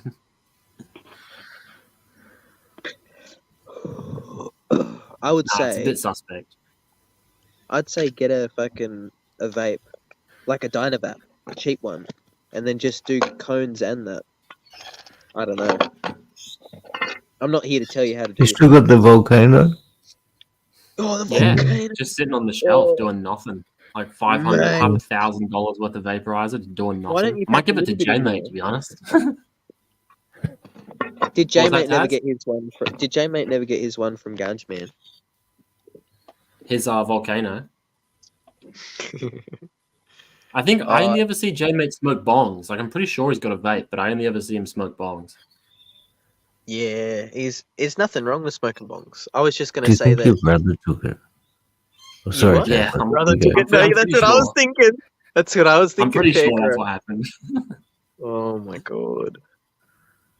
But I feel the same. Like when you get a Mighty, and you're like, wow, this is so tasty, and it's like using less weed, and then you realize you have to hit it like 3 times to get the equivalent of 1 bong hit, and you're like, nah, fuck this. Why not use both though? Because when I was using both, I was getting way more stoned than I am now. Like the flavor's nice from the vape, but when I was smoking just bongs, compared to bongs and vapes, it's not the same high. Sell for 200. That's all right. Buy that volcano. That's a good buy. $200. Fucking. That's a bargain. Shout out Honestly, to that. though, it's starting to feel like weed isn't what I need at the moment. Because like I'll do a tiny bit of mushrooms. It's like everything just makes sense on mushies. But with weed, it's kind of just like I'm using it so much that it's becoming counterproductive. That's not good. What's a tiny bit though? Half a gram. Oh, like with mushrooms, like 1 mushroom or like half a gram or something like that. Yeah. Interesting. And then every day for like consecutive days, or just here and Day on, day off. See, that's the thing, is because like it's so obvious that I'm on psychedelic drugs when I eat any amount of mushrooms. Like my pupils are massive and I'm like really relaxed and all this stuff. So it isn't something that I could do as a part of a citizen of society without being judged. So it's like it's kind of difficult to find the right time to do mushrooms. I agree. That's exactly the problem I find. That's funny. I'm too scared to do mushrooms because I don't have the time and the right time for it. You guys go. So mushrooms make you a better person, but you can't be engaged with society when you're on them. Give me some capsules for Kelly. Or you can see another person who's eating mushrooms. You just can't go out into the... That's all good, man. Do what you do, bro. You're the man. What's that, Monty? I've heard you got plenty. Yeah, send us your address. Oh, good. Well, it's like the thing is like most people when they would do a mushroom trip, they'd probably have like 3 grams because they want visuals and they want to actually have like a trip. Whereas what I get from mushrooms in small doses is just clarity. It's clarity of my thoughts, and mostly it's like you can disconnect yourself from the routine that your brain is set in. You're like, man, I don't need to go on the computer. You know, like I don't need to stimulate myself because I'm already stimulated with myself. Like, That's very true. I totally agree. I'll get to free myself. Good on you. Shout out to that too, Monty. Even from like 0.3, yeah, I've experienced that sort of thing for sure. Just take in like the tiniest little bit. It's not the tiniest bit. It's still a measured dose, but whatever. Like, you know. Exactly what Frettel said. I totally agree with. Like when you have microdose, threshold dose, and then just above that, like not even a macro dose. I would say that like HD vision was my favorite feature from mushrooms. Absolute clarity of vision when I was on any dosage. When it was low dosage of mushrooms, it was absolutely HD. But then fucking also mental clarity was pretty good as well. Like you could think and do things properly. At low dosages, better than high dosages, obviously. But shout out to the mushrooms. Shout out to mushrooms. It is like a weird balance between being able to think more accurately and thinking about things that are so abstract that it doesn't necessarily progress you. And you're sitting there thinking like, man, I'm pretty sure I know what like stars are made from. Yeah, like I'm like you're like going in your own head. Yeah. Like, figuring out really abstract things about the world and the universe, and it's like, you know, you're not necessarily thinking like, oh, tomorrow I'm going to be doing this, and like you're not setting disciplines for yourself, but you're recognizing how disciplined you're not. You know, like you can see all the faults that all the perpetrations that you like have against yourself. The mushies just make that obvious. Do you reckon those abstract thoughts are from your left brain? Because I know your left brain and your right brain are pretty different in the way that they do things, surely. What do you think about that? Mushrooms just tapping into the left brain more than the right brain when you're thinking those thoughts rather than other thoughts, like accounting. It's definitely doing something to specific parts of the brain, that's for sure. If not just like producing a response in the serotonin receptors, so you have like a more balanced input and output of your emotional stimulation. So instead of sitting there and being like, man, I need to be doing something to like achieve that level of neurotransmission that you're trying to get, it's sort of just like, man, you don't need to be doing anything. What you actually need to be doing is so little that you'll actually progress by not doing the things you want to do. Yeah. Shout out to sunshine. You go. Did you have any today? Just before eating this? The last time I had some was a couple of days ago, and then before that was like a year. Oh. So that means you're living in fucking a hellhole, but then you have a couple of days of nice days, and it's like everything's good. It's like the last time I did it was fucked because I had heaps of anxiety. I think it was from THC oil and not being able to breathe properly. So it was probably the worst mushroom experience I've ever had, but I wouldn't classify it as because of the mushrooms. Because when I was consuming the mushrooms and I was on J-Mate's stream, I just felt like it was doing what it normally does. Like it opens your mind up and it helps you relax more, and you can think better about the things that are more important to you. And then the THC oil kicked in, and I'm like, oh fuck. Jeez, that's fucked. As soon as you start thinking your heart is doing something weird, then it affects your breathing, and then your breathing affects your heart, and it's just this cycle of like nonsense that makes everything worse. That's fucked. I had a really good experience on edibles and mushrooms. You go though, Fegra, you go. That's all I was gonna say. I was just asking, how do you calm it down, or what happened when you get into that state of breathing versus heart rate? You know what I realized, Fair? I realized how little Dharma that I actually have. Because I was trying to... Dharma is like your proverbs. It's your philosophy. It's your connection to the fundamental. So it's like, let's say you wanted to meditate, you could reflect on your Dharma, and you might start by going like, I'm one with the universe. But if you don't believe that you're one with the universe and you don't understand what that is, then just saying it in your head doesn't make any difference. So I'm sitting there like freaking the fuck out, trying to access my Dharma so that I can relax myself with some information that's like, man, I've got like another 50 years, I've been and like all this stuff, but it was sort of just not working at all. And I think it made me realize that how important it actually is to be true to yourself and to understand what is inside your head and what you know. Because when you're in those moments of struggle, if you can't rely on yourself, you're screwed. I was screwed. Yeah. That's well said. Fuck. I've been there before when I was on mushrooms and on weed. I was stuck in a thought loop, and it was not the best experience. So I can understand that, because sometimes you just can't. Like, how high was your dosage? Oh, like 0.5 gram or something. Oh, okay. But I don't think it was the mushies. I had 110 milligrams of THC. Yeah. 110 milligrams of THC? Yeah.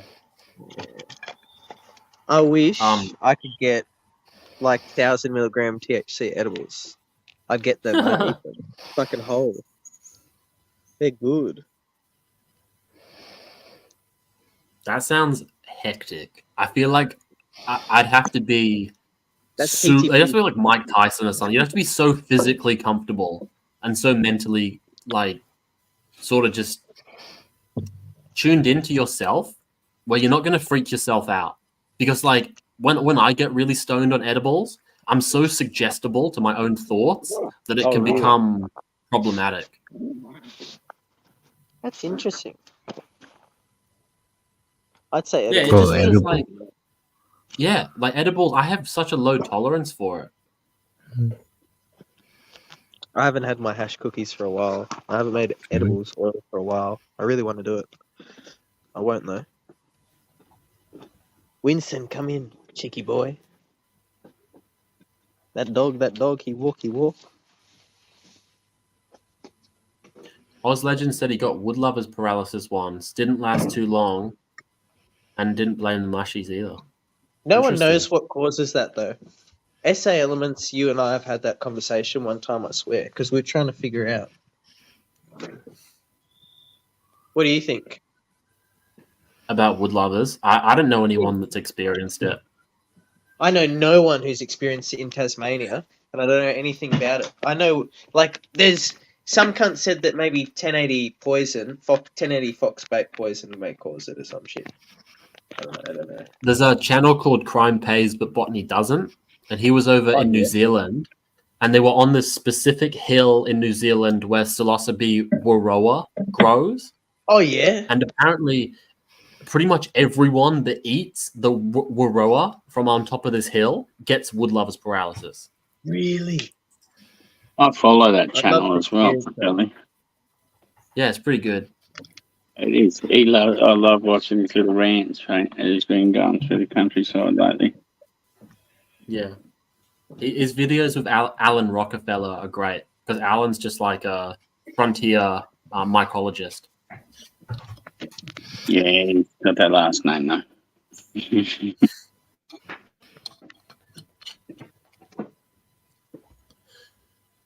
Yeah, but it sounds terrible. Like being on a substance and feeling like you no longer have control of your body. That's like, it's the sort of thing that makes you feel like you're always going to, like you're never not going to recover.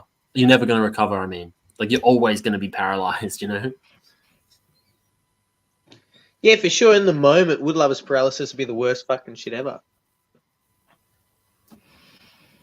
I would want to die. No, I'm only joking. Yeah. If I ever had wood lovers paralysis, it wouldn't be that bad. Because you mentally, you can't get through it. You have to wait. That's all you can tell yourself. But you're going to have to wait because there's always going to, like, let's put it this way.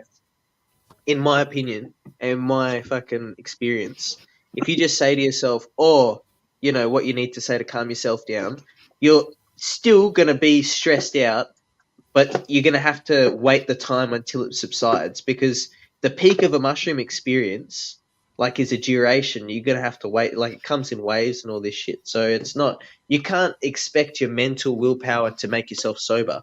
Like, a couple times I've been so stoned out of my mind from edibles and I've done some, like, dumb shit and I've gone, oh, I can't expect myself to be doing something, you know, straight because I'm sober. I'm not sober, you know, like, but that was when it was too much, you know. You can't expect yourself to be sober when you're not. You can't think yourself to be sober. Like on acid, you can't just go, oh, I'm sober now. It's fucking never going to happen. You're going to have to ride that wave. I don't know if that makes any sense or if that's just talking shit, but to me it makes sense. I hope it understands a little bit. What do you think? Yeah, definitely when you take a substance like that, it's so strange. It's like it makes time feel so slow. I think that's just what suffering is like in general. It just makes time like slow down to the point where you're noticing like every second pass by. Do you know what someone told me patience has another word for? They used to call patience long suffering. I don't know where I heard that. Yeah. Anyway, I'm cooking some hash browns. Oh yeah. Hash. Now I've been on this meat diet for like 6 months now, and like for a while I was eating like nuts and like fruit juice and whatever else. But it's like I'm pretty much just eating meat at the moment, and it's like I don't know if it's better or worse than eating other food as well. Like it seems to be working for me, but like not necessarily productive. I'd say there's periods of time where people should just eat what they can eat, like you know, carbs and like everything. You shouldn't just be stuck to one because like it's up to you because not everyone, like I find it hard for me to palate certain things. That's why I eat what I eat. But at the same time, it's one of those things where like I don't know what to say. Like can't just say, oh, fucking eat meat because my girlfriend can't palate lamb because she doesn't like the taste and texture of all this shit. So I don't know. Like some people just can't do chicken, so don't do chicken. Do what you can do, and as long as you're doing what you can do, that's all that matters. And trying to get as much healthy variety of everything, it's not a big deal. Like I'll tell you this is the honest truth, right? At the moment, I get a lot of pressure to eat very healthy because I'm not going to say why, but it's just becoming really annoying to be what's the word? Fucking so meticulously critiqued on your diet every step of the way. Like no, like I've always been that type of person to say, yeah, okay, I don't mind. Like for example, if PTP tells me to eat better, I agree. Like there's nothing wrong with it. But it's different if like, for example, it's nothing to do with PTP. I'm saying people in real life who see what I eat every day that I eat, and I'm like, they see me eating it, and they still, I don't know. It's one of those things. Like, I'm fucking gas bagging for no reason. I'm just no. saying. I feel you, bro. When people who are in your life judge you based on what you're eating, and it's like it's almost like they don't even want to judge you. It's just like an automatic reaction. Like they see what you're eating, and they're like, "You're having that again?" And it's like, yeah. this is what I eat. Like, I'm having it again. Yeah, the way What do you want me to just not eat? Like, I'll stop eating if you don't want me to eat. Like, don't worry about it. Yeah, that's cool. so funny. Cunts should just lay off. Like, seriously, if you don't like what someone's eating, it's like take a look at your own life, sort of thing. You know. So, but like in a certain sense, I brought up with. Why were you eating fruit and nuts and juice only? So my doctor recommended that I stop eating plant-based proteins. So anything that's grains or leguminous. So like basically cut out vegetables and yeah. And I found what's difficult for me is like I find it, I suppose, really easy at the moment just to cook meat and eat meat. And like I was cooking a lot of other food. Like I have no problem, making meals, but I think I'm just taking the path of least resistance at the moment, where instead of going out and buying a bunch of vegetables and meat, it's like I'll just get the meat, Yeah. You should be able to. Yeah, the reason I brought PTP up as an example is because I was asking for your advice from before. meat. You go. As long as you got good meat, you should be able to get the nutrition that you would get out of veggies from the meat. It feels that way. And like there's a butcher opened up nearby and it's all like grass-fed beef from an hour's drive away. So I don't see how it could be like bad for you, And people are like, man, you shouldn't eat so much red meat. You shouldn't eat so much fat. It's like, what do you think we're made from? We're meat and fat. Like, people say you are what you eat, right? So it's like if you're eating bread every day, you're gonna be bread. Yeah. Well, then why would they whinge if you're eating meat?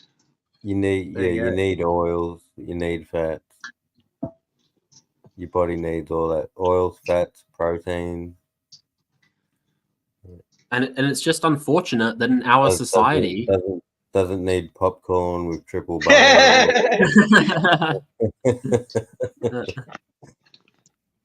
Like it's just unfortunate in our society that the whole foods that contain the vitamins and the minerals and the fats that are good for us are more expensive than things like porterhouse steak. You know what I mean? Like you're going to buy macadamia nuts for $40 a kilo, or you go and buy ribeye for $40 a kilo. It's like it's your choice. Yeah, it is a bit weird.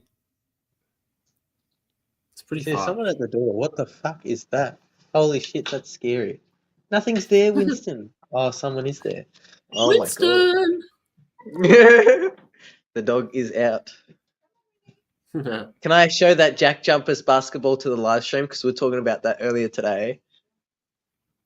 Thank you. You got a basketball from the Jack Jumpers. It's alright. Is it signed? Nah, it's not. I don't know who the Jack Jumpers are. I just heard King B mention them once. It will be. Oh yeah. Can you find one time Stick he went one to there. Jack Jumpers and he live streamed it on my channel? I'll get it done. Sounds cool. Jack Jumpers, man. Never stopped playing B-ball. That's nice.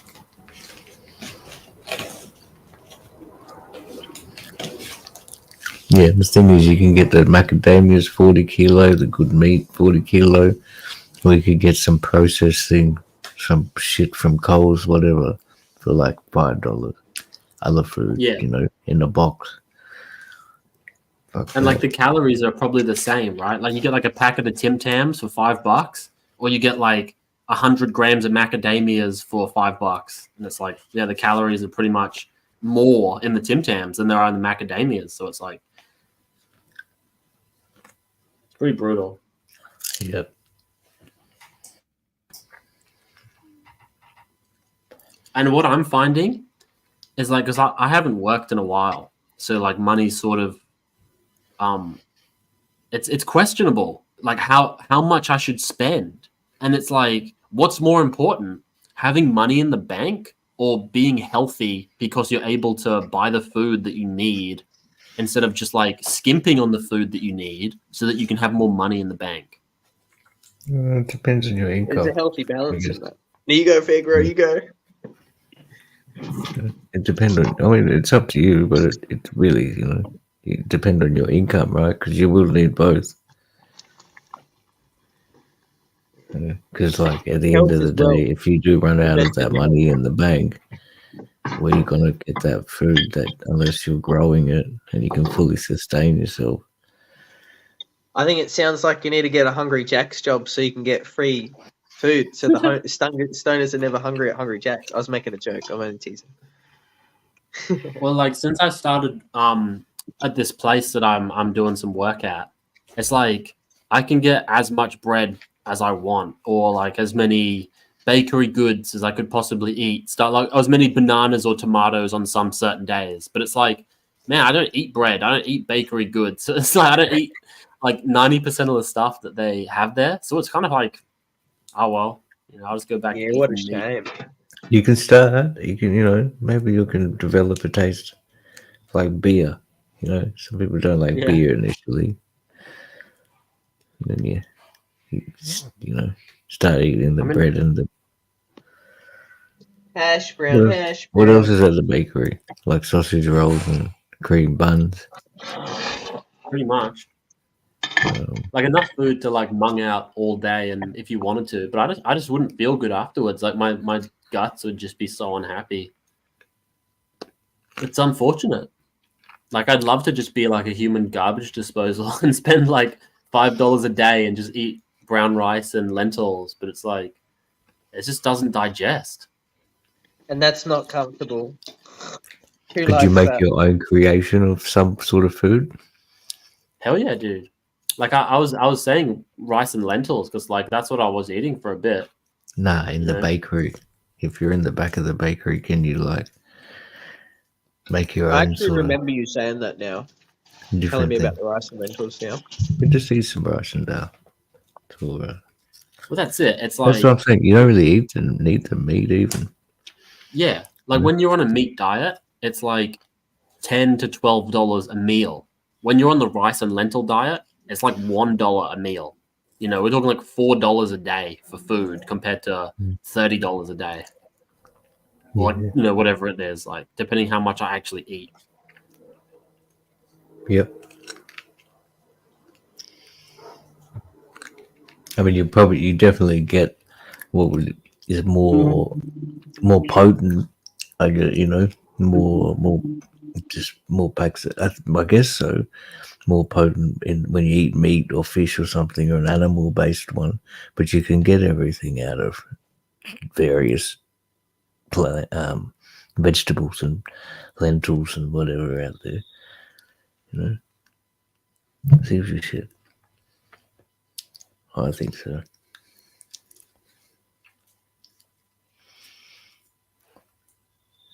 Yeah, I think nutritionally dense foods are typically what I go for. But it just seems like the whole foods that you actually want to consume because they're nutritionally dense and they're organic or natural or whatever it is, they're expensive. Because it's like, firstly, the demand for them isn't nearly as high as it should be.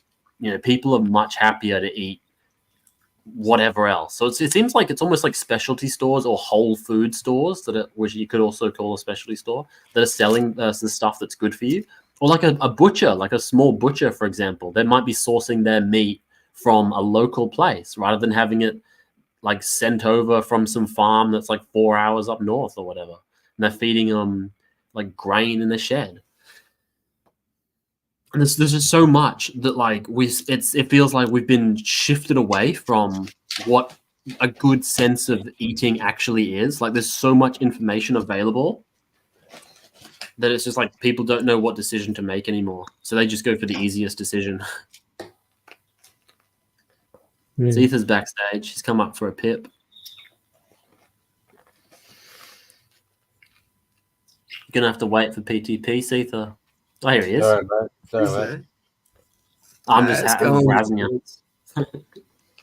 Oh, I was gonna jump up earlier, but I had a float valve on me in me fucking automatic feeder that was broken, so I had to fix that. But all good now. Oh, it's a quick MacGyver. Oh, it's not so much. Like I fucking disconnected it yesterday, so I could soak the part in vinegar and re-put it in. Just so I didn't have to buy a new part. But I didn't realize that doing that shut off all my water to all my other feeders and all my other shit. So I had to race around and fix that so I could fucking put water in the troughs for the animals. Nice. You giving up on the pond, or you still making it work? Oh, I'll get there. It's just been rainy. Like it's hard to work on it when it's raining.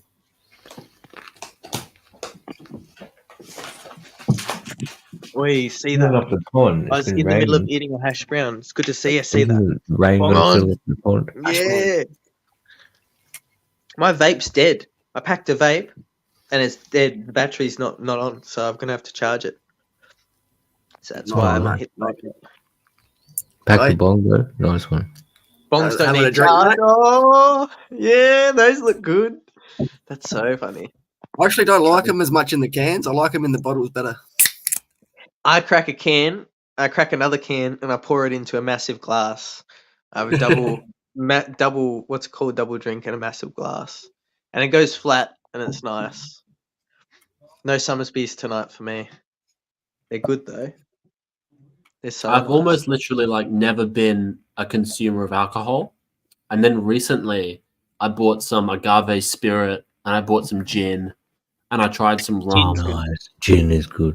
Yeah. It's gin made from honey. Like it's quite nice. What is that? You've been killing wasps, either. I had a fucking yellow jacket fucking nest, and they all flew into me empty Summersby pear bottles. Wow. That's nice. And there was like 30 of the cunts all just alive in there, so I poured some kerosene. Why is in it there. blue? Jesus Kerosene. Christ. Oh. They look pretty, Yeah, that's- pretty big, dude. Wow. They're big There was wasps. 30 of them in the. They just wow.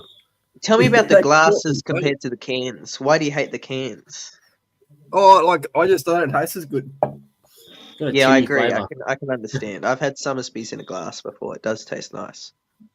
Tastes I better. just Just saw a video the other day where like the guy had a can of I think he had like a canister that fit around a nest and they had a lot of kerosene in it and he smashed it up against the nest and they all just fell in and I did died. see that. Yeah, But pretty sad. like it works when you got dogs around and there's a fucking yellow wasps everywhere. You're just gonna do yeah, he it. did it because the kangaroo. That's right. There was a kangaroo behind him, and he went. You could see. The fella was in America too. It's crazy. He had some shit like that. But anyway, so like, how did that work though?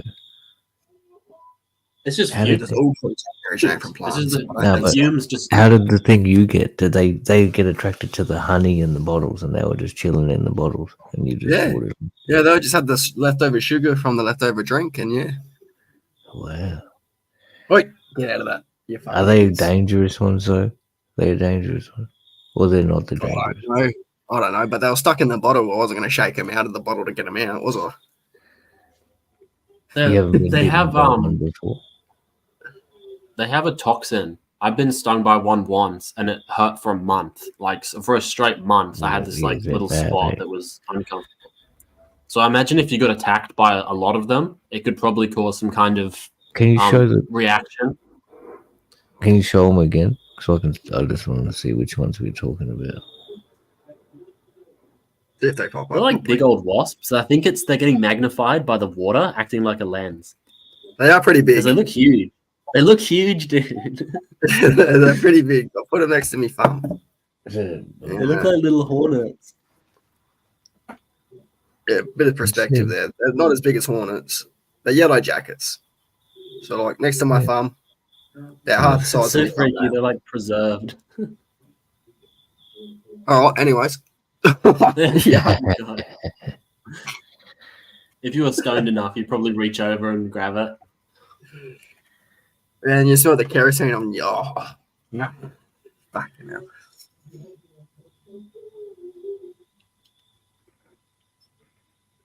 Yeah, I'd have to get a trip report from you on what kerosene's like. Learned all the fucking ancient wisdom of that one.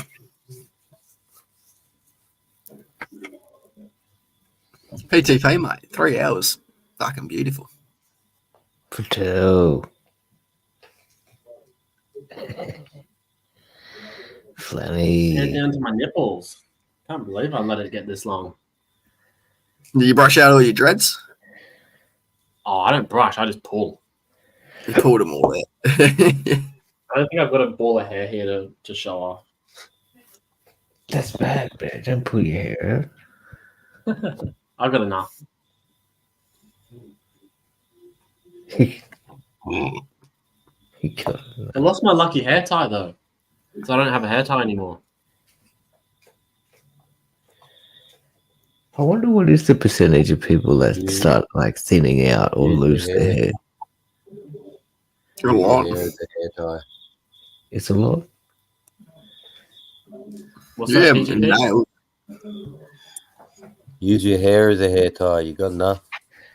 Oh yeah, and it's essay elements. Now maybe if I got like a plait or something at the front, I could probably use that to tie it up. Yeah, you do like those yogis do it. They use their own hair to tie their own hair and shit. You could do it.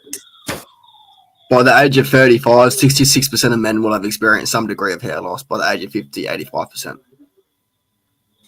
Some degree, see. Okay.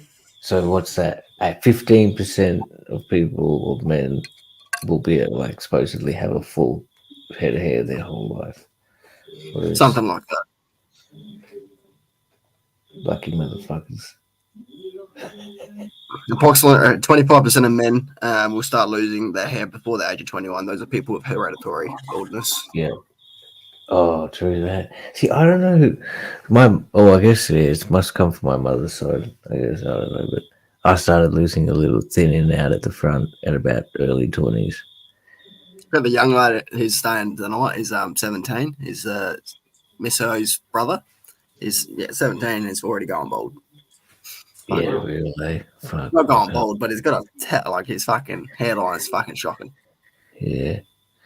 17, damn, poor guy. I know someone had greys on the side of their head at 16. Like white hairs and shit. Just a little bit.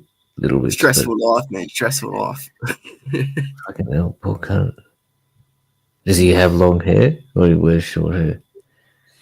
Oh, medium, like scruffy. Medium scruffy. Most fucking teenagers do now. Medium Even scruffy. people are like middle age that you'd expect to start recognizing hair loss in them. I feel like they still have a lot of anxiety about it. It's like there's man. There's like a lot of normalness in having hair, you know? Like people treat you differently depending on what your hair looks like. It's like, why do we have to be such a simple race? Well, it's fair though. Like we just don't like the in between. We don't care if you're bald, and we don't care if you got really long hair.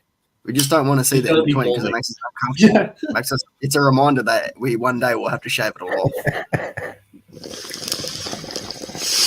The vast majority of men, unfortunately, will have to fucking hit the shaver. PTP is still fighting that demon, but that's all right.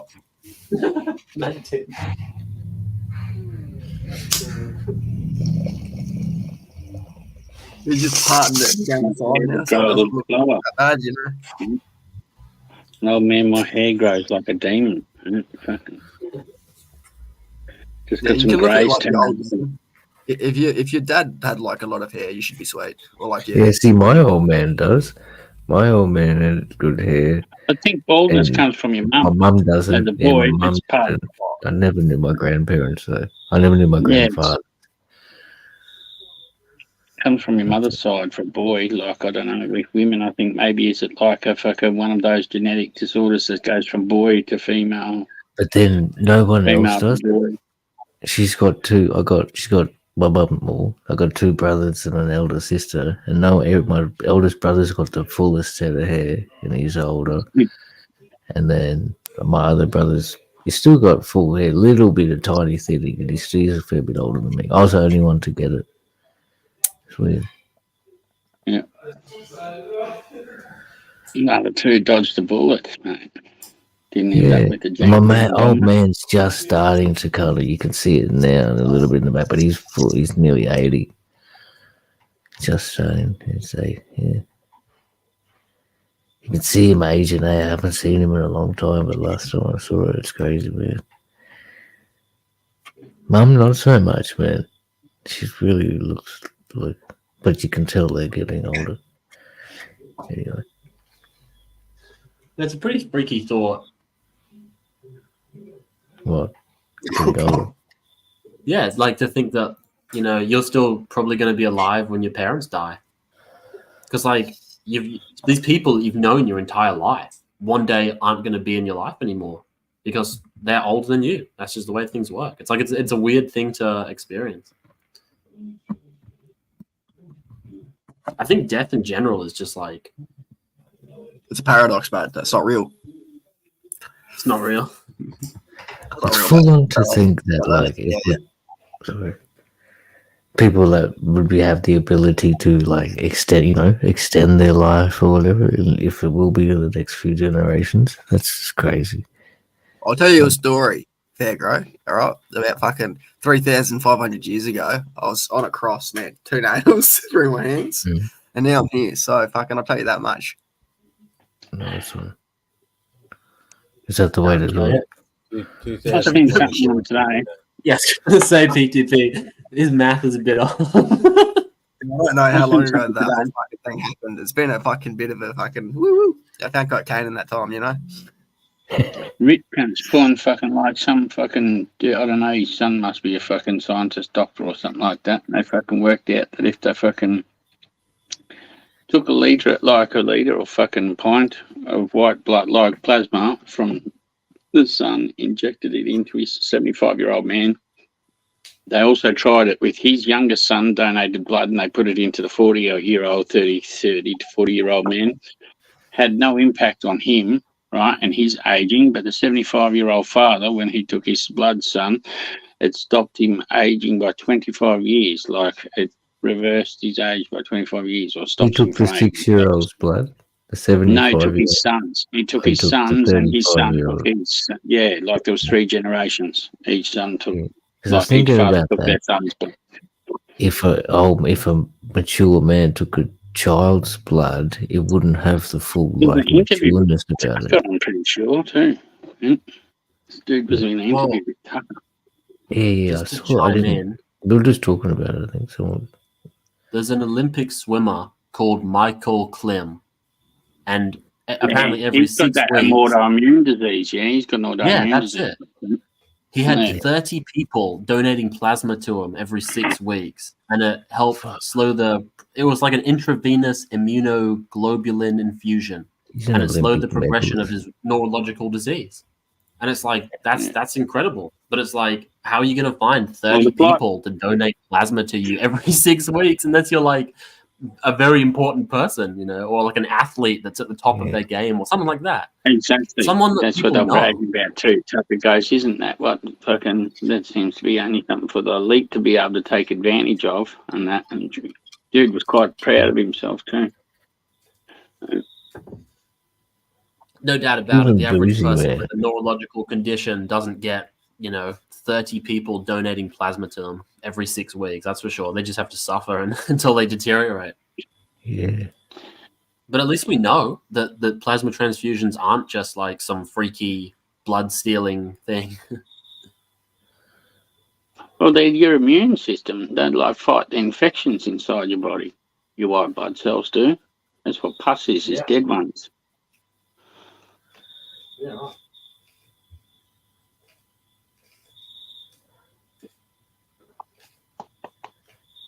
Like when you research like the deterioration of the human body, there's like an unbelievable amount of different, like separate conditions that we've identified that deteriorate specific parts of this and that. And it's like, God damn, like what do we have to do to avoid this like rapid deterioration of this specific muscle that makes this like part of your hip work or something? So like when you're 70 years old, you're not sitting there in chronic pain every day.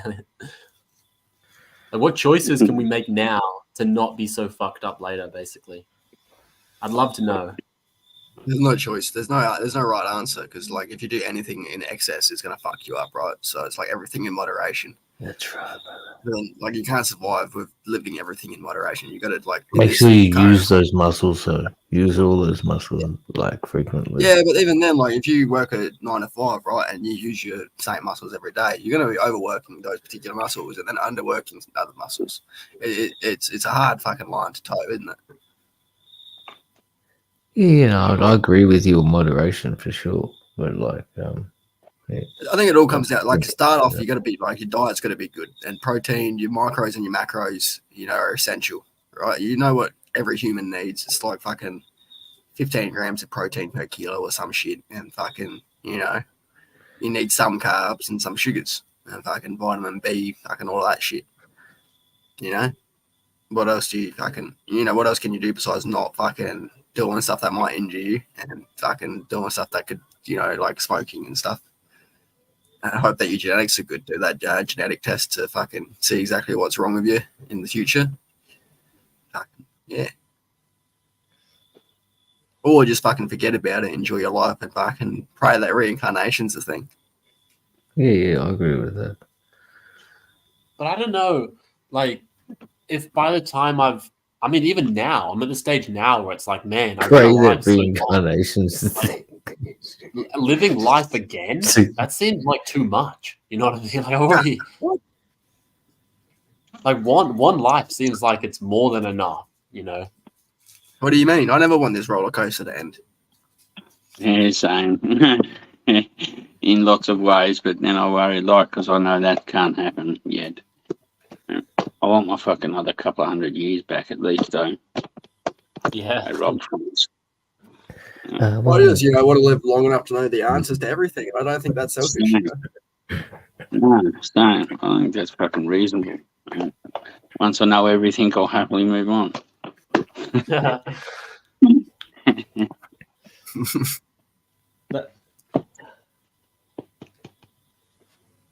Yeah, I think it's when I was in a state of considerable suffering, I was sitting there thinking, man, life's very long.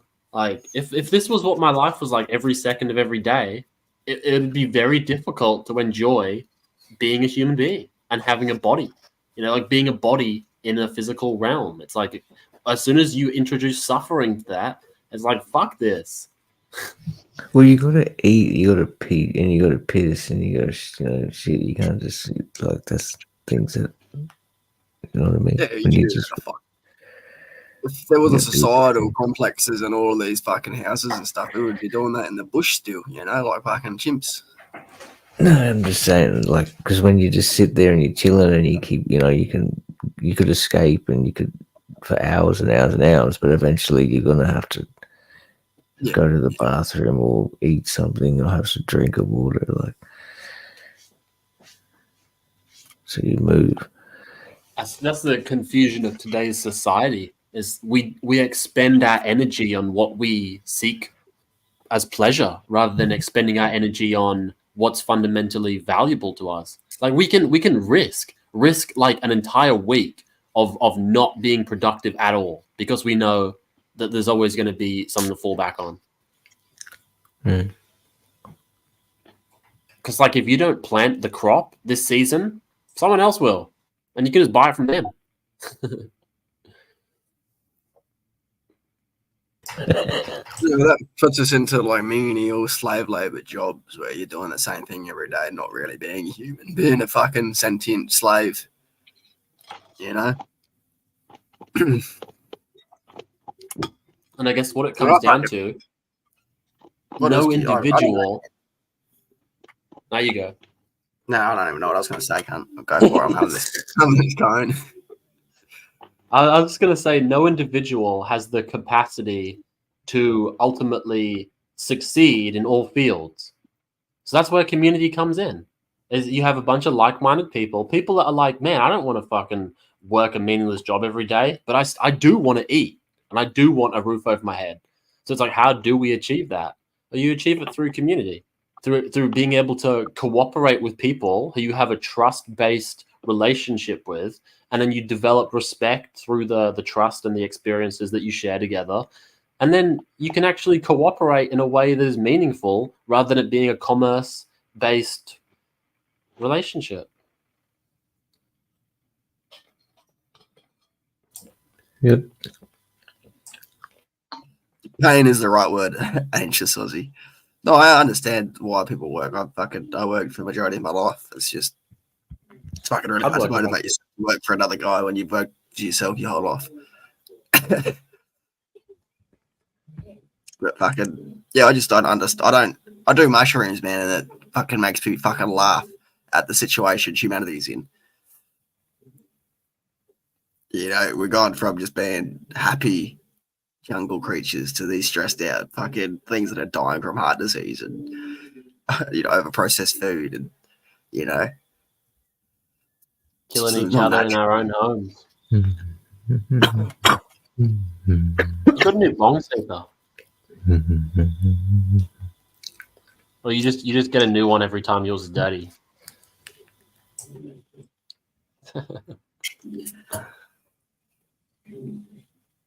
No, I've been cleaning this one every day. I haven't cleaned it tonight though.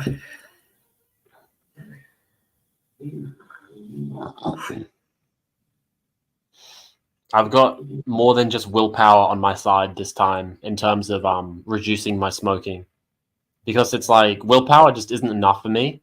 It's like I can convince myself that I'm better off if I'm smoking. It's like my willpower is so it has to be at the point where it's like if I do smoke, I'm gonna suffer rather than enjoy it. That's the mindset I have. I think if I'm not better by tomorrow, I might go see a doctor. Yeah. Yeah, I think you should.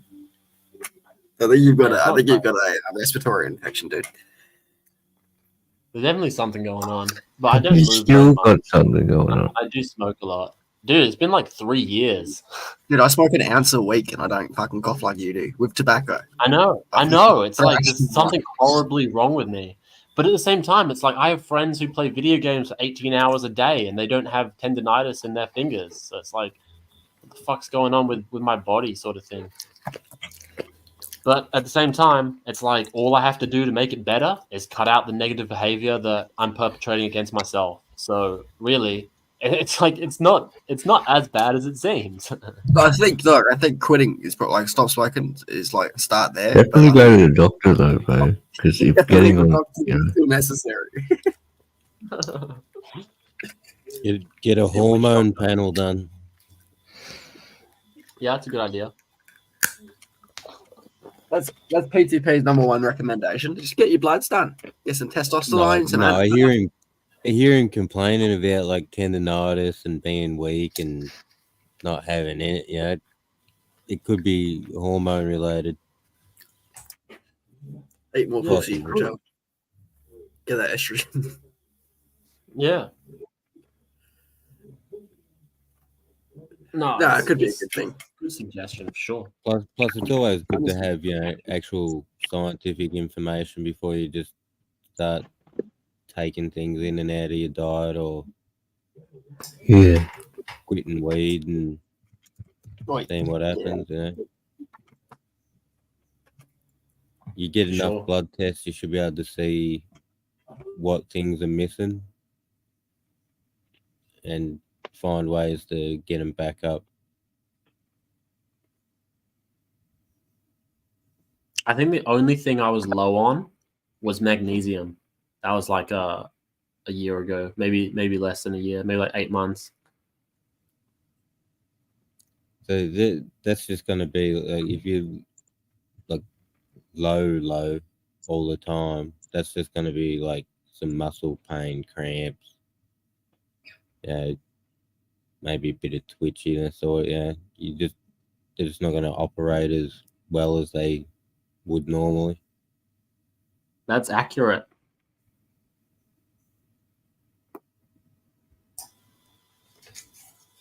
Honestly, I think not moving and not breathing properly are like the two worst things for the human body. It's like if blood isn't pumping to your extremities efficiently, then they will start to deteriorate.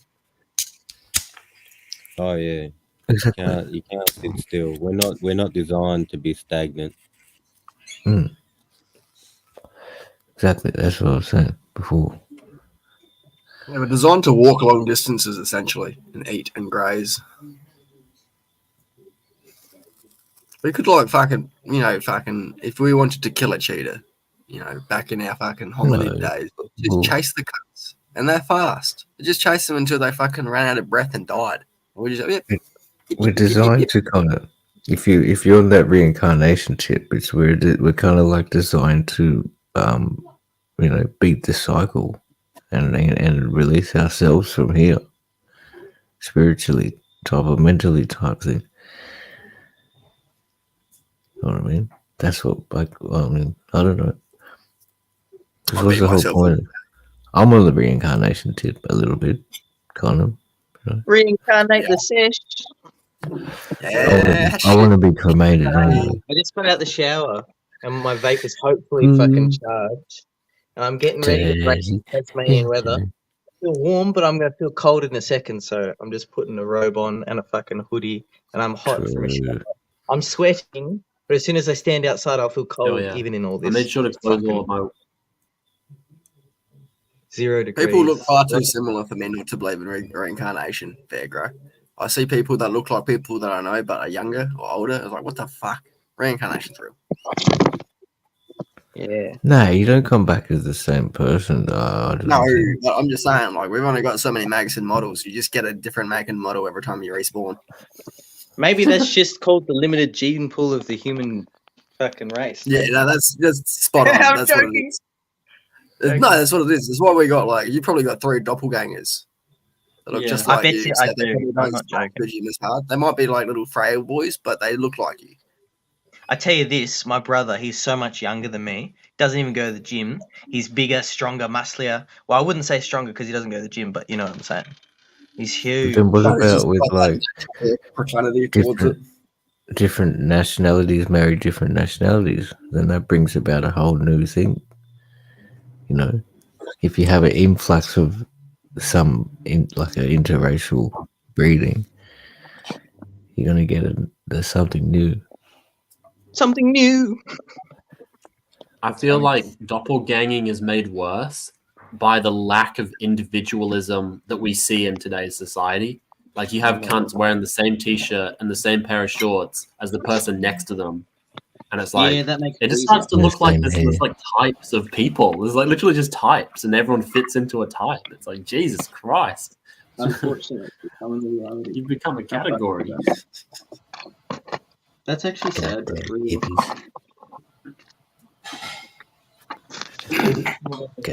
hippie. I'm a hippie. Making money in a community. Yeah, it's a good point. Because it's like when you're in a community, who are you selling your drugs to, right? All your friends live next door. They're growing the weed you're growing. You see that little black spot there? These little black spots, Patel? Yeah. Oh, let me zoom in a bit. Yeah. You know what that is? There's an insect. What is it? It's ergot, mate. Oh, real? Yeah, mate. What's it doing there? Oh, it just grows on it naturally, mate. It's a fungus. Grows on wheat. But isn't that a bud? Nah, mate. Nah, it's a fungus. This is a piece of wheat. Yeah. That's what I meant. Piece of wheat, and there's ergot growing on it, which is that enough to fuck you up? A black elongated fruiting body. If you ate that, would it be like drippy? Oh, it's poison. It's poison right now. Oh, really? How do you make it into a drippy? Yeah, he's gonna make it into drugs. It's the precursor to LSD. It's part of the synthesizing process. So how do you make it into drippy? What are you gonna have to put with it to make it? If I say any more, I'm fucking. I'll go to jail. The channel's getting blacklisted. No, you won't. I've got the drug in question, and I feel it used to be like the shit back in the day, wasn't it? Yeah, you can't talk too much about drug production on YouTube. Especially when I've got a field of it growing in my backyard, you know. Well, we're not talking about that. We're just talking about, there are multiple ways to synthesize it. I'm not exactly privy to that yet. I gotta learn into it. It's not an easy synthesize. But I'm sure if you put some vodka with it, like back in the olden days when it was like, in the there's probably some 1200s and shit, 700s. Yeah, when they were when it was people back used in the to get medieval poisoned from time. this stuff. You'd make bread out of it and you'd get high, like you'd hallucinate. But it's also it makes you sick as well. Oh, same as mushies, though, I guess. Gives you upset tummy. Hey, Caesar, what do you think causes woodlice paralysis? You don't have an answer to that, man. Yeah, that's what we for telling I was saying. It's starting to rain. I've experienced it before, man. I've had it before. How did it go? Yeah, so like I've had it like 4 or 5 times now, to be honest, and it's from the same patch of mushies. I keep going back to because I like them.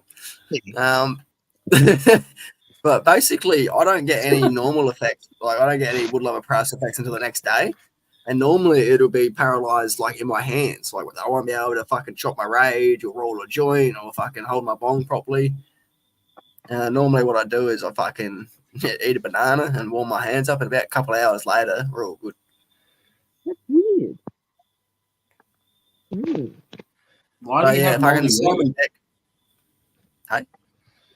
Why do you have moldy weed? Me? Weed. It's wheat. Oh, wheat. Wheat. That's okay. It's okay. It's just grass, mate. That's just grass. It just looks a bit like a weird bud. Yeah, sort of. It does. It looks like shit. That's ergot. Yeah. Yeah, it's ergot, mate. Fucking good stuff. I was worried. I thought your buds had gone moldy or something. No, dude. My buds are like fucking arms. What do you mean? Hell yeah. I haven't seen your plants. Bro, what do you mean? I can't believe it. I got to see him in the flesh. Yeah, come down. What are you doing? Since you killed my son, I haven't seen your plants. My ducks ate that, son. They loved it. That's good. They'll be healthy for that. They're free range. Yeah, all my animals are free range. All my ducks and chickens. No kidding. Yeah. That's great. How do you round them back up at night? They go in there themselves, basically. Wow. That's great. They know where it's safe. I had to like kind of round them up the first couple of nights, and now they know where to go. They just fucking about 8 o'clock. They're normally in there, but because it's daylight savings now, like 7 o'clock they start to go in because dark as fuck now. As soon as it's dark, they'll go in, and I'll just close the gate behind them. Yeah. But my sheep, because I've had all the cages open, my sheep have been getting into the cages and eating all the grain. The cunts. No, sneaky. And then it's a tricky situation because you don't want to like run at them and scare them because then they'll break the fucking cage. So you got to like coax them out of the cage. Like fuck. Then give them a bit of a whack. What can you do? Can you get like a dog that does that or nah? Oh, that reminds you. I gotta go check on my float bow. I'll be back. I might be overflowing. Bong on. Just make the entrance to the duck house a bit smaller so the sheep can't figure out how to get in, but the ducks can still get in. Yeah. Fuck the sheep. Yeah. No, That's funny. Yeah. You build a fence that They break through the wire to get through the grain.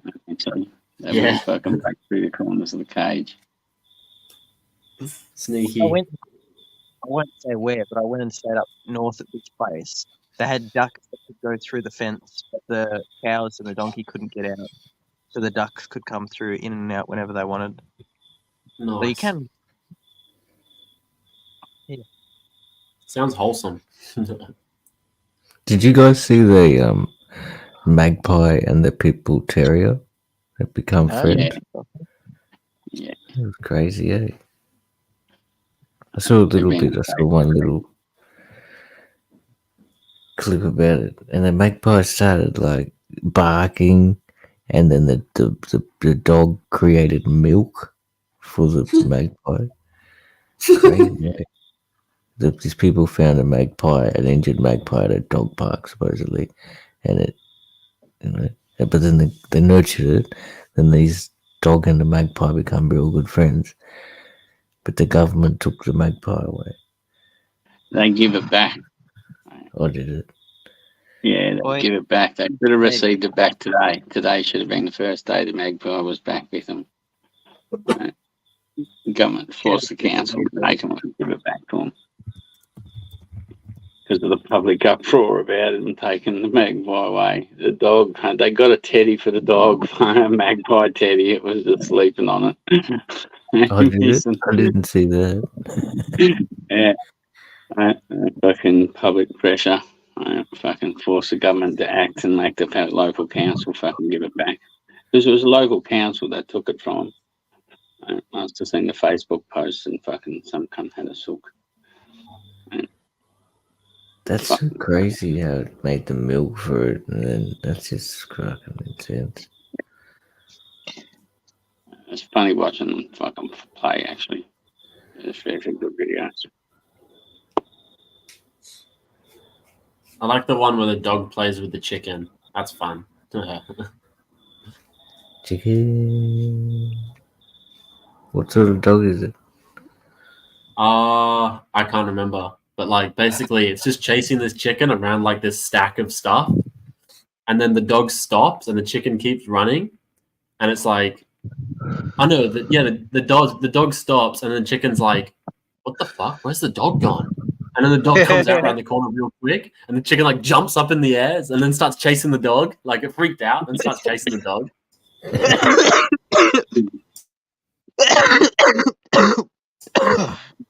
It's so weird to think that like the animals like that, because like I don't see the chickens playing together with other chickens, but then you introduce them to a dog, and the dog's like, play? Yeah. That's all dogs know, right? It's like play and food. So it's like, I don't know, I guess they can play with anything. Yeah. Who knows? I reckon so. But were they playing? Or they were like, the dog was, I suppose they are playing. Fine. Yeah. Dog was fine. But it could still hurt the chicken. Oh, if it wanted to, it could, for sure. You know, accidentally. It just do some shit. Chooses to let the chicken think it's boss and chicken. Yeah, it's pretty scary how sharp dogs' teeth actually are. Like they look kind of smooth, but they're very sharp.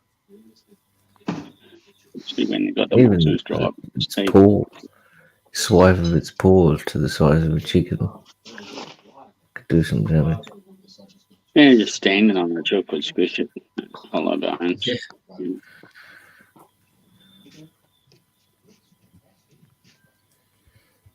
But the doggies are cool, man. Dogs are mad. Doggy. They're pretty special. Doggy. I think Sitha's looking at getting an alpaca or llama at some point. That's like his next animal purchase. Wow. Protect these lambs. Really? Yeah, they will chase foxes. Really? Yeah, try and stomp them with their front feet. Oh, the doggy. The doggy? Yeah, they'll chase doggies as well. Like, there's a few fucking video clips of fucking people farmers chasing dogs out of paddocks. I know what you're saying. That's interesting. Do they eat cannabis? Yeah. Probably.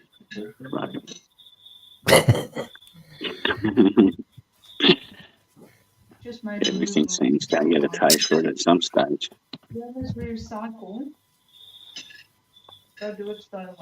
Yeah, sure. How about I go clear it all now?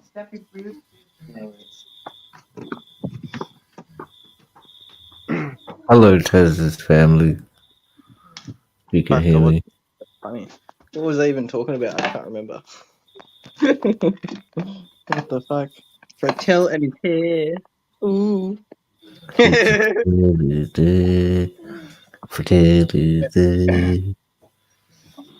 Showing off his speakers. I love them. I'm so addicted to speakers at the moment. Ridiculous. They look nice, man. They look nice. Freaking huge, dude. I've had these for so long and never appreciated them as much as I do at the moment. Because like to buy new ones that would sound as good would be like over $1,000. Yeah. Boom, boom, boom, boom. Do your parents mind if you play loud music? I think it's not heaps problematic because like I don't have a subwoofer at the moment, and I don't really think there's any point in like having a subwoofer for music if you have good enough speakers. So it's usually pretty chill. It's about the feel then. It's about the feel when you get the subwoofer. Like if you've got big enough. Like it's amazing to actually feel the sound waves and the pressure that it creates. But it's like the one I had one recently. It was a Crix Seismix 3. It was an 11-inch woofer, and it's like you saw how big that speaker was. It was like affecting the sound coming out of the speakers because of how much sound was coming out of the woofer. And it's like the next woofer I'm looking at is this Dali 14-inch subwoofer that's literally like I couldn't even move it. It's so big. You know? Yeah, the paddock I've got to go put back in. Someone left the gate open. Oh no! Monty, get those cows. Whatever's in the paddock. I've got to get speakers and 2 amplifiers for the Cows, subwoofer. they've been identified.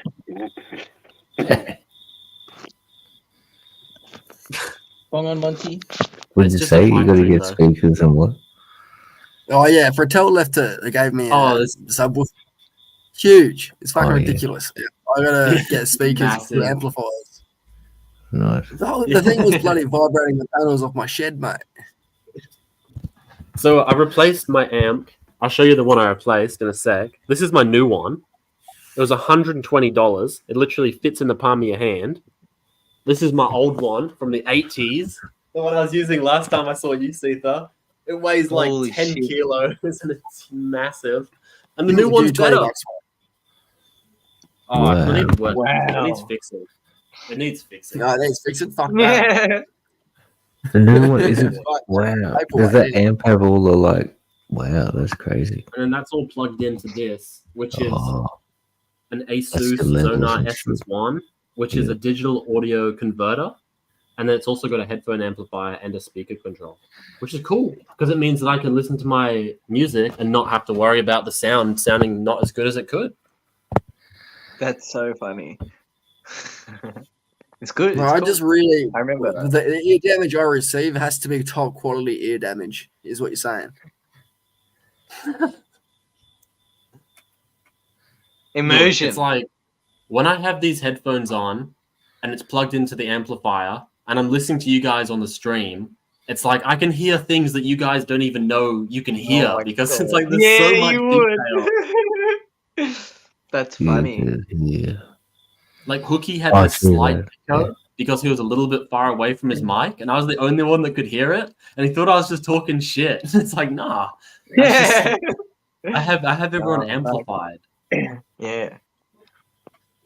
That's good. But it is an addiction, and I do see how people, they call them audiophiles. People literally like just spend all their money on speakers and cables and amplifiers, like because they want it, not because it's necessarily going to make their life better. They just want it because it's like it's their hobby, and it's like I can see how that can't the same be said for all human senses, you know, and even dare I say emotions. Like people get addicted to the feeling of things. People get addicted to, you know, a lot of things. Their own fucking misery, mate. Yeah, but that's not an audio file. No, but like audiophile, people can have like a foot fetish, or people can have like a smell fetish, you know, and then like people have a sound fetish as well. Surely that's all the same. Not like the same. ASMR. But good. Yeah, like ASMR. Good one, see that. Well, how does ASMR go through those headphones for Tel? Yeah, exactly. You have to find out, brother. I'll bring it down. No, I'm never trying that. That literally make me so uncomfortable. I might commit the fucking not aliving. Once you try those headphones, you'll never go back. I promise you that. It's like fucking for me, in the the detail of headphones is superior to the speakers I have. But the feeling of speakers is so much better than headphones. I know. Wearing headphones, it's so insular. It's like But it can be really nice, but it's also like it's just not as warm, I guess. I don't really know how to describe it. I understand what you're saying. How are you gonna fall It's asleep nicer with to be able headphones? to relax. Yeah. Can't turn over left or right. Have you guys used a virtual reality thing? One of those VR. Bong on PTP. Fuck, what do they call it? He's got the mighty it's like Well, I don't know which brand he got. He got one of them. Oculus Rift. That's what it was. The Oh, Oculus Rift. My brother bought one of like the original demo models or whatever it was. And I think I played one game on it. It was like a river raft. And it was like, this is all right. Like, this is kind of cool. But I have this like massive thing on my face with two screens this far from my eyeballs. It's like, nah, this isn't. And the games are sort of like, the graphics weren't nearly as good as modern games because it has to be made for virtual reality. So it's like, we're going back in time with future technology. What's the point? It's like having really good quality speakers that are brand new and listening to like a recording from 1920 that was done on like Yeah. Have you seen Psych Substance play what's it called? Beat Saber on 2CB? Have you seen that? Oh, so that's like Steam HTC Vive, the Steam headset. You know Psych Substance though. Yeah. Yeah, he did 2CB and then he played Beat Saber on that. And it's on YouTube, I think. He loved it. Yeah, it sounds good. Like I've only ever done 2CE and I've done BK2CB, which is completely different to 2CB. And both of those experiences were fucked. Like the 2CE was great, really great time. The BK2CB was completely different. I'd love to do 2CB. I knew it was legit, and I could guarantee that it was 100%, and it wasn't something else. You go, Fairgrow. 3GP, 3GP, 4TP, PTP. That's what it's like though. PTP it's like, on 2CB, 1080p. 2CB is illegal. We'll just make BK2CB, and then we'll sell you that legally. Like, what the fuck? That's China. That's good. Shout out to China for that one. Making psychedelic drugs and selling them all over the world. Jeez. It's pretty weird when you look at it that way. You get psilocin esters from 5-ACO DMT. Is that the one? The psilocin ester? Never heard of it. I've heard of esters and I've heard of psilocin. So, like, psilocybin is a psilocin ester. So it converts into psilocin directly. So 5-ACO DMT, not 5-MeO, 5-ACEO, ACO. I can't remember what it is. You used to be able to get that on the internet in Australia. Freaky. Yeah, I feel like I heard maybe it was on Joe Rogan or something. You used to be able to buy it by like the gallon or whatever it was. Yeah. Like you just buy DMT in like a tin this big. Joe Rogan's one was the 5-MeO, and that was definitely that one. The other one's mushrooms in a powder. What was that? Hamilton Morris went on Joe Rogan's podcast and told him a story about him doing 5-ACO DMT, which is a psilocin ester, which is synthetic mushrooms in a powder. It's not actually synthetic mushrooms, but that's what they call it sometimes. Him and his friend, Hamilton Morris, is fucking Hamilton Pharmacopoeia from Vice News, if you know him. Him and a friend did that 5-ACO DMT, and the friend went nuts, and it never became the same.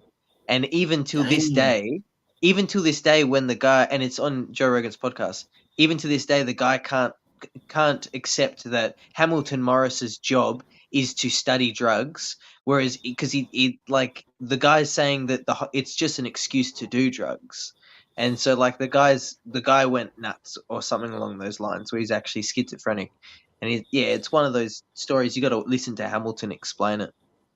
It's fucked. It's entertaining though. Yeah, I was on the news the other day. There's like a rise.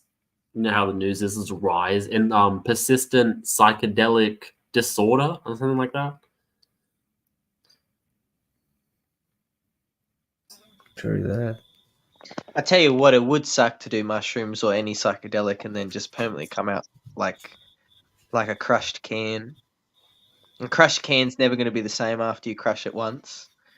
Yeah, you're gonna make the can. You got to melt it down. That's not going to happen. True. You have to Delayed. reincarnate. Everything was easy to get back in like the older days of the deep web. Like I don't know what it's like now, but like a decade ago, it was just like you could get whatever you wanted. You could get guns. You could get someone delivered to your house. You could get, it's like it's fucked up. And then it was all run by the CIA.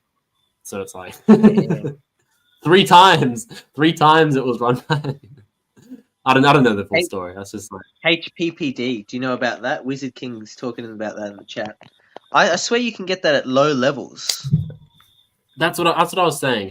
That's the actual. I don't remember what I said. Persistent tripping disorder, whatever I said. Oh, hallucinogenic persistent perception disorder. That's a mouthful. That is a mouthful. But it's just one of those things you see on the news to make people like just a reminder not to do drugs, sort of thing. Like, you could do it once and you'll be tripping for the rest of your life. It's like, yeah. What if I do Have like you ever had 1,000 milligrams of acid or something like that? Have you ever had LSD flashbacks or any psychedelic flashbacks when you're not on psychedelics? What do you mean by flashback? So, for example, I've had this happen before, and many people have this. Low levels is not always a high case. So sometimes people, when they come off of any psychedelic, they have hallucinations, persisting perception disorder. But in a low capacity, you can be normal, and then out of nowhere, you just have this like hallucination. You look at it, and it's like you're on mushrooms. It's exactly the visuals you'd see on mushrooms, and then I've had that situation, but only like maybe after having a cone, but it'd be after like it's a couple of days after having a cone. Like you have a shroom trip, and you come down, but it'd be 24 hours later maybe. So it's still kind of in you, and then it just kicks it back a little bit. You have a cone, and then your sight becomes a bit fucking Tell on the snooze. That's exactly what I'm saying for Fegro, rather. You go for Tell. So what you say. I was just gonna say, like when I sit up, it's like my abdomen is like getting compressed like heaps because I lean forward. So that's why I bought a standing desk, but I can't use it right now. So it's like I'm just trying to be conscious about like what my body's doing, and it's an effort. It's an effort to pay attention to things. Be comfortable. We don't have to. We won't judge you. You could be in a hammock there for all we care. Hook was in a hammock one time. Yeah, break the hammock out. I think if I was rich and I had my own house, I'd probably have like a sunroom, have like a hammock in there. Oh yeah. And that's like right at the top. It's like a triangle pyramid thing. Yeah. That's this hammock at the top. The escape. What do you call those rooms? Escape rooms. Hammock room. The snug? They call what's another word? Cozy. I don't know. It's like a secret room that like it's private, but it's sort of separate from the rest of the house. Oh yeah. Panic room, hidden room. Yeah. Oh. I'm gonna have to jump down now, guys. My girlfriend's spamming me on the texts. The cows are back in. Congratulations, Monty. Good night, Fratel. Shout out to Begro. See you there. Thanks, PTP, for hosting. And also, it's always good to see you, Fratel. Shout out to Monty. It's good to see you too. Hit that like, ladies and gentlemen. I'm gonna have to go. Duty calls. Girlfriend on the call. Yeah, Doesn't wait for us all to say goodbye, bastard. Hey, learning from Hook. Yeah.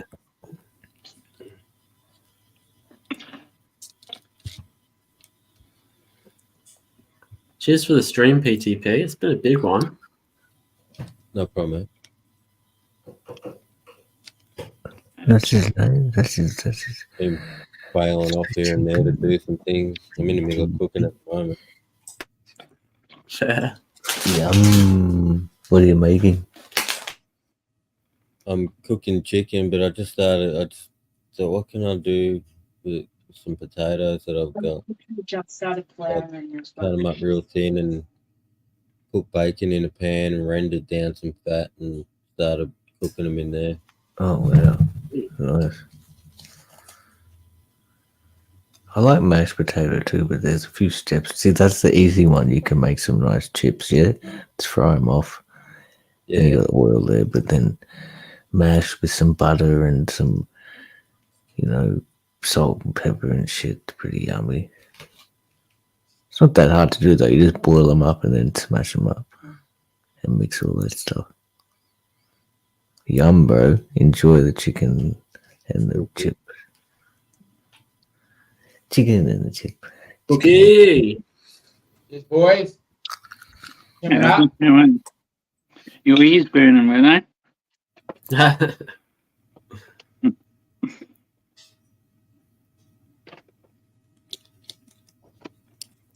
Jeff's still trimming. Jeff's been trimming for 15 hours. He hasn't stopped. What do you do? Jeff's been, 15 years, man. What do you do? He woke up, started trimming, and he's just still trimming. Here's my trim bowl. Or my leaf bowl. Hell yeah. One of them.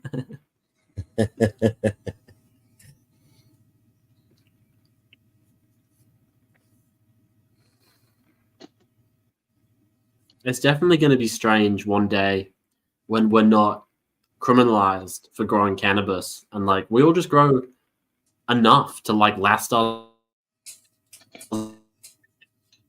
until we can grow even more. Like we'll never run out. It feels like we'll get to that point where it's just like everyone's going to grow weed, and we'll all just have the freedom to express that growing. And it's like it'd be so strange.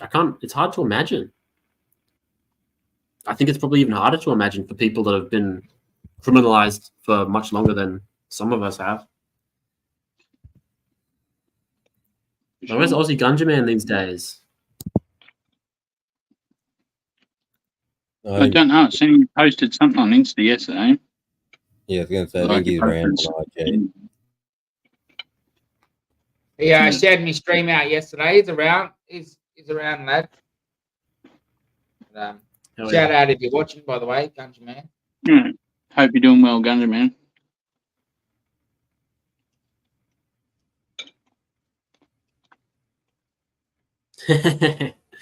Not even spring-loaded scissors, mate. What's going on? Well, the missus said don't use these scissors, and I have to wash these. Even though I got it out of bed. The shit, I'm not even cutting around. I'm not even really trimming much. I'm just taking out the satellite bud. So just taking up these all buds off the stem. I'm separating all of the bud off the flower from the stem. So basically, this is what will come off here. If I do this straight to it, I'll go straight down to about here. I'll cut it. This will go into a bag. The top will go into a bag. And these satellite buds go into a different bag. And then they'll be separated and broken down. So, where is it? So this will eventually be chopped. And that head will be kept. And that go to another pick. This lower stuff will just be chopped and gone through later. It's the best time of the year. Yeah. I didn't plan on doing this, but until next week. This particular strain is very dense, so you've got to do it straight away. Got to make sure that flowers are off of the stem as soon as possible.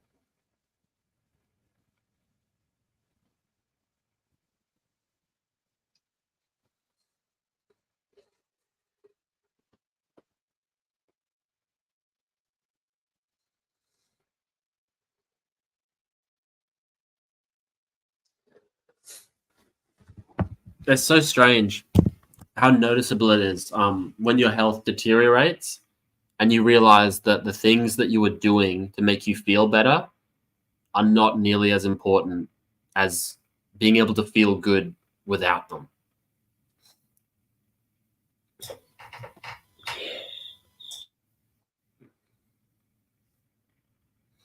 Like, don't get me wrong, it's great to feel good and to feel even better than you body and feel mind. in the. You got to feel good in body and in mind. In that's it. especially when you're using psychoactive substances. Like you have to be in a good state, a balanced state, even.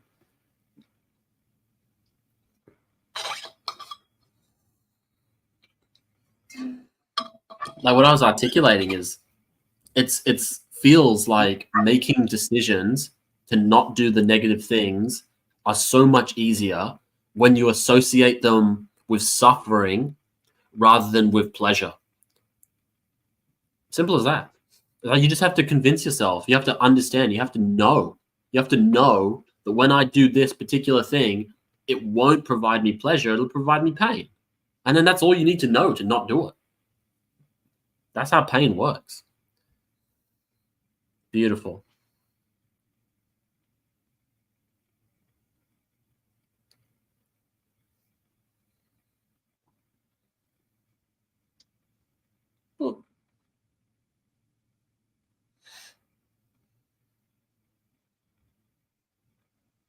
It's pretty special. Like when you think of a flower, you probably think of like petals. You wouldn't think of like a calyx, And this, like the flowers I'm breaking down, look like individual flowers, and they are in a way. But here, I'm holding about 100 flowers.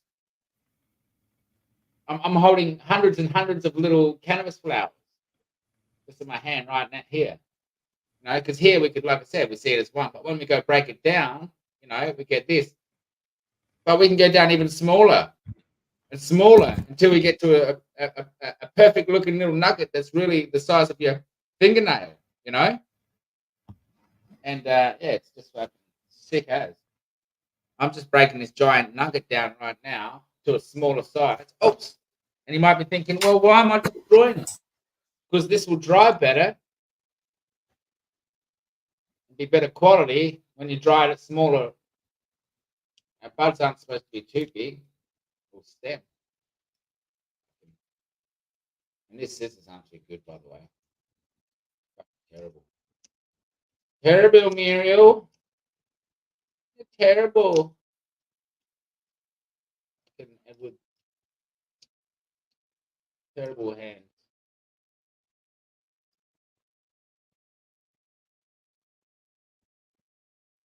It's looking a little better. It wasn't looking too flash before I trimmed some of them. Shit. Oh my god, I've just been trimming up and I forgot to move the bag in front of me. And I've got all this leaf in here. All right.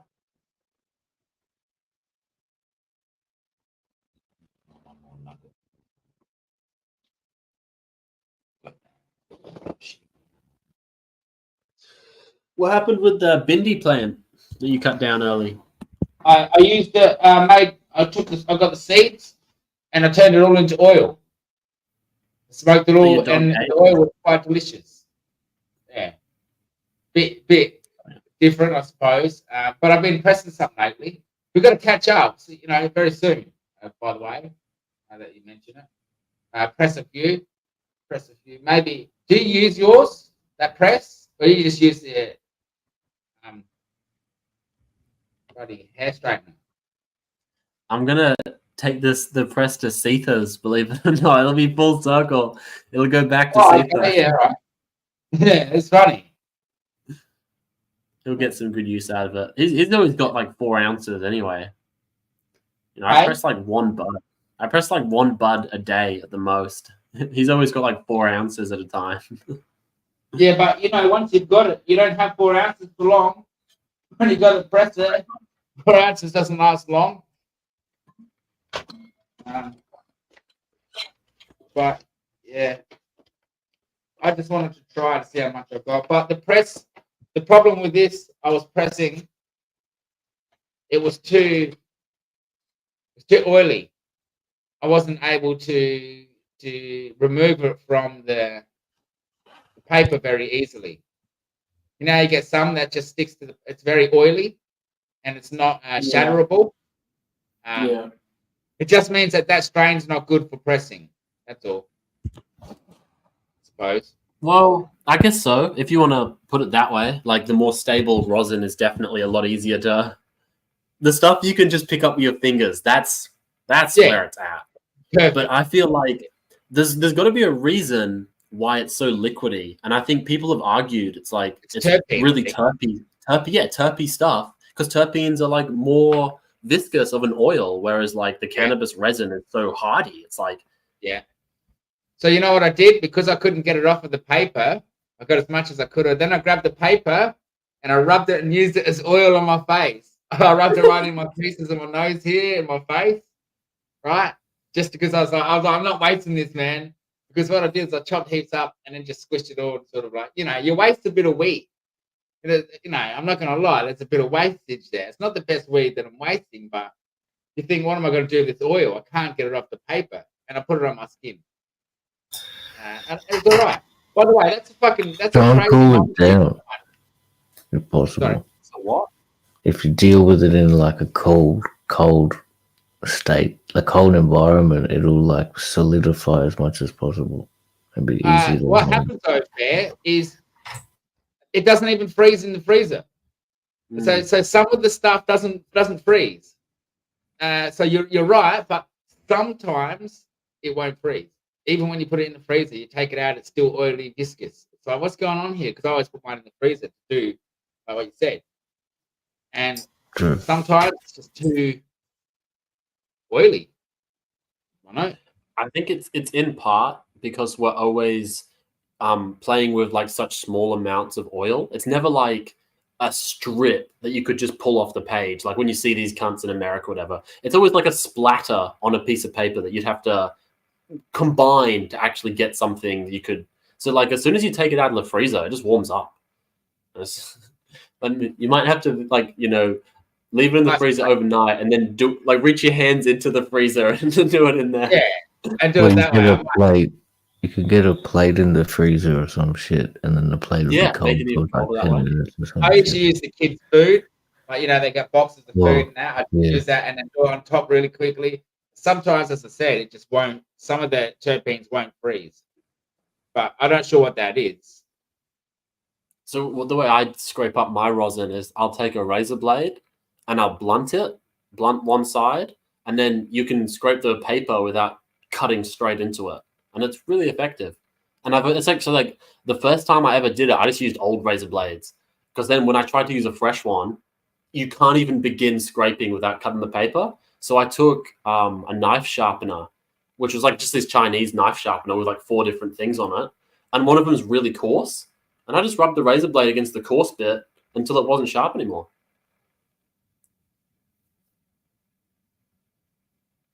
Are you serious? I actually used that. I used a knife sharpener on this to get the lips gone. And you can they got a scissor sharpener on it. It's got a knife sharpener, and you just put it there. This is just an old teaspoon. Oh, okay. It looks like a dab tool. Yeah, dab tool. Nice. Homemade dab tool, bro. That's cool. Yeah. A good idea if you got like only old silver teaspoons, I suppose. But for a dabber, a dab tool is essential. And not just one of those stupid little like metal dipped, ones, those dab tools that you get from the shop that just look the same. Yeah. Just I've got a few of them. It needs to have such a fine point on the end to get the rosin off. Yeah. For sure.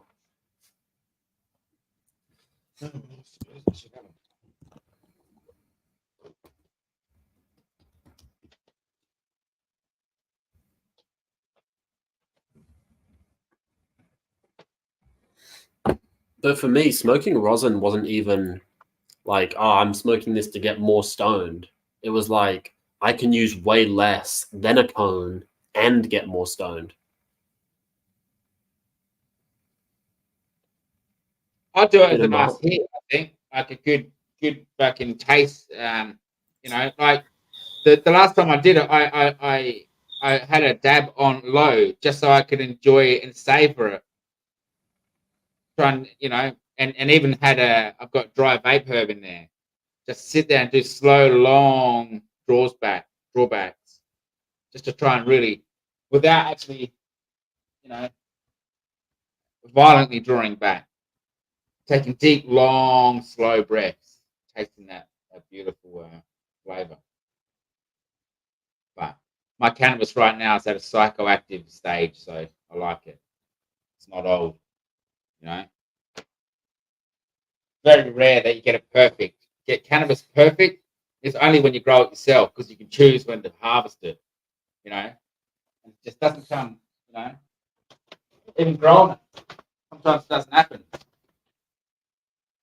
Yeah, I know a dude who he helps other people grow, and all the pictures he sends me are of like crystal clear bulbous gland heads like on buds.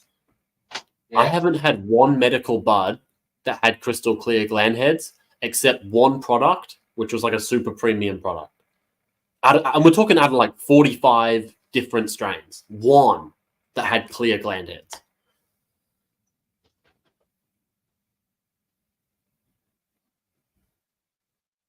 What does that mean? It just means that like they pulled it and kept it fresh. Oh, they got way oily. Okay, yeah, right. There was one of them that was. Bookie, mate. What are you doing, mate? He's fucking disappeared. But good. Yeah. See, there was like an artifact from when you were on the stream last time. Like you were wearing your hoodie still when you put your camera back on just now. That was so weird. Yeah, I'm just cooking some dinner. Cooking some fucking yellow curry. Nice. Trimming some buds, lad. That's all. Just doing some trim duty here. Fuck yeah, Hookie. When am I coming over for a Szechuan on your fucking pink? Szechuan. So, you know, I'm not long, I can tell you that for sure. Not fucking long. Pick me up on the way. Not long. Yeah, mate. It'd be nice to smell soup saying again. I showed the bud, and it just didn't look good to me. Now I'm happy to see it in the shape and shit, you know. What happened is, Steve, my dog started digging up my grow plot and ripped up half of one of my, like a hole on one side of my plant, ripped up all the roots, and then went to the other side and ripped up all the roots because it thought that yesterday that I was trimming. But when it thinks so that I'm done with the plant, it rips the plant up for me. And because I was doing that yesterday, and I told it off yesterday, I said, don't. I told it off twice today, and the ticket's fucking out. So that's another story. But it started digging, started to fuck it. It's on the harvest.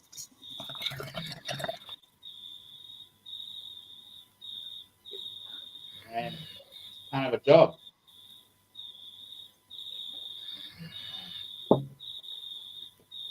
Half a pound. Ooh. Just finished half a pound of the Super Saiyan King. It's good. I feel like Amos must be trimming buds too, because he's always here and he's just not been here since like a week ago. That's what I was thinking. I was hoping Sean okay. He showed his face, so it's right. What do you say, Caesar? He's cooking curry. He's the best. He's one of the best. Frosty. Jeff. What the hell is he doing in that bloody room of his?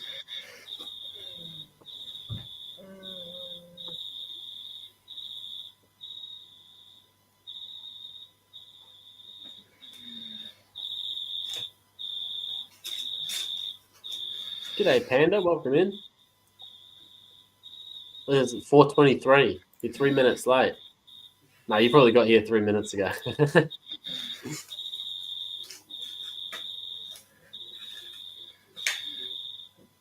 Woo!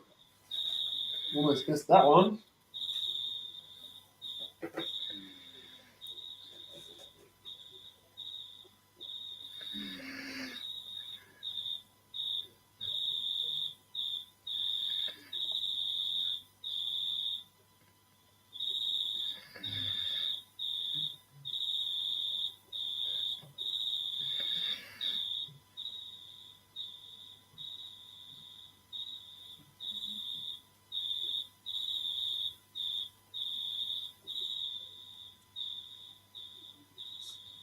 We got crickets, and we got crickets.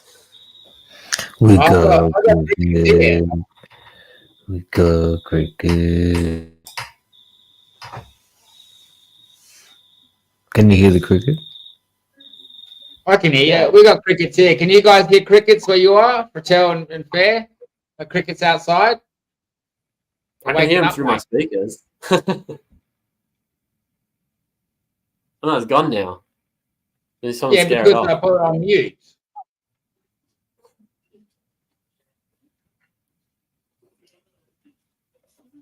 Oh, it'd be cool to see one of your painted frogs, Hookie.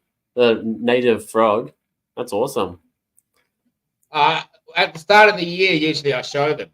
Usually they come out when I'm digging. Yeah. I'll dig the area up once I've done the other plant. It's still going on. I've still got a couple of three small ones to do to harvest. The same clone, a couple of other, the same thing.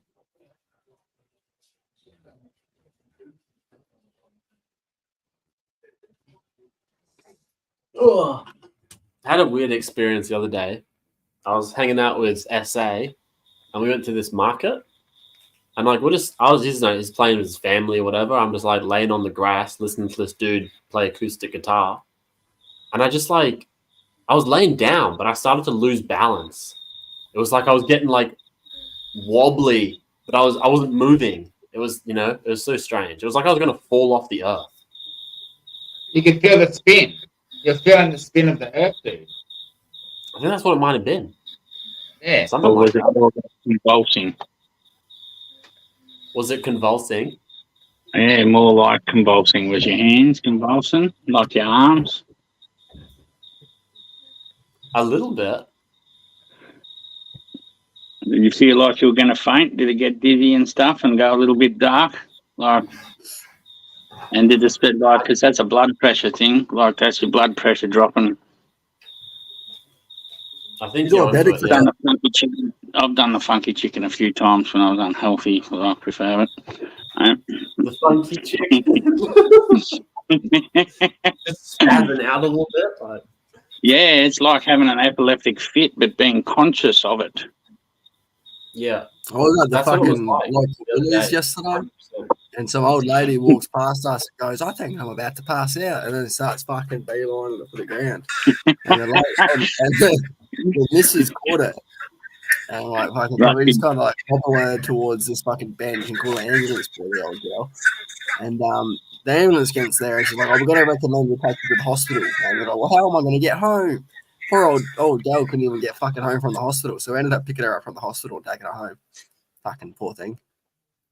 But like, luckily the ambulance worker didn't give her our number, so like, she's not gonna call us for a bunch of shit. But like, she got. It's lucky it wasn't like some heartless cunt, because I was walking to get beers, and I kind of heard her in the corner of my ear, and I'm like, she's like, "Oh, like, what's this crackhead want?" So I turn around and she's passing out, man.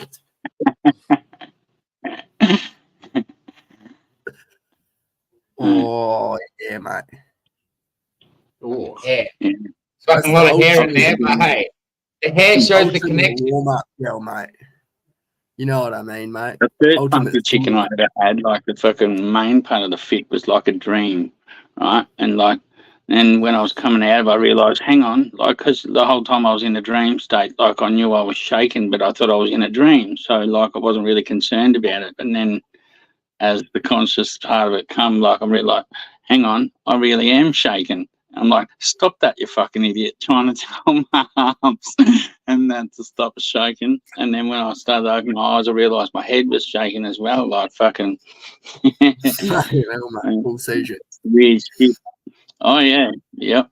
And fucking the first time was the worst one. Then I learned how to fucking control. Like, yeah, it used to happen if I stood up too quickly, the blood pressure dropped too quick. You'd fucking, yeah. Clouds, like, yeah, the black had started closing. You could feel it coming on. I'd have to bend it, like, drop to the ground real quick, start kneel down or squat down, let the blood try and catch up to my head. Straight up. When one of your legs just like sticks out prop yourself up. Yeah, my arms were still going. I'd have to reach out and grab hold of things if like it come on too quick because I'd lose balance because of the waviness of it. Like the way it come on, like you'd lose your balance and fall over. If you could grab something, it was always good. But like, yeah, if you didn't have time to grab something, then you were fucking trying to get to the ground as quick as you could because you knew you'd fall if you try and stay standing. Yeah, the first time I folded over the fucking back of a couch, mate, backwards too. Like, and that was the funniest thing because I was in the dream state before I even hit the ground, and when like I folded over the couch, it was like I was out of body experience, looking at myself like having a dream. I like had a giggle about it. I'm like, haha, that would have hurt if it was real. And when I was coming out of it, I was like, my back. That was fucking real.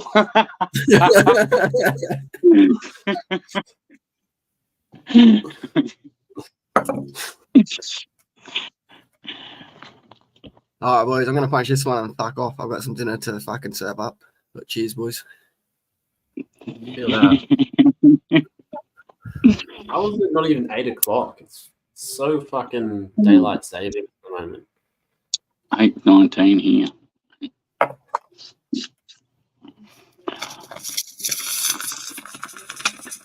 Hey, backstage. It's Joe. You can replace Sita.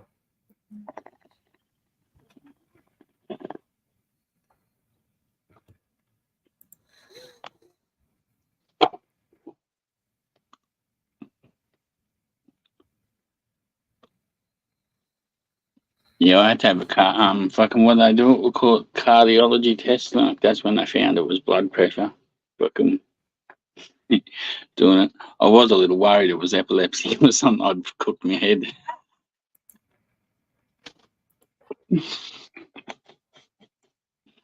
That was sort of the issue I had the other night when like I had a bunch of THC oil and I was having this like that problem where like my fucking arms were doing their own thing and like I was sort of struggling to balance myself when I was standing up. And I was just coming up with all these different things why it was doing it. Like, oh, it's the Maui inhibitor activating the rabies that I got. Like, like just the most obscene things you can imagine. Like, I'm pretty ignorant when it comes to stuff like that. Like I was like fucking when it comes to my own health, I always think ignorance is bliss. I try and be as healthy as I can, but I don't want to go out and find I don't go looking for things to find out what's wrong or trying to think what's worse. Like I was trying to brush them off and like, oh, yeah, never happened. Eminem says it. He says, "I don't know if I've got AIDS because I'm too scared to get tested. I don't know if I'm AIDS infested because I'm too scared to get tested. In other words, I'm not going to know because I ain't getting tested. That's what I need to." And then like there's the opposite where people just want to get a diagnosis so they can get the treatment and then fix the problem that they have.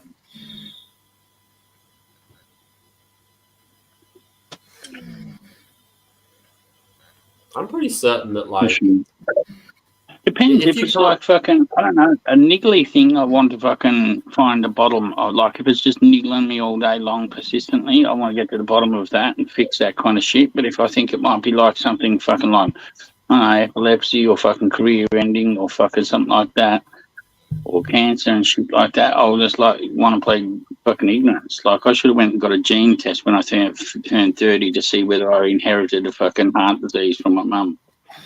I thought, no, I'm not going to even think about that shit. Because, like, if I think about it and dwell on it, like, I might create the fucking thing. So I'm fucking ignorant. When I have the heart attack, I'll have the heart attack. We'll cross that bridge when we get to it.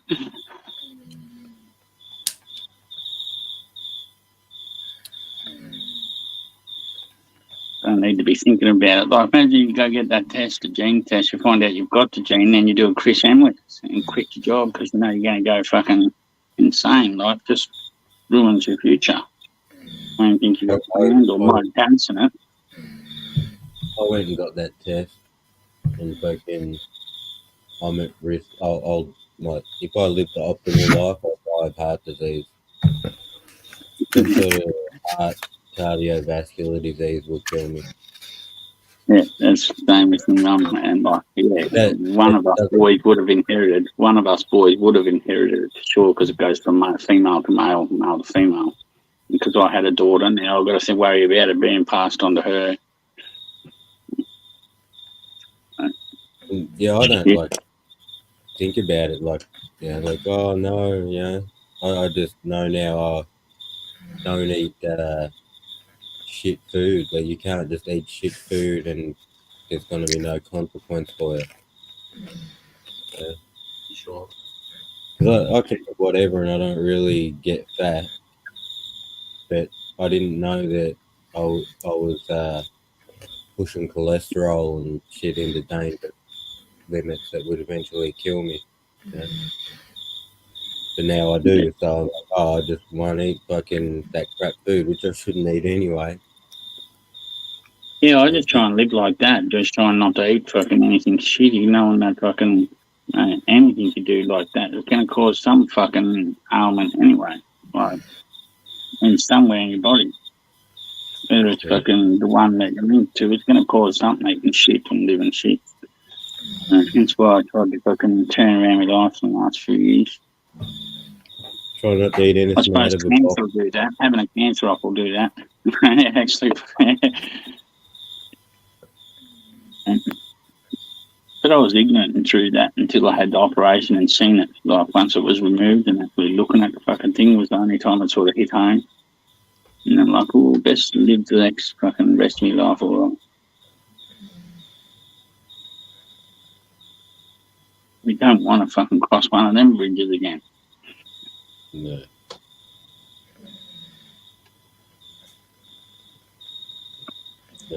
Figure, eat healthy, try and keep moving, don't be sedentary. Yeah, you'll be fine. Like, you're gonna get old and slow down eventually, but the longer you keep moving and eat well, the more quality time you're probably gonna have.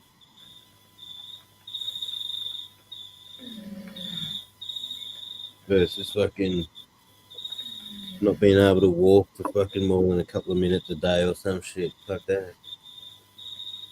It's good suck, thanks, man. Yeah, I feel like there's people that they're at a state in their physical health where the more they exercise, the more they improve.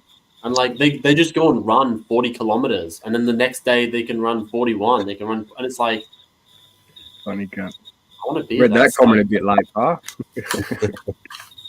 J-Matey. What's going on, Patel? How you doing, bro? All lies. Jam.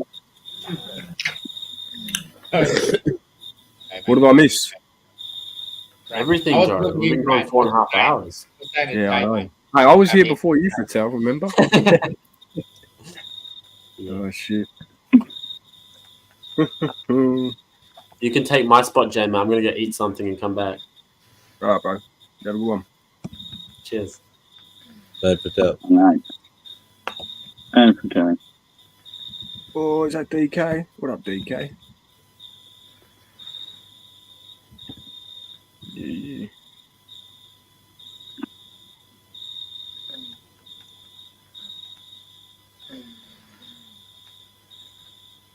It's fucking crickets allowed.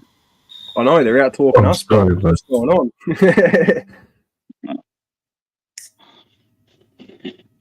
Fucking, they're doing an orchestra tonight, bro. Oh, I got some footage of the plant. That's where I disappeared to before. I hope it's not that much smaller than it was when you made it yesterday. What's that? No, I haven't touched anything on it. But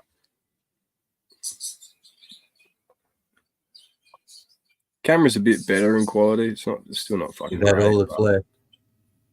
Oh no, 2. 3. Wait till you see it from the guts, bro. I think I go down the middle. Like, hold up. Oh, what the fuck happened there? Fuck, 1 sec, bro. 1 sec. Get it back up.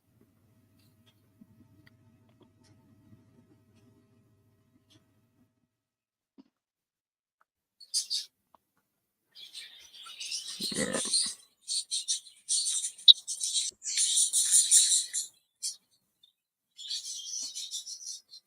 It's fucking mean. I'm loving it. Doing pretty good. And then I got some fucking Super Saiyan Pink from the hook. That's a clone off a clone that's been pollinated. But yeah, nothing special. Well, it is special. It's Hook Super Saiyan Pink. But Nothing special. Mate, wait till you. I just meant like because of how small it was, bro. I didn't mean like strain or anything. Never tried it. That's all right. I'm not offended. I'm not offended. I know what you mean. Yeah, don't come headbutt me now, bro. I've heard some people say that they don't like my strain, right? The taste of it, but when they're in front of me, they're like, "This is epic." You know what I mean? Like, all right, and then they say later on, "Oh shit, I don't do." I packed you a bong. I had a session, you know, and obviously you're not being a fuckhead. We're not like that, you know. But yeah, this year's not been the best for my Super Saiyan. Other people, my mum grew better Super Saiyan than I grew this year. Oh shit, that's not good. Mum's doing better than you. Oh, you Hook, the fucking temperature outside, bro. 17 degrees and 60% humidity. I got the window open, no aircon's going. It's not bad. My weed's been out overnight. I left it out last night, and it wasn't too bad. So does yours dry out exactly 10 days, bro? 10. It could be less. Yeah, I thought so. I don't want to push it though. I'm removing this now. See this is a day off. I'm removing this stem. It's a day off. But all I'm doing right now is removing a day or two off the dry process. Show us what's in there, bro. Show us what's in the bag. It's about an ounce in a bag, ounce in each. So I'll fill the bottom of the bag. So bud on each part of the bottom of the bag. Not double it up. It's done now. And then that usually is about an ounce a bag. Fuck like yeah. It weigh a bit more than an ounce. Sponsored by Coles, mate. You're doing good. 100 grams of wet weed. Dry it to about, I don't know. Dude, imagine that if Coles is watching this and like, Coles cure bags. Well, they might not like it, but it's the best. These Coles bags are the best for drying, and about an ounce fits in there. And you can take not it only outside that, not only that, they're environmentally friendly as well. Yeah, hang them outside, and it dries off because the sun's not on them.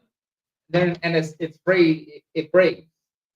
So I take these out on a good day and hang them outside like that on my fence, and they'll dry out quicker. I think the snap test. I think do the snap test if you got fucking consistent conditions. Yeah, if it's variating a bit, I don't know. Well, I don't know. I check the bud, bro. I go, oh, that's a bit dry. You know, probably get the fan off it. Don't put the fan on it. But yeah, look at this cunt. He's got the sticky fingers. Oh, that reminds me. I've got these jars, bro. Got all these jars in here with the buds.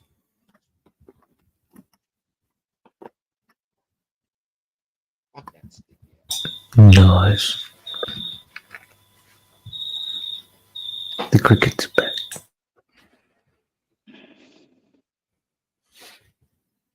I was looking at photos online of what the Sweet 16 is actually supposed to look like, so I can get an idea of when to pull my plant. But I don't think I'll get those the same colours out of it. I don't know.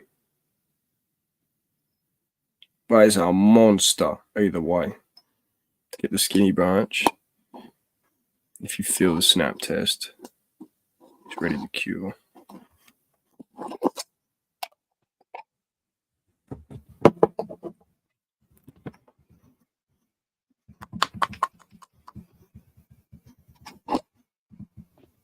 Ooh.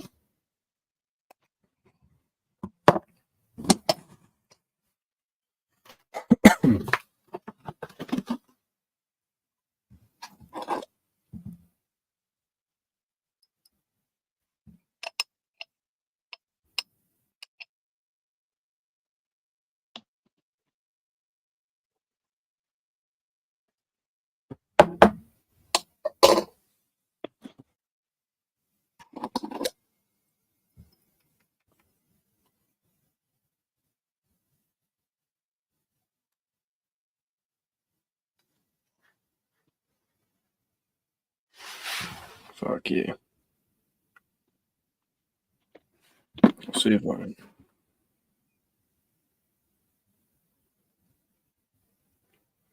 Pretty mediocre. Like, it's not proper formed, you know what I mean?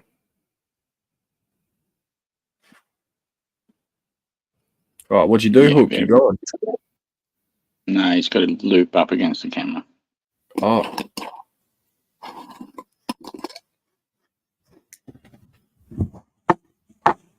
Well, P. Diddy dropped the list as well. Called all them out, bro. All the names. Had his kid reading the names out and shit. Really? Yeah, bro. Did your name come up? Justin Bieber's name came up. Usher, Kevin Hart, Will Smith. Julian mate. No joking. It's pretty rough. Yeah, he's got some crazy shit going on.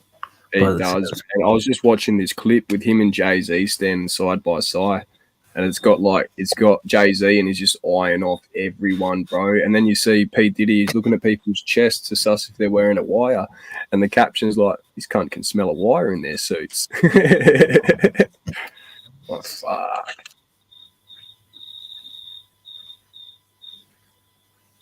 Runt's muffin turned deep purple.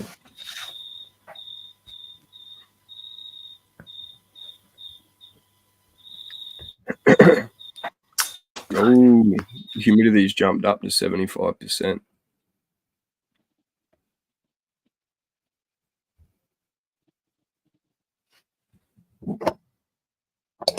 Jump. I was looking at those hygrometers as well. I wasn't sure if I should get them or if I should just get the fucking humidity packs. Do the jars like LZ does.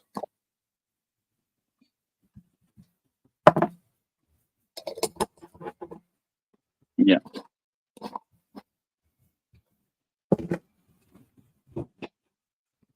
If you're going to do the humidity packs, you've got to get yourself a little humidity meter.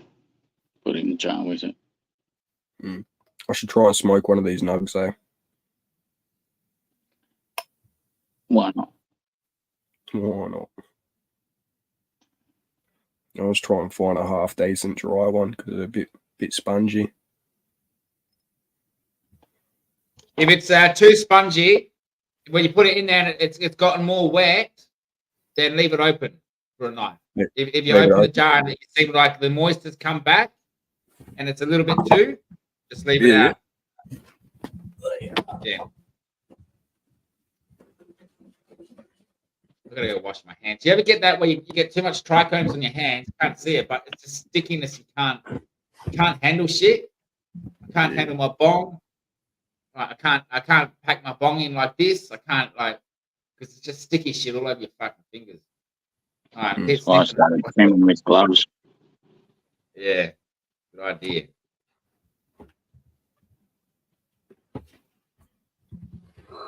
Just get those little disposable gloves. Fucking get a box 100 for surprised I got a pound of the Super Saiyan Pink, actually.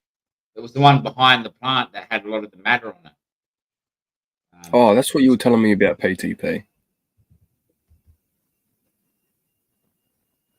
Yeah. Wireless weather station.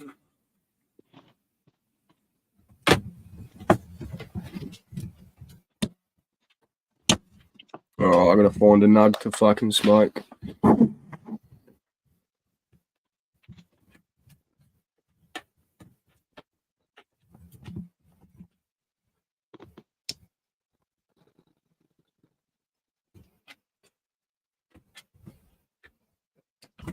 Yeah, I reckon I'll fucking smoke this. It's still like, have a look. You can see it's pretty fucking, bit squishy.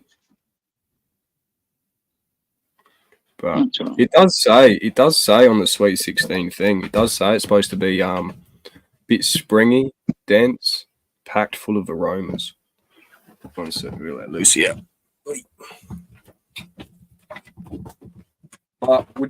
Would springy be like?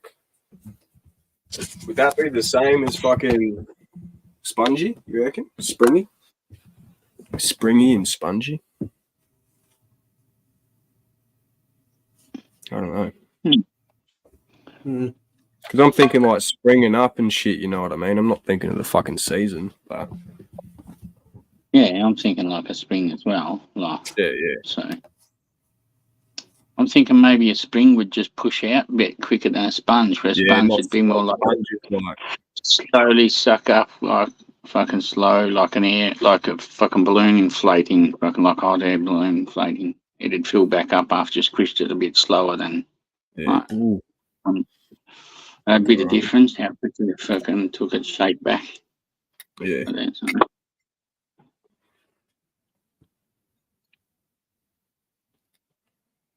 It pulls apart, all right.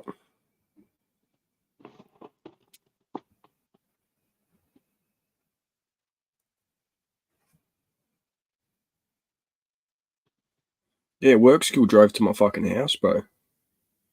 I was like, I woke up this morning, obviously in a bit of a mood, but I woke up and I'm like, oh, fuck's sake, I got work skill, doctors, all this shit. I'm like, I'm not going to the doctors today. Email work skill, like, yo, I'm definitely not coming in. She's like, oh, what? I was like, yeah, nah, sorry. She's like, oh, fuck. She's like, you home? So yeah. She's like, I'll bring your phone to you. It's like, oh, what? Sweet. Sign paperwork and shit. I reckon I bugged the phone, bro. It wasn't even like proper sealed up. You know what I mean? Like it's a new phone. That with me too. Back when I was unemployed a couple of years ago. Yeah. So they bugged my phone, and now they're sending me fucking messages to join the army, bro. It sounds a bit like a psyops. It's a fucking psyops. Next minute I'll see ads. We want you, J mate. Like what the fuck, Uncle Sam? What's going on? Oh, Monty. Sorry, Monty. He got a message. You weren't here before, but he got a message for the ATF for recruitment through his work, through his work skill, bro, through the job agency. Now, a week ago, this wasn't even allowed. They didn't have any contracts through their recruitment companies. They don't recruit through work skill. They've never done that before. No, they would do their own ads on TV and shit like that. And YouTube. Recruiting careers. Weird. Asking him to go to a seminar of some kind. It's not really weird. Not really weird when they plan to recruit 30,000 fucking more people over the next 10 decades. Yeah, true.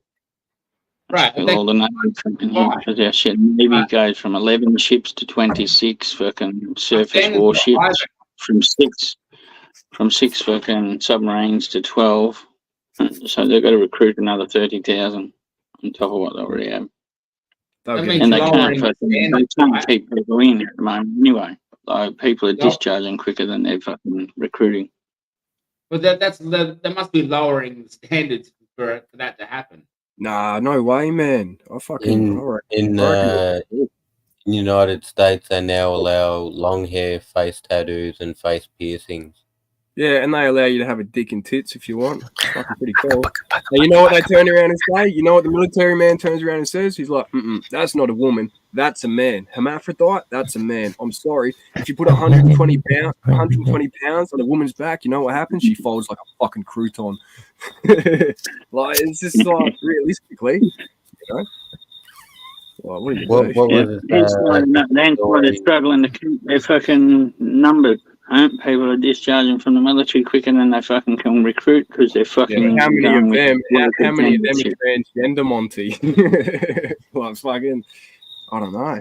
It's because of that woke agenda cunts are getting out, because you don't go fucking to the arm. You put up with fucking bullshit that happens in society every fucking day. Yeah, you go there to get away from that fucking bullshit. Chelsea Manning, think about it, bro, that'd be the scariest. Chelsea Manning cunts make me sick. Hey, bro, listen, bruv. It's not their fault. They've been brainwashed and convinced to think that this is okay to do this to themselves. It's not their fault, bro. These people are like seriously fucking. I don't get it. You know what I mean? And then what's worse? The media, social media, glorifies these celebrities. It's like fuck. What was the story of that guy they called up and told to come back? So he was discharged from the military, something like 13 years. He served, and now he got involuntarily recalled to serve. And this is the United States for the Marine Corps. So he's like, now, why would they want me? You know, I didn't know where he was out in the fucking neck of the woods, bro, like somewhere in the middle of nowhere. And the clip he made, I'm thinking he's a sniper. I'm like, he's a sniper, lad, 100%. But yeah, no, it's just suspect. I'll see if I can find the clip for you. I'll pull it up.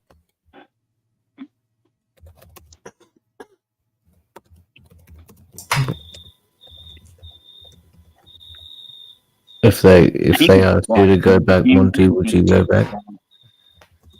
If they asked you to come back, Mont, would you go? I don't ask. You have to.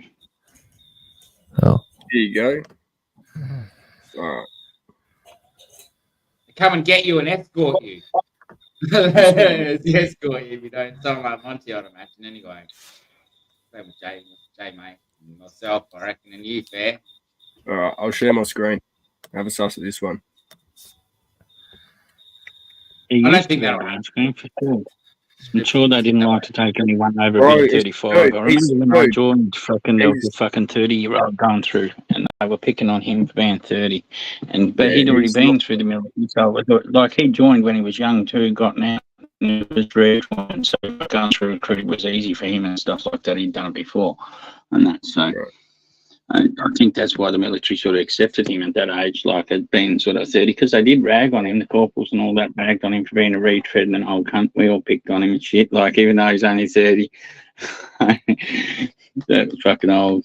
Yeah, all right, this one here. How after being discharged from the Marine Corps for over 11 years, I'm sorry. Been discharged from the Marine Corps for 11 years. I just got involuntarily recalled. Can someone tell me what's going on? Can someone explain to me how after being discharged? Dude, I'm all spun out that the Asian fella's got an American accent. You know what I mean? Like, yeah, fuck. He's been there for a while. Shit. Boy, this looks a bit more. He's probably second generation born there, something like that. Probably from Vietnam War. Yeah, for his Vietnam or Korean War. Pretty rough. Could even be from a marriage from servicemen being in Korea or fucking Japan, based in so. You'd be surprised how many, American Army's full of all different colours and fucking shapes. And all pretty much with an American accent. Just which part of America they come from. Which particular part of the accent it is. I'm probably going to cough my ring out from this. Wish me luck, boys.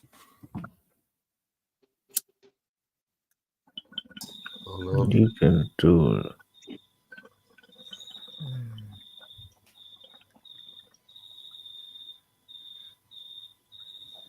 Pull it, smoke it, yeah.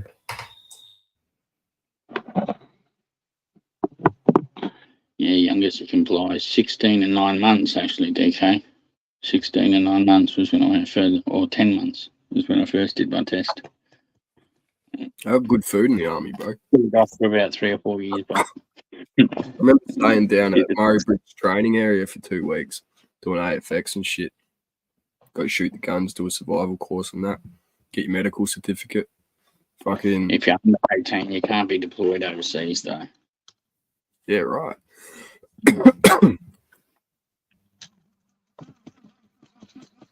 Yeah.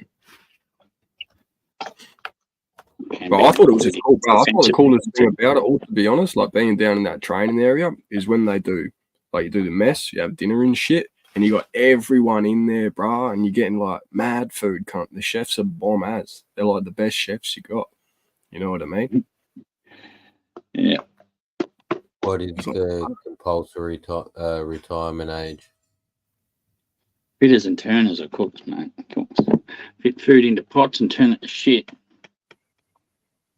Nah, that weren't too bad. They get better. It's like, I don't know, they get lazier, like base and stuff. Like overseas, I don't know, they seem to step it up when you're overseas. A little bit better.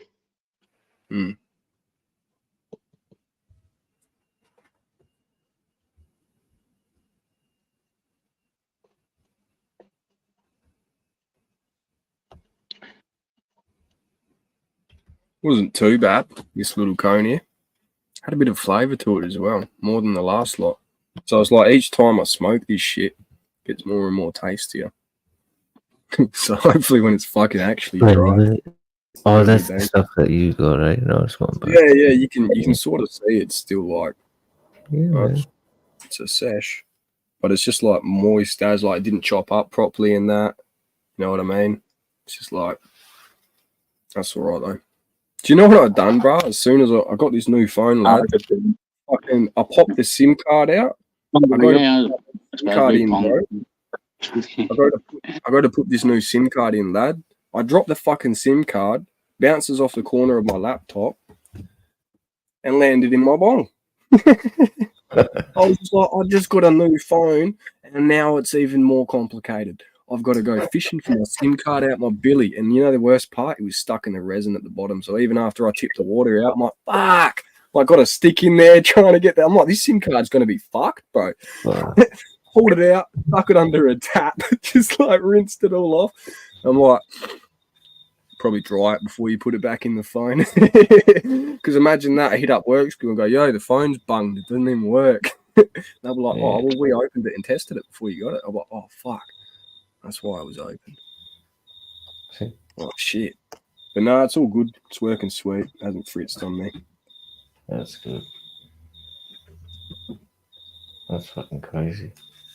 Yeah, bro. Your fucking SIM card lands in the bong. I'm like, oh, for fuck's sakes. Yeah. Bit dark, Hook. Can you put a torch on that bud where you have the loop on it?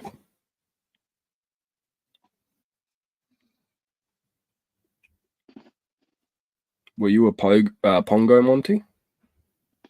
Pongo, like, mate, I see, like, if I take that, like, as Pong, like, as, yeah, that'd be probably something that Pogues called us. Yeah, I don't remember getting abused by Pogues very often. I don't ever remember what they call. I remember the Navy whinging about how bad we stunk, mate, when they had us locked down the bottom of their ships. But fucking, yeah, like, the other corps did not abuse us very often. It was always us abusing them and fucking, bashing. We would go down to their court, like, the brigade's boozer where all the other corps, because like the infantry battalions have their own boozers. We'd get pissed there and then head to the brigade boozer and then just walk in there and walk just straight up to the fucking biggest dudes in there and just like, get the fuck out now. And then if they didn't run, you would start punching. Yeah. It was savage. Hey, Hook, could you put like your phone camera, could you fix that loop to your phone camera, get it right, and then zoom in even further on your phone camera, bro, and then like get proper zoomed in? Yeah. Cool. Fucking nice. But it's hard to do when you're holding camera, 3 pieces, the bud, the phone. So what I got do a little jealous is around the Navy had I put the camera on here, I put the light on it, underneath it, and I put this on top of the camera, and then I just put that on top. And I look at the flower. That one's like been drying for a couple of days. This one here. Yeah. This is what I harvested this last week early to test it. Yeah. This is what I tested. What I cut yesterday when I did that grow. Have you ever tried growing? Have you ever tried drying your buds with the humidifier and the fans? No. No. We got to do that. We got to do that, bro. We got to do it. No, we got to set up a room hook, and we got to fucking. It'll be sick. Right Yeah, now, I know. We got really good weather, but the humidity's jumped up 15 points. So I've just like closed the window, but I got the fucking door open. Yeah, it should be right. I got jealous of the Navy life when I was on the ships, man. Them cunts got soft serve every day. What? Soft serve? Fuckers, yeah, have a soft serve machine on the ship. Showers every day, mate. Fucking, you can't go sort of wrong as long as you don't mind fucking like it. Yeah. I can't swim. If you're fucking all right with fucking floating and becoming fucking fish bait, mate, fucking, yeah, because when you can't see the fucking any land, like what fucking other than by the sun, like, but then how do you know which way is fucking land? What? There's what? You know what I mean? Like, tripping out, exactly. Like, I'd be the same, bro. I have a fucking panic attack. You know what I mean? Like, you could be swimming for a fucking week. Like, fuck that. You're fucking dehydrated and dried out like a prune after 24 hours in the ocean, man. Like, dude, fuck. You wouldn't even do that. To be fair, realistically, if you knew you weren't going to get saved, I'd just start swimming to the bottom. I'd just start swimming to the bottom, lad. I'll be like, all right, I've done this in GTA 5. I know what to do. The worst fucking thing I found it, though, like on the ships, right, they had these fucking like chemicals that must break down the waste and shit, right? And they had the fucking gas sensors. Yeah. Right? And they run drills all the time, like fucking, like they have these sensors to pick up the gas if it's leaking and that, right? Because if you're sitting next to this fucking pipe and it leaks, like you can't, by the time you smell the gas, it's too late. You're dying from it. Right. No shit. Yeah. I actually got and we were locked down right down next to them and stuff like that. And they'd fucking, this alarm would go off and they'd scream, gas, gas, gas. Right? And all them fucking cunts come running to the doors and try and lock us down the bottom with the gas. Mate, like, you got to sprint like a motherfucker to get up the stairs and off that fucking level. Like, I got so angry. They were trying to lock me in and I was trying to come out. I'm like, you fucking, they must have seen my eyes, mate. They like, ooh, and just let the door open. I come out of there.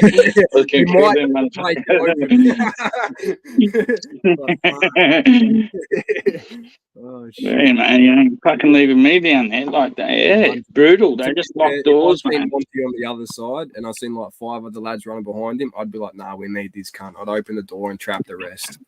You know, I installed these little gas masks, like I had 20 of them, so I was lasting a few hours down there. So them cunts would have hoped that gas leak lasts longer than that, because if I come out there alive, they're all dying. Yeah, bro. Wow, that'd give you PTSD, lad. Like, what the fuck? Yeah, mate, I was asleep on one of them, mate. I was asleep. We were all asleep, snoozing like lazy motherfuckers. And then it went off. I've jumped up, grabbed about 5 gas masks, and I'm running out, and I noticed all my mates just still sleeping. I'm like, fucking start shaking. I'm like, gas! Like, it would become a funny thing fucking for a month afterwards, like, because of the panic on my face, they reckon. Like, I was like, fucking, but I was saving them all. Fuck, bro. What a bunch of cunts. Once I realised they locked us down there, mate, I was never getting locked down there again. Oh, fuck that. Fuck. And not getting a chance. I was out of there. That's rough, man. But hey, that gas must have been somewhat safer than fentanyl, because I watched the clip earlier. I have to correlate the two somehow, but I watched this clip earlier, and it was this police officer, and they're searching the back of this car. I think they had a squad car. They're testing substance, and old mate tells him, he's like, that shit's fucking super dangerous, fentanyl. And then it's got a countdown from 7, 6, 5, 4, 3, 2, 1, and then the officer collapses, bro. He just got a whiff, bro. Bang, he's fucking down.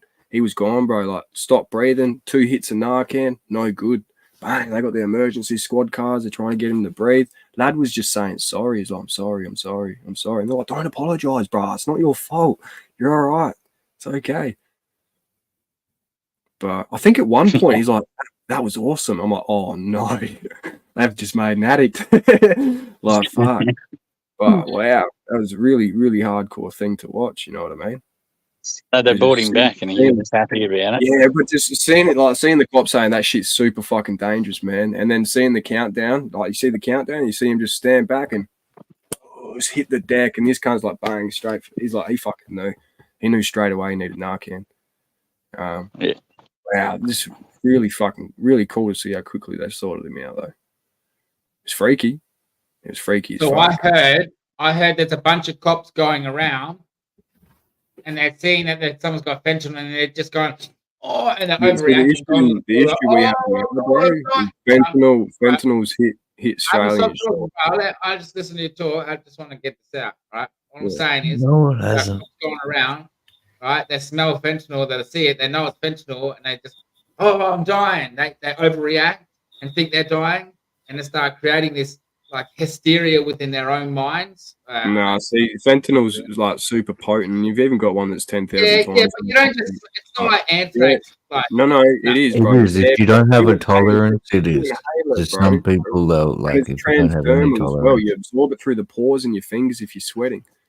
So if you just get the smallest, this is the thing, because you dose fentanyl in micrograms, not milligrams or grams, micrograms. Yeah. It is that fucking fine. The biggest patches only contain 18 milligrams. If you can smell described as 100 micrograms an hour, and that's transdermal through a patch.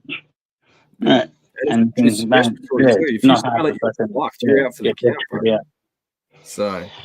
Even if you've got to have it and you swap onto fentanyl, like fucking just swapping from other opiates to fentanyl and that, it's going to drop you half the time. Well, I think the issue you've got is it's short acting as well, so you're not really getting your hit. And now they're mixing it. It's short acting, like fucking what? It's probably 3 hours less shorter than an oxy or a fucking MS. That's fuck all for appendicitis, bro. It's fucking the liquid fentanyl at the hospital does nothing. I reckon I've had it a couple of times. I've never felt it. Like, I'm like, what the fuck? Yeah. I got flown there, and this chick's like, no, I'm like, why would you ask me that, no? I looked at the pipe, like, what the fuck? But fentanyl is an Australia affair, bro. It's in the Xanax. The police have found it, tested it. It's in Xanax. It's in all your repressed pills and shit. Oh, you can just get the patches and cook it out anyway. So and you've got people that now I know people that are fucking imported for a while. Big fucking thing in Australia as well. It's not really spoken about too much, but it's a big fucking thing. It's one of the most expensive drugs there is. But yeah, it's dangerous shit. Don't fuck with it. Probably so it's got to have some health benefits, you know what I mean? But I feel like it's more of a band-aid for symptoms sometimes. I don't know what therapeutic use. Well, I do know what therapeutic use it has. I don't know what recreational use it has. You know what I mean? I've never had experience with it before, so I won't really have anything to fucking compare to. But yeah, carfentanil is 10,000 times stronger. But now you've got niazines, which are worse than fentanyl. Like they've got these new ones now, bro. And I don't understand. You see what's happening to the populations. It's fucked up. It's real fucked up, especially in America, because they got that trank dope, which is H, alprazolam, and like fentanyl, bro. 1, 2, 3, all in one. It's mainly alprazolam and fentanyl, not too much of the H anymore. Well, they got the niazines. Those niazines.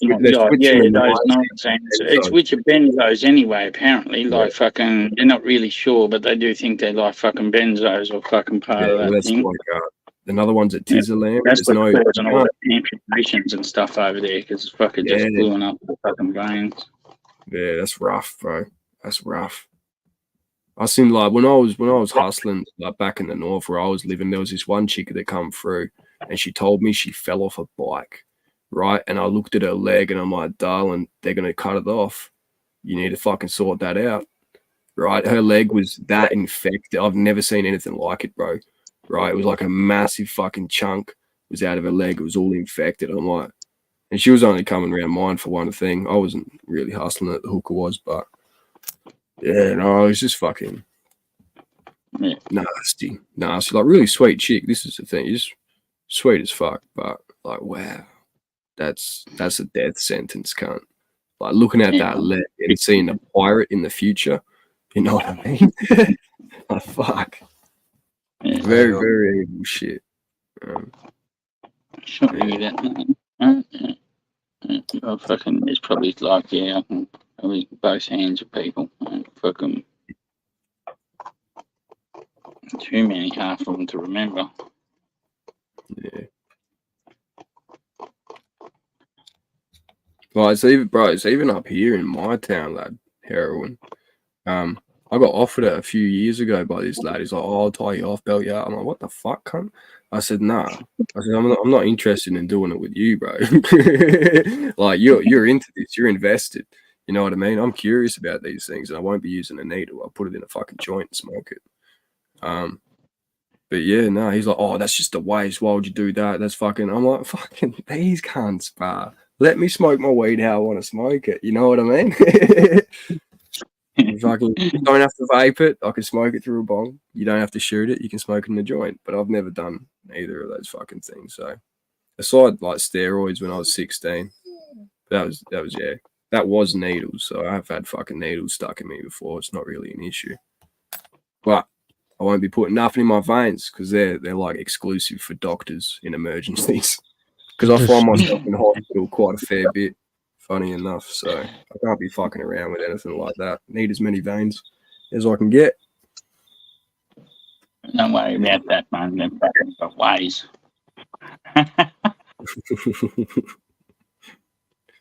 Oh shit!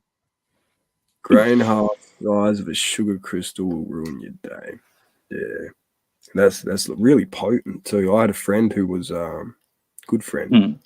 I used to work with him, got him a job out on the chicken farms as well. He was fucking on heroin and shit. And he got off it and he's like, "Bro." I'm like, "What was it like, cunt?" Because I've done heaps of psychedelics and shit. I'm like, "Oh fuck, you've done something I haven't." You know? That's how it was. I'm like, "Shit, what's it like?" You know, the experience. He's like, "Fuck, it's not good, bro. It's not good. It's better than sex." And I'm like, "What?" I'm like, "How could anything be?" I'm like, "Well, I had that acid trip once. That's probably better than any sexual encounter I've had. Unless you're like in the middle of that encounter with that chick, you know, it's pretty fucking good then. Nothing better. Can't be thinking about your acid trip when you're tagging a bitch. That's just weird." But yeah, no, it's fucking. He's a good lad though. I think he's off it for the most part. I bought one dude back fucking 5 different times, man. I fucking got sick of it. Like after 5th time, I threatened, like, if he ever did it again, I ain't bringing the cunt back. He can die, and I'll just dump him. Fucking hell. When people are doing like fucking, they don't give a fuck, like whether they're dropping or not, and they do it repeatedly. It's fucking annoying. Like, kills your buzz. Fucking enjoy yourself. Quietly, cunt. I know what you mean, though. I've had fucking friends like those, bro. It's not pretty. You know, they're throwing up on themselves the season, they're shaking and shit, and you're like, for fuck's sakes, cunt. Everyone, hey, yeah, off you go. What? Why? I'm like, because you aren't helping, so I don't want any one of you fucking here. Get the fuck out. But yeah, those situations, like, fucking, they're fucking full on, man. It's a full on situation. Yeah, when my mate fucking OD'd, lad, I thought he was gone, bro. Like, I had fucking full flashlight torch, like, pulling his eyes, and his eyes just pin shot. He's gone. I was like, "Oh, I can't." And his mum was on her way, bro. I'm like, fuck, he puked on himself, and she knows he has problems and whatnot. And I look after my mates at the end of the day, talk to their mums and shit. Their mums sort of don't like me, but tough shit, you know. It's my mate. I don't encourage anyone to do anything. They usually do it of their own accord. I just get caught up in it, and people look at me like, "Why'd you let him do this?" I'm like, "Are you fucking serious? That's a human being with his own fucking. He can move his own shit. He gave it to himself, cunt. Don't put this on me." I'm like, yeah, it was wild. But his mum rolled up. His mum rolled up. She's like, what has he had? I said he's had Xanax, codeine, crack, and he's had some fantasy. And she's like, fuck. I'm like, yeah. So guess what she does, bro? She gets down, because my bed was on the floor, my mattress and shit. I threw the bro in there. And, like, get him in bed, roll him inside and shit, get the aircon going, cool him down. And yeah, his mum like got down on their knees and she's like, "It's time to come home, Jared." And she puts her fucking hand. She put her hand on his chest, bro. His eyes open, fucking boom. His pupils full dilate, lad. I'm like, oh, I got goosebumps, cunt. Goosebumps. I'm like, fuck me, man. And my mate just started like crying, and she's like, "Wow." I'm like, fucking. I was like, what the fuck? It was a really weird experience, bro. You know what I mean? But this cunt's still putting people through that, lad. You like what you're saying with your mate. You know what I mean? It's like, fuck, you're killing my buzz, dude. Stop. He's OD'd like another 4 times, been in 2 car accidents, mangled the cars. I showed you the cars. He was in that car accident with the boot that twisted and then caved in. And then, I had footage of the other one as well. Broke his neck, shattered his pelvis, spine in 2 places. Left side of his brain shrunk, serious fucking head injuries and that. Split his skull open. He's done a number on himself, and he still loves to fucking party. You know what I mean? No stopping this lad, bro. It's fucking go, go, go. That's ADHD as well. You look at people with like ADHD, like full on. Sometimes they do lean on substance a lot more than the average normal individual that's running at, normal speed, not fast forward. I don't know why. I don't know the science behind it. But had to knock out an elephant. They're mixing it with an animal tranquilizer, calling it trank, zombie-looking statue people in the streets. Fuck. That's like the terracotta army. You can call it the terracotta junkies, lad. Fucking Jesus, bro. Well, I look like zombies with all the skull sores and fucking open wounds that they get from it. Monty, you've struggled with substance before in the past. What's your solution for these issues? Do you reckon there is a solution? Or do you think this just has to run its course sort of thing?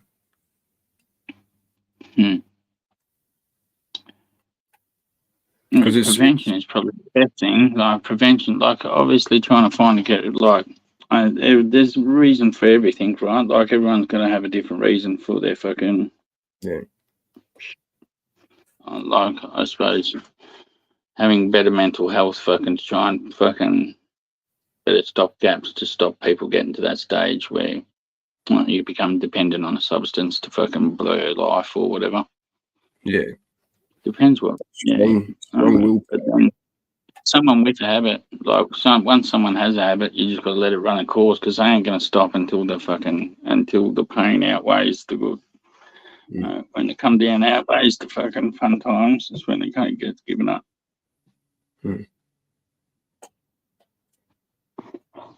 I heard this lad's interesting interpretation of what worship is earlier, and he turns around and he says it's simple. He's like, worship isn't coming to church and singing on Sundays. It's like worship is resisting that temptation when you feel like grabbing that pornography and you stop yourself, that discipline. He's like, that's worshiping God, like not, maybe it's the same thing for like substance too. When you resist the temptation sort of thing. Definitely. Take care of the temple. You want this bitch running 100% when they hit the shot. I don't know whether you've ever had fucking experience with peer pressure and stuff like that, and fucking, and you don't want to give in, but you have, and then you feel bad or whatever, and then when finally you have the courage to fucking say no, like, and you continually say no, you feel better and stronger each time you fucking say no.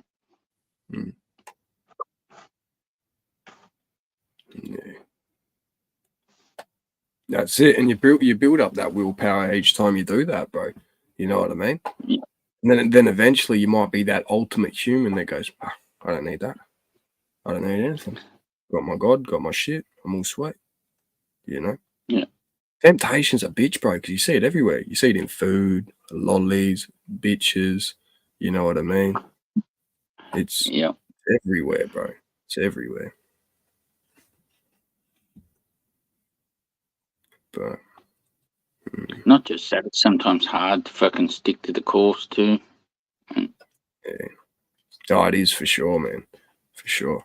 100%.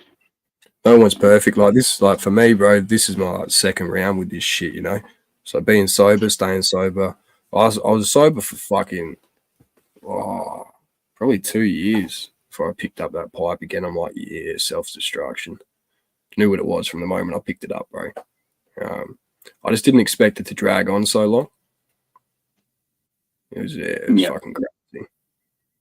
But, yeah, probably one thing I underestimated is how long fucking I knew sort of that it would affect my fucking head for a long time. And how my own fucking pleasure, fucking your brain's pleasure chemicals work and shit like that. I knew I'd fuck that up. Right? And I knew that's gonna take good 12 months to come fucking good. Oh yeah, but, at least, bro. And that's where in the beginning. At least, like that's on a good time, I suppose. Like, I probably underestimated how exhausting that would be on the mind. Right? It's a lot, bro, because it is there's a lot going on up here. You know what I mean? Like when I was fucking getting off, it's easy just to want to fucking escape up there. Yeah. Well, when I was getting off, I cruised, fucking like everyone full turned, bro. You know, and that's what it felt like. I might have seen it a bit different, bro. You know what I mean? I might have felt it a bit different, but for me, it was like everyone fucking turned on me and started mouthing off. And then when I go back down to my house and shit, like suss shit out, go grab shit, whatever. People were going through like the rooms where I was staying out looking for mail, trying to get my address. And I was pulling cunts up and shit. I was like, this is fucked. So I was just like constantly thinking like, this is all, everyone's trying to set me up. Everyone's trying to get me. So I wasn't sleeping still. It was like I was still on it, you know what I mean? But took about 7 months, 8 months. And then I started working again. And you just got to see me get the job and everything. So it's been a hectic journey, that's for sure. Still on it. The journey. Still on it. The journey. Same. She's a winding path, right?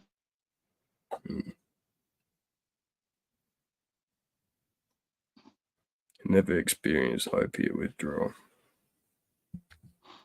You're lucky. It's not fun. Yeah, sunshine. No, I've had opiate withdrawal. Like not like fucking like powders, just fucking prescription pills and that. Mate, fucking if you're fucking hardcore alcoholic, I could never drink. Up the DTs and shit like that. Need a drink to fucking be able to fucking actually function as a person. Yeah, I've got a fatty fucking liver, bro. They can die from it.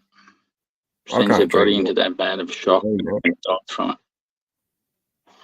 It's one of the only things that you can die from fucking withdrawing from is alcohol. What is maybe one or two other things? Alcohol. Do you want to start up a stream, Jules? I'm going to end in a couple of minutes. Easy, bro. Sure thing. Yeah, I will start it up now, eh? I'll catch you after. I'll catch you. See you soon. Well, you start up and I'll drop the link in here. Easy, brother. Cool. I'll see you soon.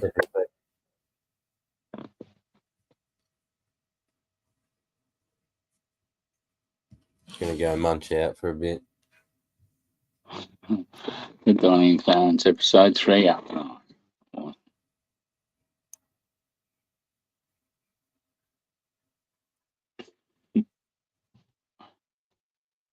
What, you haven't already binged them all? I've binged them all, but this is a new one. The Donnie and Clarence show is brand new. Only 3 up to 3rd episode. Oh, come out today or something? Yeah, it must come out just before. Yeah.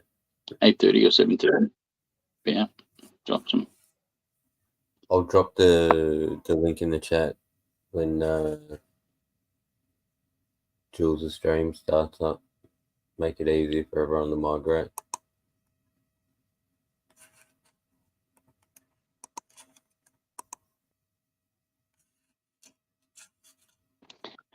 Yeah, I was always binge drinking. I never really didn't drink every day. I didn't get drunk and fight. You couldn't get a fuck out to get a fight. was a good night then.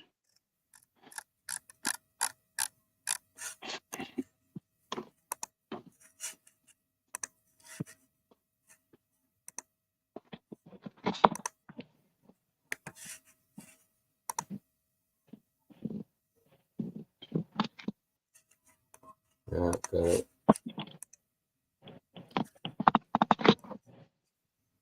Go up here.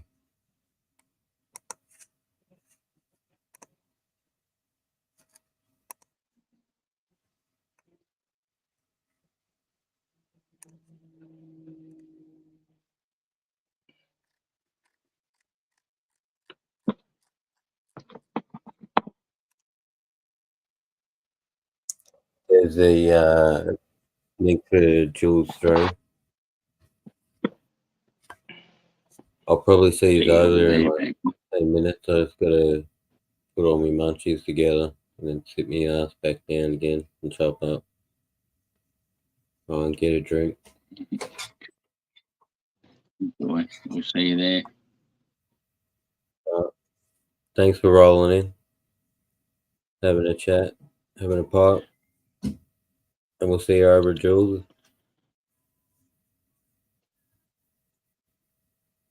See you all, man.